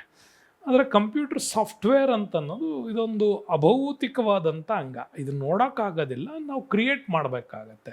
ಹಾಗಾಗಿ ಕಂಪ್ಯೂಟ್ರಲ್ಲಿ ಅಳವಡಿಸಿರುವಂಥ ಪ್ರೋಗ್ರಾಮ್ ಮತ್ತು ನಾವು ಕೊಡೋವಂಥ ಡೈರೆಕ್ಷನ್ಸ್, ಆಜ್ಞೆಗಳ ಸಂಗ್ರಹಣೆ ಅಂತ ಕರಿಬೋದು. ಇದು ಒಂದು ಎಲೆಕ್ಟ್ರಾನಿಕ್ ಉದ್ಯಮದ ಭಾಗ. 1994-95 ಭಾರತ ಸಾಫ್ಟ್ವೇರ್ ಉದ್ಯಮ ಭಾರತದಲ್ಲಿ ಸ್ಟಾರ್ಟ್ ಆಯಿತು. ಅಲ್ಲಿಂದ ಸಾಫ್ಟ್ವೇರ್ ಉದ್ಯಮ ಒಂದು ರಫ್ತಿನ ಆದಾಯ ಗಳಿಸುವಂಥ ವಿಭಾಗವಾಗಿ ಡೆವಲಪ್ಮೆಂಟ್ ಆಗೋದಕ್ಕೆ ಇಂಡಿಯನ್ ಸೆಂಟ್ರಲ್ ಗೌರ್ಮೆಂಟು ಮತ್ತು ಸ್ಟೇಟ್ ಗೌರ್ಮೆಂಟ್ಗಳು ಇಲ್ಲಿ ತುಂಬ ಬೆಂಬಲವನ್ನು ಹಾಕಿದ್ವು. ಭಾರತದಲ್ಲಿ STPಗಳನ್ನು ಮೊದಲು ಸ್ಥಾಪನೆ ಮಾಡಿದ್ವಿ. ಸಾಫ್ಟ್ವೇರ್ ಟೆಕ್ನಾಲಜಿಕಲ್ ಪಾರ್ಕ್ ಅಂತ ಕರಿತೀವಿ. ನಮ್ಮಲ್ಲಿ SM ಕೃಷ್ಣ ಅವರು ಕರ್ನಾಟಕದ ಮುಖ್ಯಮಂತ್ರಿ ಆಗಿದ್ದರು. ಆವಾಗ STPಗಳ ಸ್ಥಾಪನೆಗೆ ಬೆಂಗಳೂರು ಅಷ್ಟೇ ಅಲ್ಲ, ಹುಬ್ಳಿ ಧಾರವಾಡಗಳನ್ನು ಕೂಡ ಆಯ್ಕೆ ಮಾಡ್ಕೊಂಡಿದ್ರು. ಹಾಗಾಗಿ ಬೆಂಗಳೂರನ್ನು ದೊಡ್ಡ ಮಟ್ಟದಲ್ಲಿ ಡೆವಲಪ್ಮೆಂಟ್ ಮಾಡಬೇಕು ಅನ್ನೋದು ಕೂಡ ಅವ್ರ ಕನಸಾಗಿತ್ತು. ಹಾಗಾಗಿ ಇಂಥ ಹಲವು ಭಾಗಗಳಲ್ಲೂ ಕೂಡ STPಗಳನ್ನು ಸ್ಥಾಪನೆ ಮಾಡೋದ್ರ ಮುಖಾಂತರವಾಗಿ ದಕ್ಷಿಣ ಭಾರತ ರಾಜ್ಯಗಳಲ್ಲೇ ಈ ಕೈಗಾರಿಕೆಗಳು ಹೆಚ್ಚೆಚ್ಚು ಕೇಂದ್ರೀಕೃತವಾದವು.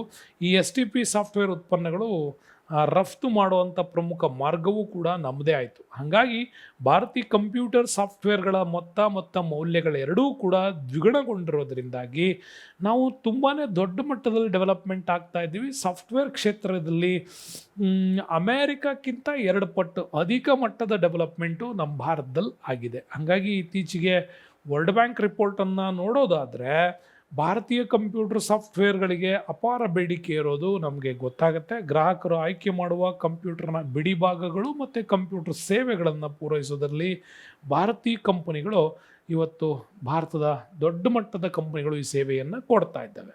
ಇನ್ನು ವಿನ್ಯಾಸ ಮತ್ತು ನಿರ್ವಹಣಾ ಮಾಹಿತಿ ವಿಚಾರಕ್ಕೆ ಮತ್ತು ನಿರ್ಧರಿತ ವ್ಯವಸ್ಥೆಗಳ ಅನುಷ್ಠಾನಕ್ಕೆ, ಬ್ಯಾಂಕಿಂಗ್, ವಿಮೆ ಮತ್ತು ಇತರ ಲೇವಾದೇವಿಯಾದಂಥ ಯೋಜನೆಗಳಿಗೆ ಕೃತಕ ಶೀಘ್ರ ಗ್ರಹಣ ಶಕ್ತಿ ಅಂದರೆ ಕಂಪ್ಯೂಟರ್ನ ಮೆಮೊರಿ ಪವರ್ನ ಜಾಸ್ತಿ ಮಾಡ್ತಕ್ಕಂತಹ, ಮಾನವ ಬುದ್ಧಿಶಕ್ತಿ ಅಗತ್ಯ ಇರೋ ಎಲ್ಲ ಕಾರ್ಯಗಳನ್ನು ಮಾಡುವಂಥ ರೊಬೋಟಿಕ್ ಟೆಕ್ನಾಲಜೀಸ್ಗಳವರೆಗೂ ಕೂಡ ಮತ್ತು 5th ಜನರೇಷನ್ಸ್ನ ಕಂಪ್ಯೂಟರ್ಗಳ ಜಾಲವನ್ನು ಡೆವಲಪ್ಮೆಂಟ್ ಮಾಡೋದರಲ್ಲಿ ಭಾರತೀಯ ಸಾಫ್ಟ್ವೇರ್ ಉದ್ಯಮ ಅತ್ಯಂತ ತಜ್ಞ ಪರಿಣಿತರನ್ನು ಅಭಿವೃದ್ಧಿಗೊಳಿಸ್ತಾ ಇದೆ. ಆ ಮಟ್ಟದಲ್ಲಿ ಭಾರತ ಕೂಡ ಇದನ್ನು ಡೆವಲಪ್ಮೆಂಟ್ ಮಾಡ್ತಾ ಇದೆ. ಅದರಲ್ಲೂ ಕರ್ನಾಟಕ, ಮಹಾರಾಷ್ಟ್ರ, ತಮಿಳುನಾಡು ಮತ್ತು ಆಂಧ್ರ ಪ್ರದೇಶ್ ಈ ಉದ್ಯಮದಲ್ಲೇ ಹೆಚ್ಚು ಕಾನ್ಸಂಟ್ರೇಟ್ ಮಾಡಿದ್ದೀವಿ.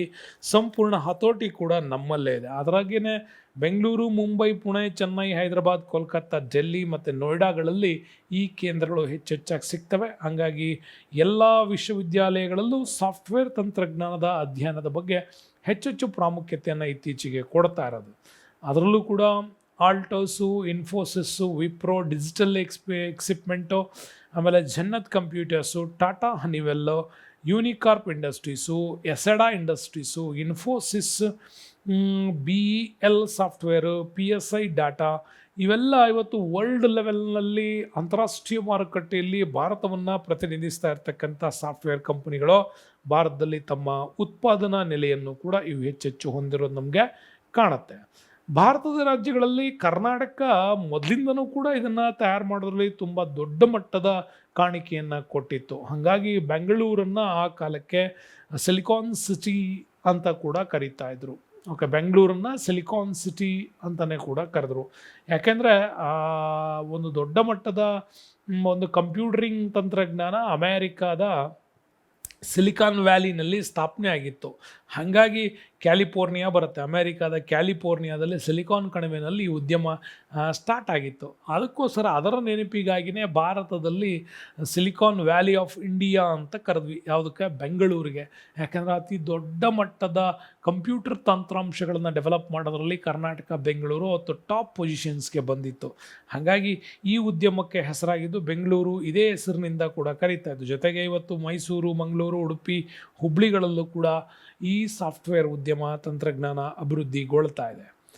ಬಟ್ ಭಾರತ ರಫ್ತಿನ ವಿಚಾರದಲ್ಲಿ ಬಂದರೆ ಸಾಫ್ಟ್ವೇರ್ ಅತ್ಯಂತ ಪ್ರಮುಖವಾಗಿರ್ತಕ್ಕಂಥದ್ದು. ಅದರಲ್ಲಿ ಅನೇಕ ಸಾಫ್ಟ್ವೇರ್ ಟೆಕ್ನಾಲಜಿ ಪಾರ್ಕ್ಸ್ಗಳನ್ನು ನಮ್ಮಲ್ಲಿ ಮಾಡಿರೋದ್ರಿಂದ 1995 ಇದನ್ನು ಸ್ಥಾಪನೆ ಮಾಡಿರೋದ್ರಿಂದಾಗಿ ನಮ್ಮಲ್ಲಿ ಸಾಫ್ಟ್ವೇರ್ ಸಂಬಂಧಿಸಿದ ರಫ್ತು ವಿಭಾಗ, ಜೊತೆಗೆ ಕಂಪ್ಯೂಟರ್ ಸಾಫ್ಟ್ವೇರ್, ಮಾಹಿತಿ ತಂತ್ರಜ್ಞಾನ ಸೇವೆಗಳು, ಅಮೇರಿಕ ಭಾರತದಿಂದ ಸಾಫ್ಟ್ವೇರ್ ಸೇವೆಗಳನ್ನು ಪಡಿತಕ್ಕಂಥ ಅತ್ಯಂತ ದೊಡ್ಡ ಗ್ರಾಹಕ ರಾಷ್ಟ್ರ ನಮ್ಮದು. ಹಾಗಾಗಿ ಅಮೇರಿಕಕ್ಕೆ ಅತಿ ಹೆಚ್ಚಿನ ಮಟ್ಟದ ಸಾಫ್ಟ್ವೇರ್ ಮಾರುಕಟ್ಟೆ ಭಾರತವನ್ನೇ ಅವಲಂಬಿಸಿರೋದು. ಹಂಗಾಗಿ ಟಾಟಾ ಸಂಪರ್ಕ ಜಾಲವನ್ನು, ಡಾಟಾ ಸಂಪರ್ಕದಲ್ಲಿ ಹೆಚ್ಚು ದೊಡ್ಡ ಜಾಲವನ್ನು ಕ್ರಿಯೇಟ್ ಮಾಡ್ತೀವಿ. ಕಂಪ್ಯೂಟರ್ ಸಾಫ್ಟ್ವೇರ್ ರಫ್ತು, ಭೌತಿಕ ವಿಭಾಗದಲ್ಲಿ ಸೇವೆಗಳನ್ನು ಕೊಡ್ತಾ ಇದ್ದೀವಿ. ಇಷ್ಟೆಲ್ಲ ಏನೇ ಹೇಳ್ಬೋದು, ಆದರೆ ಭಾರತ ತನ್ನದೇ ಆಗಿರ್ತಕ್ಕಂಥ GPS ಸೌಲಭ್ಯವನ್ನು ಇನ್ನೂ ಡೆವಲಪ್ ಮಾಡಿಲ್ಲ. ಬಟ್ ಈ GPS ಬೇಕಾಗಿರ್ತಕ್ಕಂಥ ತಂತ್ರಾಂಶಗಳೆಲ್ಲ ಭಾರತದಲ್ಲಿ ರೆಡಿ ಆಗುತ್ತೆ. ಆದರೆ ಅಮೇರಿಕ ಅದರ ಸ್ವಾಧೀನತೆ ಪಡ್ಕೊಂಡಿರೋದು. ಎಲಾನ್ ಮಸ್ಕ್ನಂಥವರೆಲ್ಲ ಭಾರತದ ಸಹಾಯ ಪಡ್ಕೊಂಡೇ ಬೆಳೆಯೋದು. ಆದರೆ ಎಲ್ಲರನ್ನ ಒಟ್ಟುಗೂಡಿಸಿ ಬೆಳೆಯುವಂಥ ಸಾಮರ್ಥ್ಯ ಭಾರತ ಇನ್ನೂ ದೊಡ್ಡ ಮಟ್ಟದಲ್ಲಿ ಇದನ್ನು ಮಾಡ್ಕೊಳ್ಬೇಕು. ನೆಕ್ಸ್ಟ್ ಬರೋಣ, ಗ್ಲೋಬಲೈಸೇಷನ್ಸ್ ಅರ್ಥ, ಜಾಗತೀಕರಣದ ವಿಚಾರಗಳನ್ನು ಮಾಡ್ತೀವಿ. ಏನು ಗ್ಲೋಬಲೈಸೇಷನ್, ಜಾಗತೀಕರಣ? ಪ್ರಪಂಚದ ಆರ್ಥಿಕತೆಯನ್ನು ನಿರಾತಂಕ ವ್ಯಾಪಾರ ಮತ್ತು ಹಣಕಾಸಿನ ಹರಿವು, ಇವುಗಳೊಂದಿಗೆ ತಂತ್ರಜ್ಞಾನದ ಅರಿವುಗಳನ್ನು ಪರಸ್ಪರ ವಿನಿಮಯ ಮಾಡುವುದರ ಮೂಲಕ ಎಲ್ಲರನ್ನ ಒಂದೇ ವೇದಿಕೆಯಲ್ಲಿ ತರೋದು, ಒಂದೇ ಗೂಡಿಸೋದು. ಇದನ್ನು ಗ್ಲೋಬಲೈಸೇಷನ್ಸ್ ಅಂತ ಕರಿತೀವಿ.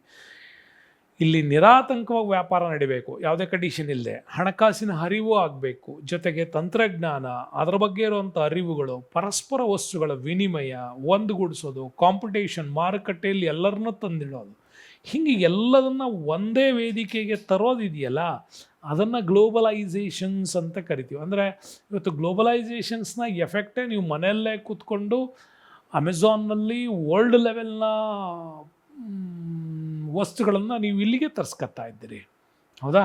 ಚೀನಾ ಪ್ರಾಡಕ್ಟ್ಸ್ ಇರ್ಬೋದು, ಅಮೇರಿಕನ್ ಪ್ರಾಡಕ್ಟ್ಸ್ ಇರ್ಬೋದು, ಯಾವುದೇ ಪ್ರಾಡಕ್ಟ್ಸ್ ಇರ್ಬೋದು, ಕೂತಲ್ಲೇ ಇವತ್ತು ಆರ್ಡ್ರ್ ಮಾಡೋ ಲೆವೆಲಿಗೆ ಬಂದಿದ್ದೀರಾ ಅಂದರೆ ದಟ್ ಈಸ್ ಗ್ಲೋಬಲೈಸೇಷನ್ಸ್ ಎಫೆಕ್ಟ್ಸ್. ಅದು ಹಾಗಾಗಿ ಜಾಗತೀಕರಣ ಭಾರತದ ಕೈಗಾರಿಕೆಗಳ ವಿವಿಧ ಕ್ಷೇತ್ರಗಳಲ್ಲಿ ಉಕ್ಕು, ಔಷಧ ಉತ್ಪನ್ನಗಳು, ಪೆಟ್ರೋಲಿಯಂ, ರಾಸಾಯನಿಕಗಳು, ಜವಳಿ, ಸಿಮೆಂಟ್ ಮತ್ತು BPO ಅಂತ ಕರಿತೀವಿ, ಬಿಸ್ನೆಸ್ ಪ್ರೋಸೆಸ್ ಔಟ್ಸೋರ್ಸಿಂಗ್ ಅಂತ.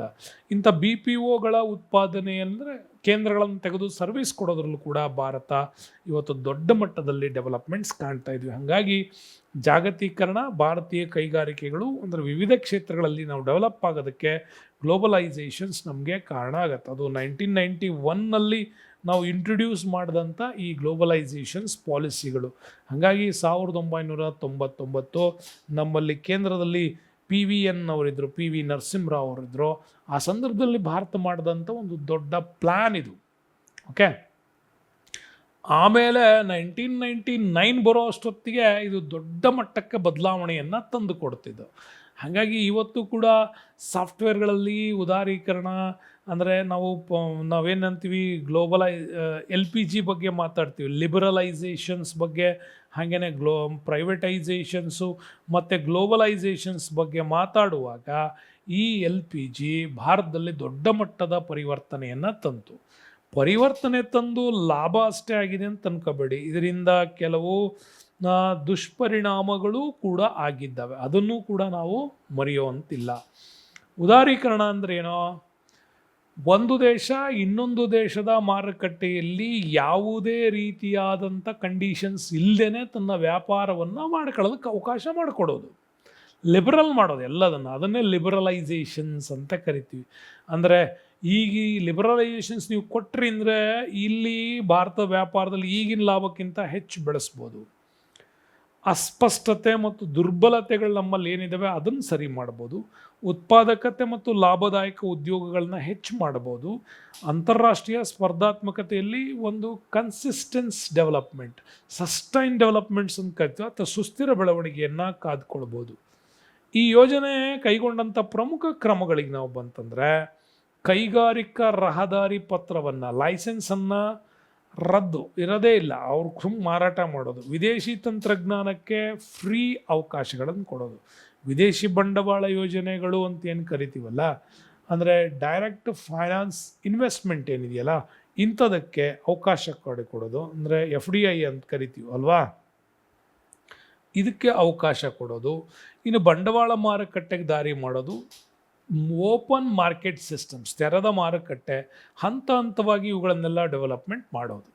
ಹಾಗಾದರೆ ಜಾಗತೀಕರಣದ ವಿಧಗಳಿಗೆ ಬಂದರೆ 3 ವಿಧಗಳಿದೆ. ಒಂದು ಆರ್ಥಿಕ ಜಾಗತೀಕರಣ ಅಂತ ಕರಿತೀವಿ. ಇಲ್ಲಿ ಉತ್ಪಾದನೆ, ವಿನಿಮಯ, ಹಂಚಿಕೆ, ಸರಕು ಸೇವೆಗಳನ್ನು ಕುರಿತು ಸಿದ್ಧತೆ ಒಳಗೊಂಡಿರುತ್ತೆ, ಅದು ಆರ್ಥಿಕ. ಇನ್ನು ರಾಜಕೀಯ ಜಾಗತೀಕರಣ ಅಂದರೆ ಅಂತಾರಾಜ್ಯಗಳ ರಾಜಕೀಯ ಆರ್ಥಿಕ ಗುಂಪುಗಳ ನಡುವೆ ಒಂದು ರೀತಿಯಾಗಿರ್ತಕ್ಕಂಥ ಸ್ಥಳೀಯ ವಿಷಯಗಳನ್ನು ಜಾಗತಿಕ ಪರಿಮಿತಿ ಒಳಗೆ ಇತ್ಯರ್ಥಗೊಳಿಸೋದಕ್ಕೆ ಅವಕಾಶ ಮಾಡಿಕೊಡೋದು, ಅಂದರೆ ಕೇಂದ್ರೀಕೃತ ವ್ಯವಸ್ಥೆ ಮತ್ತು ಶಕ್ತಿಯ ಮೂಲಕ ಅಳವಡಿಸ್ಕೊಂಡು ಆ ಸಂಜ್ಞೆಗಳ ಮೂಲಕ ಇವುಗಳನ್ನು ಡೆವಲಪ್ಮೆಂಟ್ಸ್ ಮಾಡೋದು. ಅಂದರೆ ಏನು ರಾಜಕೀಯ ಜಾಗತೀಕರಣ ಅಂದರೆ, ಸೆಂಟ್ರಲ್ ಗೌರ್ನಮೆಂಟು ನಿಮಗೆ ಒಪ್ಕೊಂಡು ಬಂತು ಅಂತಂದರೆ ಅದು ನಿಮ್ಮ ಬೆಂಗಳೂರಲ್ಲಿ ಸ್ಥಾಪನೆ ಮಾಡ್ತೀರಿ ಅಂದರೆ ಇಲ್ಲಿ ಸ್ಟೇಟ್ ಗೌರ್ಮೆಂಟ್ ಅಧೀನ ಬರುತ್ತೆ. ಇವು ಎರಡರ ನಡುವೆ ಇಲ್ಲಿ ಒಂದು ರಹದಾರಿಯನ್ನು ಮಾಡಿಕೊಡೋದು. ಹಾಗೆ ಮಾಡಿಕೊಡೋದ್ರಿಂದ ಡೆವಲಪ್ಮೆಂಟ್ ಮಾಡೋದೇನಿದೆಯಲ್ಲ ಇದನ್ನು ನಾವು ಅಂತ ಕರಿತೀವಿ. ಓಕೆ, ಕರ್ನಾಟಕ ಎಕನಾಮಿಕ್ ಫೋರಮ್ ಅಂತ ಮಾಡಿದ್ರು ಮೊನ್ನೆ. ಇದು ಕಾರಣ ಏನಂದರೆ ವರ್ಲ್ಡ್ ಲೆವೆಲ್ನ ಆರ್ಥಿಕತೆಯಲ್ಲಿ ಅನೇಕ ಕಂಪನಿಗಳನ್ನು ಕರ್ನಾಟಕದಲ್ಲಿ ಡೆವಲಪ್ಮೆಂಟ್ ಮಾಡುವಂಥ ಒಂದು ಸ್ಕೀಮ್ ಇದು. ಆ ಥರದ ಅದಕ್ಕೆ ಬೇಕು ಯಾವುದು ರಾಜಕೀಯ ಜಾಗತೀಕರಣ ತುಂಬಾ ಇಂಪಾರ್ಟೆಂಟು. ಇನ್ನು ಸಾಂಸ್ಕೃತಿಕ ಜಾಗತೀಕರಣ ಅಂದರೆ ಇದು ಉತ್ಪಾದನೆ ವಿನಿಮಯ ಘಟನೆಗಳು, ಅಂದರೆ ಅದರ ಅರ್ಥ, ನಂಬಿಕೆ, ಆಯ್ಕೆ, ಅಭಿರುಚಿ, ಮೌಲ್ಯಗಳು, ಅದನ್ನು ಪ್ರತಿನಿಧಿಸುವಂತಹ ಮೋಟಿವ್, ಸಂಜ್ಞೆಗಳು ಇತ್ಯಾದಿಗಳನ್ನು ಒಳಗೊಂಡಿರತಕ್ಕಂಥದ್ದು ಸಾಂಸ್ಕೃತಿಕ ಜಾಗತೀಕರಣ. ಇಲ್ಲಿ ಪ್ರಮುಖವಾಗಿ ಜಾಗತಿಕ ಮತ್ತು ಸ್ಥಳೀಯ ಶಕ್ತಿಗಳು ಇವುಗಳ ನಡುವೆ ಪೂರಕವಾದಂಥ ಸಂಬಂಧವನ್ನು ಮಾಡೋದು. ಪಟ್ಟಣಗಳಲ್ಲಿನ ಬದಲಾವಣೆ, ನಗರ ಪರಿವರ್ತನೆ, ಸ್ಥಳೀಯ ಮಟ್ಟದಲ್ಲಿ ಉಂಟಾಗ್ತಕ್ಕಂಥ ಸಾಂದರ್ಭಿಕ ಜಾಗತೀಕರಣವನ್ನು ಇಲ್ಲಿ ಇವು ಡೆವಲಪ್ಮೆಂಟ್ಸ್ ಮಾಡ್ತವೆ. ಇನ್ನು ಫಾರಿನ್ ಡೈರೆಕ್ಟ್ ಇನ್ವೆಸ್ಟ್ಮೆಂಟ್ ಅಂತ ಕರಿತೀವಿ, FDI. ಈಗ ಅದನ್ನೇ ಮಾತಾಡಿದ್ದು ನಾವು, ವಿದೇಶಿ ನೇರ ಬಂಡವಾಳ ಹೂಡಿಕೆ ಅಂತ.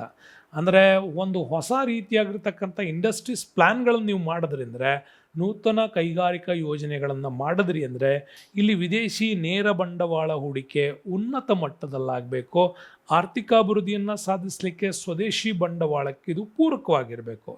ಹಿಂಗೆ ಮಾಡೋದ್ರಿಂದ ಏನಾಗುತ್ತೆ, ತಂತ್ರಜ್ಞಾನದ ಅಭಿವೃದ್ಧಿ ಆಗುತ್ತೆ, ಜಾಗತಿಕ ಮಟ್ಟದ ಆಡಳಿತ ನಿರ್ವಹಣೆಯ ಜಾಣ್ಮೆ ನಮಗೆ ಸಿಗುತ್ತೆ, ಒಳ್ಳೊಳ್ಳೆ ಅಭ್ಯಾಸಗಳು, ನೈಸರ್ಗಿಕ ಮತ್ತು ಮಾನವ ಸಂಪನ್ಮೂಲಗಳು ಇತ್ಯಾದಿಗಳ ಸಮರ್ಪಕ ಬಳಕೆ ಮಾಡಿ ಅವುಗಳ ಮೂಲಕ ಸ್ವದೇಶಿ ಕೈಗಾರಿಕೆಗಳನ್ನು ನ್ಯಾಷನಲ್ ಇಂಟರ್ನ್ಯಾಷನಲ್ ಲೆವೆಲ್ಲಿಗೆ, ಜೊತೆಗೆ ಗ್ರಾಹಕರಿಗೆ ವಿದೇಶಿ ನೇರ ಬಂಡವಾಳದ ತರೋದ್ರಿಂದ ಇಲ್ಲಿನ ಬಂಡವಾಳದ ಕೊರತೆಯನ್ನು ನಮಗೆ ನೀಗಿಸ್ಕೊಳ್ಬೋದು. ಹೀಗೆ ಸ್ವದೇಶಿ ಕೈಗಾರಿಕೆಗಳು ಗ್ರಾಹಕರಿಗೆ ವಿದೇಶಿ ನೇರ ಬಂಡವಾಳದ ಕೊರತೆ ಲಾಭವನ್ನು ಇವು ತಂದು ಕೊಡ್ತವೆ. ಹಾಗಾಗಿ ಅನೇಕ ಕಂಪನಿಗಳು ಈ ಲೆವೆಲಲ್ಲಿ ಡೆವಲಪ್ಮೆಂಟ್ ಆಗ್ಬೋದು. ಈ ಎಲ್ಲ ಅಂಶಗಳನ್ನು ಇಟ್ಕೊಂಡ್ಬಿಟ್ಟೆ ವಿದೇಶಿ ಬಂಡವಾಳದ ಉದಾರೀಕರಣ ಮಾಡಿರೋದ್ರಿಂದಾಗಿ ದೊಡ್ಡ ದೊಡ್ಡ, ಅಂದರೆ ಎಲಾನ್ ಮಸ್ಕ್ನಂಥ ದೊಡ್ಡ ದೊಡ್ಡ ಇಂಡಸ್ಟ್ರಿಯಲಿಸ್ಟ್ಗಳು ಭಾರತದಲ್ಲಿ ಬಂಡವಾಳ ಹೂಡೋದಕ್ಕೆ ಸಾಧ್ಯ ಆಗಿರೋದು. ಹೀಗಾಗಿ ವಿದೇಶಿ ಬಂಡವಾಳವು ದೇಶದೊಳಗೆ ನೇರವಾಗಿ ಪ್ರವೇಶಿಸೋಕ್ಕೆ ಕಾರಣ ಆಗುತ್ತೆ. ಸರ್ಕಾರವು ಕೈಗಾರಿಕಾ ರಂಗದ ಯೋಜನೆಗಳಲ್ಲಿ ಬದಲಾವಣೆಗಳನ್ನು ಸಹ ಘೋಷಣೆ ಮಾಡುತ್ತೆ. ಪರಿಸರದ ಕಾರಣದಿಂದಾಗಿ ಬೃಹತ್ ನಗರದ ಒಳಗೆ ಮತ್ತು ನಗರದ ಸಮೀಪ ಕೈಗಾರಿಕೆಗಳನ್ನು ಪ್ರಾರಂಭಿಸಲಿಕ್ಕೆ ಮಾತ್ರ ಇವತ್ತು ಒಂದು ವಿರೋಧವನ್ನು ಕಂಪನಿಗಳಿಗೆ ಎದುರಿಸಬೇಕಾಗಿದೆ. ಇವು ಸಿಟಿಯಿಂದ ಔಟ್ಸೈಡಲ್ಲಿ ಎಲ್ಲಾದರೂ ಕೂಡ ಕಂಪ್ನಿಗಳನ್ನು ಮಾಡೋದಕ್ಕೆ ಎಲ್ಲ ರಾಜ್ಯಗಳು, ಕೇಂದ್ರ ಸರ್ಕಾರ ಕೂಡ ಸಹಕಾರವನ್ನು ಕೊಡುತ್ತೆ. ಇನ್ನು ಖಾಸಗಿ ಬಂಡವಾಳ ಹೂಡಿಕೆ ಬಗ್ಗೆ ಮಾತಾಡ್ತೀವಿ. ದೇಶೀಯ ಬಹುರಾಷ್ಟ್ರೀಯ ರಂಗದಲ್ಲಿನ ಖಾಸಗಿ ಬಂಡವಾಳದ ಹೂಡಿಕೆದಾರರನ್ನು ಆಕರ್ಷಿಸಲಿಕ್ಕಾಗಿ ಕೈಗಾರಿಕಾ ನೀತಿಯನ್ನು ಉದಾರೀಕರಣಗೊಳಿಸಲಾಗಿದೆ. ಅಂದರೆ ನೂತನ ವಿಭಾಗಗಳಾದ ಗಣಿಗಳು, ದೂರಸಂಪರ್ಕ ಜಾಲ, ಹೆದ್ದಾರಿ ನಿರ್ವಹಣೆಗಳನ್ನು ಖಾಸಗಿ ಕಂಪ್ನಿಗಳು ನಿರ್ಮಾಣ ಮಾಡಲಿ ಅನ್ನೋದಕ್ಕೆ ಅವ್ರಿಗೂ ಕೂಡ ಒಂದು ಓಪನ್ ಮಾರ್ಕೆಟನ್ನು ಖಾಸಗಿ ಹೂಡಿಕೆದಾರರಿಗೆ ಕೂಡ ಅವಕಾಶ ಕೊಟ್ಟಿರೋದ್ರಿಂದ ಖಾಸಗಿ ಹೂಡಿಕೆದಾರರು ಕೂಡ ಬಂಡವಾಳವನ್ನು ಹಾಕ್ತಾ ಇದ್ದಾರೆ. ಇಷ್ಟೆಲ್ಲ ರಿಯಾಯಿತಿ ದರಗಳ ನಡುವೆ ವಿದೇಶಿ ನೇರ ಬಂಡವಾಳ ಹೂಡಿಕೆ ಭಾರತದಲ್ಲಿ ನಿರೀಕ್ಷಿತ ಮಟ್ಟದಲ್ಲಿ ಆಗಿಲ್ಲ. ಯಾಕೆಂದರೆ ಅದಕ್ಕೆ ಭಾಳಷ್ಟು ಕಾರಣಗಳಿದೆ. ಪಾಲಿಟಿಕ್ಸಲ್ಲಿ ಆಗ್ತಕ್ಕಂಥ ದ್ವಂದ್ವಗಳು, ಒಂದು ಮಂತ್ರಿ ಖಾತೆ ಇನ್ನೊಂದು ಮಂತ್ರಿ ಖಾತೆಗೆ ಸಪೋರ್ಟ್ ಮಾಡದೇ ಇರೋದು, ಒಂದು ರಾಜ್ಯ ಇನ್ನೊಂದು ಕೇಂದ್ರ ಜೊತೆ ನಡೆಸುವಂಥ ವ್ಯವಹಾರಗಳು, ಇವೆಲ್ಲ ನಮಗೆ ಇಲ್ಲಿ ಪ್ರಾಬ್ಲಮ್ ಆಗಿ ಕಾಣ್ತಾ ಇದೆ. ಹಾಗಾದರೆ ಜಾಗತೀಕರಣದಲ್ಲಿ ಪ್ರಮುಖ ಲಕ್ಷಣಗಳು ನಾವು ಏನಿದೆ ಅಂತ ನೋಡೋದಾದರೆ, ಜಾಗತೀಕರಣ ನೀವೇನಾದರೂ ಮಾಡ್ತೀರಾ ಅಂದರೆ ದೇಶದ ಆರ್ಥಿಕತೆಯನ್ನು ಪ್ರಪಂಚದ ಆರ್ಥಿಕತೆ ಜೊತೆ ವಿಲೀನಗೊಳಿಸೋದ್ರಿಂದ ಅದರ ಮೇಳೈಸುವಿಕೆ ಮತ್ತು ಐಕ್ಯತೆ ನಮ್ಮಲ್ಲಿ ಹೆಚ್ಚಾಗತ್ತೆ ಅರ್ಥಾತ್. ಒಂದು ದೇಶದಿಂದ ಮತ್ತೊಂದು ದೇಶಕ್ಕೆ ಬಂಡವಾಳ, ಕಾರ್ಮಿಕರು, ಸಂಪನ್ಮೂಲಗಳ ಸಹಿತ ಸರಕು ಸೇವೆಗಳ ಸುಗಮ ಸಾಗಾಣಿಕೆ ಆಗುತ್ತೆ. ವ್ಯಾಪಕವಾದ ಮಾರುಕಟ್ಟೆ ತಂತ್ರಗಾರಿಕೆ ಡೆವಲಪ್ ಆಗುತ್ತೆ. ದೇಶೀಯ ಮತ್ತು ಹೊರದೇಶಗಳ ವಸ್ತುಗಳ ನಡುವೆ ಸ್ಪರ್ಧೆಗಳು ಏರ್ಪಡುತ್ತೆ. ಹೊಸ ತಾಂತ್ರಿಕತೆ ಹೆಚ್ಚಾಗಿ ಹೊಸ ಮಾರುಕಟ್ಟೆ ಇಲ್ಲಿ ನಮಗೆ ಸೃಷ್ಟಿಯಾಗತ್ತೆ. ಇನ್ನು ಭಾರತಕ್ಕೆ ಸಂಬಂಧಪಟ್ಟಂತೆ ಈ ಕೆಲವೊಂದು ಅಂಶಗಳಿಗೆ ಇದು ಅನ್ವಯ ಆಗುತ್ತೆ. ಹೆಂಗೆ ಅಂತೀರಾ? ಜಾಗತೀಕರಣದಲ್ಲಿ ವಿವಿಧ ಕ್ಷೇತ್ರಗಳಲ್ಲಿ ಭಾರತದ ಆರ್ಥಿಕ ಚಟುವಟಿಕೆಗಳಿಗೆ ವಿದೇಶಿ ಕಂಪನಿಗಳು ಒದಗಿಸುವಂಥ ಮೂಲಕ ವಿದೇಶಿ ನೇರ ಬಂಡವಾಳ ಹೂಡಿಕೆಗೆ ಆರ್ಥಿಕತೆಯನ್ನು ನಾವು ತೆರೆದುಕೊಳ್ಬೋದು. ಇನ್ನು ಭಾರತದಲ್ಲಿ ಮಲ್ಟಿನ್ಯಾಷನಲ್ ಕಂಪನೀಸ್ MNCಗಳೇನು ಮಾಡ್ತವೆ ಅಂದರೆ ಅವುಗಳ ಪ್ರವೇಶಕ್ಕಿರುವಂಥ ಅಡೆತಡೆಗಳನ್ನು ನಾವು ನಿವಾರಣೆ ಮಾಡಬೇಕು. ಹಾಗೆ ನಿವಾರಣೆ ಮಾಡೋದು ಯಾವುದೇ ತೊಂದರೆ ಇಲ್ದಂಗೆ ಅವರು ಇನ್ವೆಸ್ಟ್ಮೆಂಟ್ ಮಾಡ್ತಾರೆ ಅಂದರೆ ಭಾರತದೊಳಗೆ ವಿದೇಶಿ ಸಹಯೋಗದೊಡನೆ ಭಾರತದ ಕಂಪನಿಗಳು ಪ್ರವೇಶಿಸಲಿಕ್ಕೆ ಅನುಮತಿಸ್ತಾರೆ. ಇದರಿಂದ ವಿದೇಶಗಳಲ್ಲಿ ಸಂಯುಕ್ತ ವಾಣಿಜ್ಯೋದ್ಯಮಗಳನ್ನು ಪ್ರಾರಂಭಿಸಲಿಕ್ಕೆ ಇಲ್ಲಿ ಉತ್ತೇಜನ ಸಿಗತ್ತೆ. ನೆಕ್ಸ್ಟು ಪ್ರಾಥಮಿಕವಾಗಿ ನಾವು ನೋಡೋದಾದ್ರೆ ಪರಿಮಾಣಾತ್ಮಕ ತಡೆಗಳನ್ನು ಸುಂಕ ಕಟ್ಟೋದ್ರ ಮೂಲಕ ಬದಲಾಯಿಸೋದ್ರಿಂದ ತೀವ್ರತರವಾದ ಉದಾರೀಕರಣ ಯೋಜನೆಗಳನ್ನು ಇಲ್ಲಿ ಜಾರಿಗೆ ತರಬಹುದು. ಆಮದು ತೆರಿಗೆಯ ಮಿತಿಯನ್ನು ಗಣನೀಯವಾಗಿ ಕಡಿಮೆ ಮಾಡಬೇಕಾಗತ್ತೆ. ರಫ್ತನ್ನು ಉತ್ತೇಜಿಸಲಿಕ್ಕಾಗಿ ಉಚಿತ ಕೊಡುಗೆಗಳಿಗೆ ಬದಲಾಗಿ ವಿನಿಮಯ ದರವನ್ನು ಹೊಂದಾಣಿಕೆಯನ್ನು ಆಯ್ಕೆ ಮಾಡಿಕೊಳ್ಬೇಕು. ಇಷ್ಟೆಲ್ಲ ಮಾಡಿದ್ರೂ ಜಾಗತೀಕರಣದಲ್ಲಿ ಎರಡು ರೀತಿ ಪರಿಣಾಮ ಆಗುತ್ತೆ. ಒಂದು ಪಾಸಿಟಿವು, ಇನ್ನೊಂದು ನೆಗೆಟಿವ್. ಪಾಸಿಟಿವ್ ಏನೋ, ಸಕಾರಾತ್ಮಕ ಪರಿಣಾಮ ಏನೋ, ಭಾರತೀಯ ಕೈಗಾರಿಕೆಗಳು ಜಾಗತೀಕರಣದ ಮೇಲೆ ತುಂಬ ಅನುಕೂಲಕರವಾದ ಪರಿಣಾಮಗಳನ್ನೇ ಉಂಟು ಮಾಡ್ತವೆ. ಯಾಕೆಂದರೆ ಅಪಾರ ಪ್ರಮಾಣದ ಬಂಡವಾಳ ಹರಿದು ಬಂದರೆ ಭಾರತದ ಆರ್ಥಿಕತೆಗೆ ಸಾಕಷ್ಟು ಡೆವಲಪ್ಮೆಂಟ್ ಆಗಿ ಅದು ನಮ್ಮ ದೇಶದ ಒಂದು ನ್ಯಾಷನಲ್ ಇನ್ಕಮ್ನ ಡೆವಲಪ್ಮೆಂಟಿಗೆ ಮುಖ್ಯ ಆಗುತ್ತೆ. ಇನ್ನು ಜಾಗತೀಕರಣದಿಂದ ಏನಾಗುತ್ತೆ, ಅನೇಕ ವಿದೇಶಿ ಕೈಗಾರಿಕೆಗಳು ಭಾರತದಲ್ಲಿ ಪ್ರಾರಂಭ ಆಗೋದ್ರಿಂದ ಭಾರತ ದೇಶದಲ್ಲಿರ್ತಕ್ಕಂಥ ಜನರಿಗೆ ಉದ್ಯೋಗದ ಅವಕಾಶಗಳನ್ನು ಕೊಡುತ್ತೆ. ನಿರುದ್ಯೋಗ ಪ್ರಮಾಣವನ್ನು ಕಡಿಮೆ ಮಾಡ್ಬೋದು, ಬಡತನ ಕಡಿಮೆ ಮಾಡ್ಬೋದು, ಸ್ಟ್ಯಾಂಡರ್ಡ್ ಆಫ್ ಲಿವಿಂಗ್ ಅಂತ ಏನು ಕರಿತೀವಿ ಅದು ಕೂಡ ಹೆಚ್ಚಾಗೋದಕ್ಕೆ ಕಾರಣ ಆಗತ್ತೆ. ಇನ್ನು ಭಾರತೀಯ ಕೈಗಾರಿಕೆಗಳ ಮೇಲೆ ಜಾಗತೀಕರಣದಿಂದ ವಿದೇಶಿ ಕಂಪನಿಗಳು ಅತ್ಯುನ್ನತ ಮಟ್ಟದ ಮುಂದುವರೆದ ತಾಂತ್ರಿಕತೆಯನ್ನು ಇಲ್ಲಿ ತರೋದರಿಂದಾಗಿ ಭಾರತೀಯ ಕೈಗಾರಿಕೆ ಕೂಡ ಈ ಥರದ ಹೆಚ್ಚಿನ ತಾಂತ್ರಿಕತೆಯ ಜ್ಞಾನವನ್ನು ಹೊಂದಲಿಕ್ಕೆ ಕಾರಣ ಆಗತ್ತೆ. ನಮ್ಮಲ್ಲೂ ಆ ತಂತ್ರಜ್ಞಾನ ಡೆವಲಪ್ಮೆಂಟ್ ಮಾಡೋದಕ್ಕೆ ಯೂಸ್ ಆಗತ್ತೆ. ಇನ್ನು ಭಾರತದ ಆರ್ಥಿಕತೆಯನ್ನು ಉದಾರೀಕರಣಗೊಳಿಸಲಿಕ್ಕೆ ಜಾರಿಗೊಳಿಸಿರೋ ಸುಧಾರಣೆಗಳಿಂದಾಗಿ ನಮ್ಮಲ್ಲಿ ಭಾರತ ಮತ್ತು ಭಾರತದ ಕೋಟ್ಯಾಂತರ ಜನತೆಗೆ ಒಂದು ಹೊಸ ಪಾಠನೇ ಕಲ್ತಂಗಾಗಿದೆ. ಇದರಿಂದಾಗಿ ಭಾರತ ಪರ್ವಕಾಲದಲ್ಲಿದೆ. ಭಾರತ ಯಂಗರ್ ಜನ್ರೇಷನ್ ಇದನ್ನು ಬಳಸ್ಕೊಂಡು ಎಲ್ಲ ಕ್ಷೇತ್ರಗಳಲ್ಲಿ ಆರ್ಥಿಕ ಅಭಿವೃದ್ಧಿಯನ್ನು ಪಡೀತಾ ಇದ್ದೀವಿ. ಇಷ್ಟೆಲ್ಲ ಸರಿಯಾದರೂ ಮತ್ತು ಯಾಕೆ ಇದರಲ್ಲಿ ನಮಗೆ ನಕಾರಾತ್ಮಕ ಪರಿಣಾಮ ನೋಡೋದಾದರೆ, ಭಾರತದ ಕೈಗಾರಿಕೀಕರಣದ ಮೇಲೆ ಜಾಗತೀಕರಣದಿಂದ ಉಂಟಾಗಿರುವಂಥ ನಕಾರಾತ್ಮಕ ಪರಿಣಾಮಗಳಲ್ಲಿ ಇಂಪಾರ್ಟೆಂಟ್ ನೋಡೋಣ. ಈಗ ಒಂದು ಕೋಕೋ ಕೋಲಾ ಕಂಪ್ನಿ ಬಂದಿದ್ದರಿಂದಾಗಿ ಭಾರತದ ಎಳನೀರು ಕುಡಿಯೋರ ಸಂಖ್ಯೆ ದೀರ್ಘವಾಗಿ ಕುಸಿತಾ ಇತ್ತು. ಕೃಷಿಗೆ ತುಂಬ ದೊಡ್ಡ ಹೊಡೆತ ಬಿತ್ತು ಅಲ್ವಾ. ಹೆಚ್ಚು ಪೆಟ್ರೋಕೆಮಿಕಲ್ಸ್ನ ರಾಸಾಯನಿಕಗಳು ಬಳಸೋದ್ರಿಂದ ನಮ್ಮ ದೇಶೀಯ ಕೈಗಾರಿಕಾ ಉತ್ಪನ್ನಗಳಿಗೆ ಕೊರತೆ ಆಯಿತು. ಸ್ವದೇಶಿ ಕೃಷಿ ಹಾಳಾಯಿತು, ಭೂಮಿ ಹಾಳಾಯಿತು. ಈ ಥರದ ಅನೇಕ ಅಂಶಗಳು ಆಗ್ತವೆ. ಹೆಂಗೆ ಅಂತೀರಾ, ಭಾರತದ ಮಾರುಕಟ್ಟೆಯಲ್ಲಿ ವಿದೇಶಿ ಕಂಪನಿಗಳ ಆರ್ಭಟ ಸ್ಟಾರ್ಟ್ ಆದರೆ ಸ್ವದೇಶಿ ಕಂಪನಿಗಳ ವಸ್ತುಗಳ ನಡುವೆ ಈ ಸ್ಪರ್ಧೆ ಉಂಟಾಗತ್ತೆ. ವಿದೇಶಿ ಸರಕುಗಳು ಭಾರತೀಯ ಉತ್ಪನ್ನಗಳಿಗೆ ಹೋಲಿಸಿದರೆ ದಿ ಬೆಸ್ಟ್ ಕ್ವಾಲಿಟಿಯನ್ನು ವಿದೇಶಿ ಉತ್ಪನ್ನಗಳು ಕೊಡೋದ್ರಿಂದಾಗಿ ಗ್ರಾಹಕರು ಅವುಗಳನ್ನೇ ಪರ್ಚೇಸ್ ಮಾಡ್ತಾರೆ. ಹಾಗಾಗಿ ದೇಶೀಯ ವಸ್ತುಗಳು ಪರ್ಚೇಸಿಂಗ್ ಆಗದೆ ಇದ್ದರೆ ದೇಶೀಯ ಕಂಪ್ನಿಗಳು ಮೂಲೆಗೆ ಬೀಳ್ತವೆ. ಇನ್ನು ಭಾರತೀಯ ಕೈಗಾರಿಕೆಗಳ ಲಾಭವನ್ನು ಇದರಿಂದ ಕಡಿಮೆ ಆಗುತ್ತೆ. ಯಾಕೆಂದರೆ ಪ್ರೊಡಕ್ಷನ್ ಆಗಿರುತ್ತೆ, ಮಾರಾಟ ಆಗಲಿಲ್ಲ ಅಂತಂದರೆ ಕಂಪ್ನಿಗಳು ಕ್ಲೋಸ್ ಆಗೋ ಸ್ಥಿತಿಗೆ ಬರ್ತವೆ. ಮತ್ತು ವಿಶೇಷವಾಗಿ ಇವತ್ತು ಔಷಧ ಉತ್ಪನ್ನ ತಯಾರಿಕೆ, ರಾಸಾಯನಿಕ, ಉಕ್ಕು ಕೈಗಾರಿಕೆಗಳ ಮೇಲೆ ದೊಡ್ಡ ಪ್ರಮಾಣದ ಪ್ರಭಾವ ವಿದೇಶಿ ಕಂಪನಿಗಳು ಇವತ್ತು ಬೀರ್ತಾ ಇದ್ದಾವೆ. ಕೈಗಾರಿಕೆಗಳ ಮೇಲೆ ಜಾಗತೀಕರಣದಿಂದನೂ ಕೂಡ ದೊಡ್ಡ ನಕಾರಾತ್ಮಕ ಪರಿಣಾಮ ಉಂಟಾಗೋದ್ರಿಂದ ತಂತ್ರಜ್ಞಾನದ ಆಗಮನ ಅವಶ್ಯಕ ಕಾರ್ಮಿಕರ ಸಂಖ್ಯೆಯನ್ನು ಕಡಿಮೆಗೊಳಿಸ್ತಾ ಇದೆ. ಇದರ ಪರಿಣಾಮ ವಿಶೇಷವಾಗಿ ಔಷಧ ಉತ್ಪನ್ನಗಳು, ರಾಸಾಯನಿಕಗಳು, ಸಿಮೆಂಟ್ ಮೊದಲಾದ ಕೈಗಾರಿಕೆಗಳು ಬಹುತೇಕ ಜನರನ್ನು ಇವತ್ತು ಉದ್ಯೋಗಗಳಿಂದ ತೆಗೆದುಹಾಕೋದಕ್ಕೆ ಕಾರಣ ಆಗ್ತಾ ಇದೆ.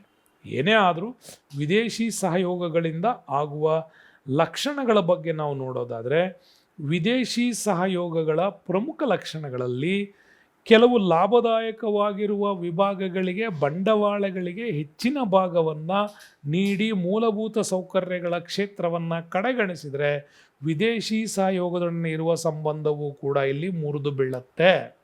ಹಾಗಾಗಿ ಫಾರಿನ್ ಕಂಪನಿಗಳು ರಿಟರ್ನ್ ಹೋಗ್ತವೆ. ಅಭಿವೃದ್ಧಿ ಹೊಂದಿದ ಮತ್ತು ಅಭಿವೃದ್ಧಿ ಹೊಂದುತ್ತಿರುವ ದೇಶಗಳ ನಡುವಿನ ಹೋರಾಟದಲ್ಲಿ ಈ ಡೆವಲಪಿಂಗ್ ಕಂಟ್ರೀಸ್ಗಳು ಡೆವಲಪ್ಡ್ ಕಂಟ್ರೀಸ್ ಜೊತೆ ಹೋರಾಟ ಮಾಡೋಕ್ಕಾಗದೇ ಇದ್ದಾಗ ಇವುಗಳ ನಡುವೆ ಅಂತರ ಜಾಸ್ತಿ ಆಗುತ್ತೆ. ಇನ್ನು ಸ್ವದೇಶಿ ಬಂಡವಾಳ, ವಿದೇಶಿ ನೇರ ಬಂಡವಾಳ ಹೂಡಿಕೆಯ ಬಹುಭಾಗವು ಈಗಾಗಲೇ ಅಭಿವೃದ್ಧಿ ಹೊಂದಿರುವ ರಾಜ್ಯಗಳ ಪಾಲು ಹೆಚ್ಚೆಚ್ಚಾಗತ್ತೆ. ಇನ್ನು 1991 2000 ಅವಧಿಯಲ್ಲಿ ಕೈಗಾರಿಕೋದ್ಯಮಿಗಳ ಒಟ್ಟು ಯೋಜಿತ ಬಂಡವಾಳದ ಕೈಗಾರಿಕಾ ಅಭಿವೃದ್ಧಿ ಹೊಂದಿರೋದ್ರಲ್ಲಿ ಮಹಾರಾಷ್ಟ್ರಕ್ಕೇನೆ 23% ಹೋಗುತ್ತೆ. ಯಾಕಂದರೆ ಡೆವಲಪ್ಡ್ ಆಗ್ಬಿಟ್ಟಿದೆ, ಎಲ್ಲರೂ ಅಲ್ಲೇ ಬರ್ತಾರೆ. 17% ಗುಜರಾತ್ ಪಾಲಾಗಿದೆ. ಇನ್ನು ರಾಜ್ಯಕ್ಕೆ 7% ನಮಗೆ ಕರ್ನಾಟಕಕ್ಕೆ ಗುಜರಾತ್ ರಾಜ್ಯಕ್ಕೆ ಹೋದರೆ, ಇನ್ನು 6% ನಮಗೆ ತಮಿಳ್ನಾಡಿದೆ. ಹಾಗಾಗಿ ಮಹಾರಾಷ್ಟ್ರಕ್ಕೆ 23, ಗುಜರಾತಿಗೆ 17, ಇನ್ನು 7 ಆಂಧ್ರ ಪ್ರದೇಶ, 6 ತಮಿಳ್ನಾಡಿಗೆ ಪಾಲಾಗ್ತಾ ಇದೆ. ಇನ್ನು ಅಧಿಕ ಜನಸಂಖ್ಯೆ ಹೊಂದಿರೋ ಉತ್ತರ ಪ್ರದೇಶಕ್ಕೆ ಒಟ್ಟು ಬಂಡವಾಳದಲ್ಲಿ 8% ಮಾತ್ರ ಸಿಗೋದ್ರಿಂದ ಅದು ಡೆವಲಪ್ಮೆಂಟಿಂದ ಹಿಂದುಳಿಯುತ್ತೆ. ಹೀಗಾಗಿ ಹಲವಾರು ರಿಯಾಯಿತಿಗಳ ನಡುವೆಯೂ ಕೂಡ ಈಶಾನ್ಯ ರಾಜ್ಯದಲ್ಲಿ ಇವತ್ತು ಕೂಡ ಯೋಜಿತ ಬಂಡವಾಳದ ಹೂಡಿಕೆಯಲ್ಲಿ ಕೇವಲ 1% ಮಾತ್ರ ಈ ಈಶಾನ್ಯ ರಾಜ್ಯಗಳಿಗೆ ಹೋಗ್ತಾ ಇದೆ. ಹಾಗಾಗಿ ತೆರೆದ ಮಾರುಕಟ್ಟೆಯಲ್ಲಿ ಅಭಿವೃದ್ಧಿ ಹೊಂದಿದ ರಾಜ್ಯಗಳೇ ಹೆಚ್ಚೆಚ್ಚು ಅಭಿವೃದ್ಧಿ ಹೊಂದ್ತಾ ಹೋಗ್ತವೆ. ಆರ್ಥಿಕವಾಗಿ ದುರ್ಬಲ ಇರುವ ರಾಜ್ಯಗಳನ್ನು ಹೋಲಿಸ್ಲಿಕ್ಕೆ ಇದನ್ನು ಸಾಧ್ಯ ಇಲ್ಲ. ಹಾಗಾಗಿ ಕೈಗಾರಿಕಾ ಬಂಡವಾಳಕ್ಕೆ ಪ್ರಸ್ತಾಪಗಳನ್ನು ಆಕರ್ಷಿಸಲಿಕ್ಕೆ ಸಾಧ್ಯವಾಗಲ್ಲ. ಈ ರಾಜ್ಯಗಳು ಹೆಚ್ಚೆಚ್ಚು ಬಡತನ ಮತ್ತು ತೊಂದರೆಗೆ ಒಳಗಾಗ್ತವೆ. ಈ ನಿಟ್ಟಿನಲ್ಲಿ ಬಹಳ ಅದ್ಭುತವಾಗಿರ್ತಕ್ಕಂಥ ಒಂದು ದೊಡ್ಡ ಲಾಂಗ್ ಡ್ರೈವ್ ಪಾಠನೇ ಅಂತಲೇ ಕರಿಬೋದು. ಕೈಗಾರಿಕೆಗಳ ಸಮಗ್ರ ಅಧ್ಯಯನ ಈ ಪಾಠದಲ್ಲಾಗಿದೆ ಅಂತ ಹೇಳ್ತಾ ಈ ವಿಡಿಯೋಕ್ಕೆ ಧನ್ಯವಾದಗಳು. ಮುಂದಿನ ಮತ್ತೊಂದು ವಿಡಿಯೋದಲ್ಲಿ ನಿಮಗೆ ಸಿಗ್ತೀನಿ. ಭಾಳ ಕಾಮಾಗಿ ಸೈಲೆಂಟಾಗಿ ಕೂತ್ಕೊಂಡು ಈ ವಿಡಿಯೋ ನೋಡಿದ್ರೆ ಕಂಪ್ಲೀಟಾಗಿ ಈ ಪಾಠ ನಿಮ್ಗೆ ಅರ್ಥ ಆಗುತ್ತೆ ಅಂತ ಹೇಳ್ತಾ ವಿಡಿಯೋಕ್ಕೆ ಧನ್ಯವಾದಗಳು.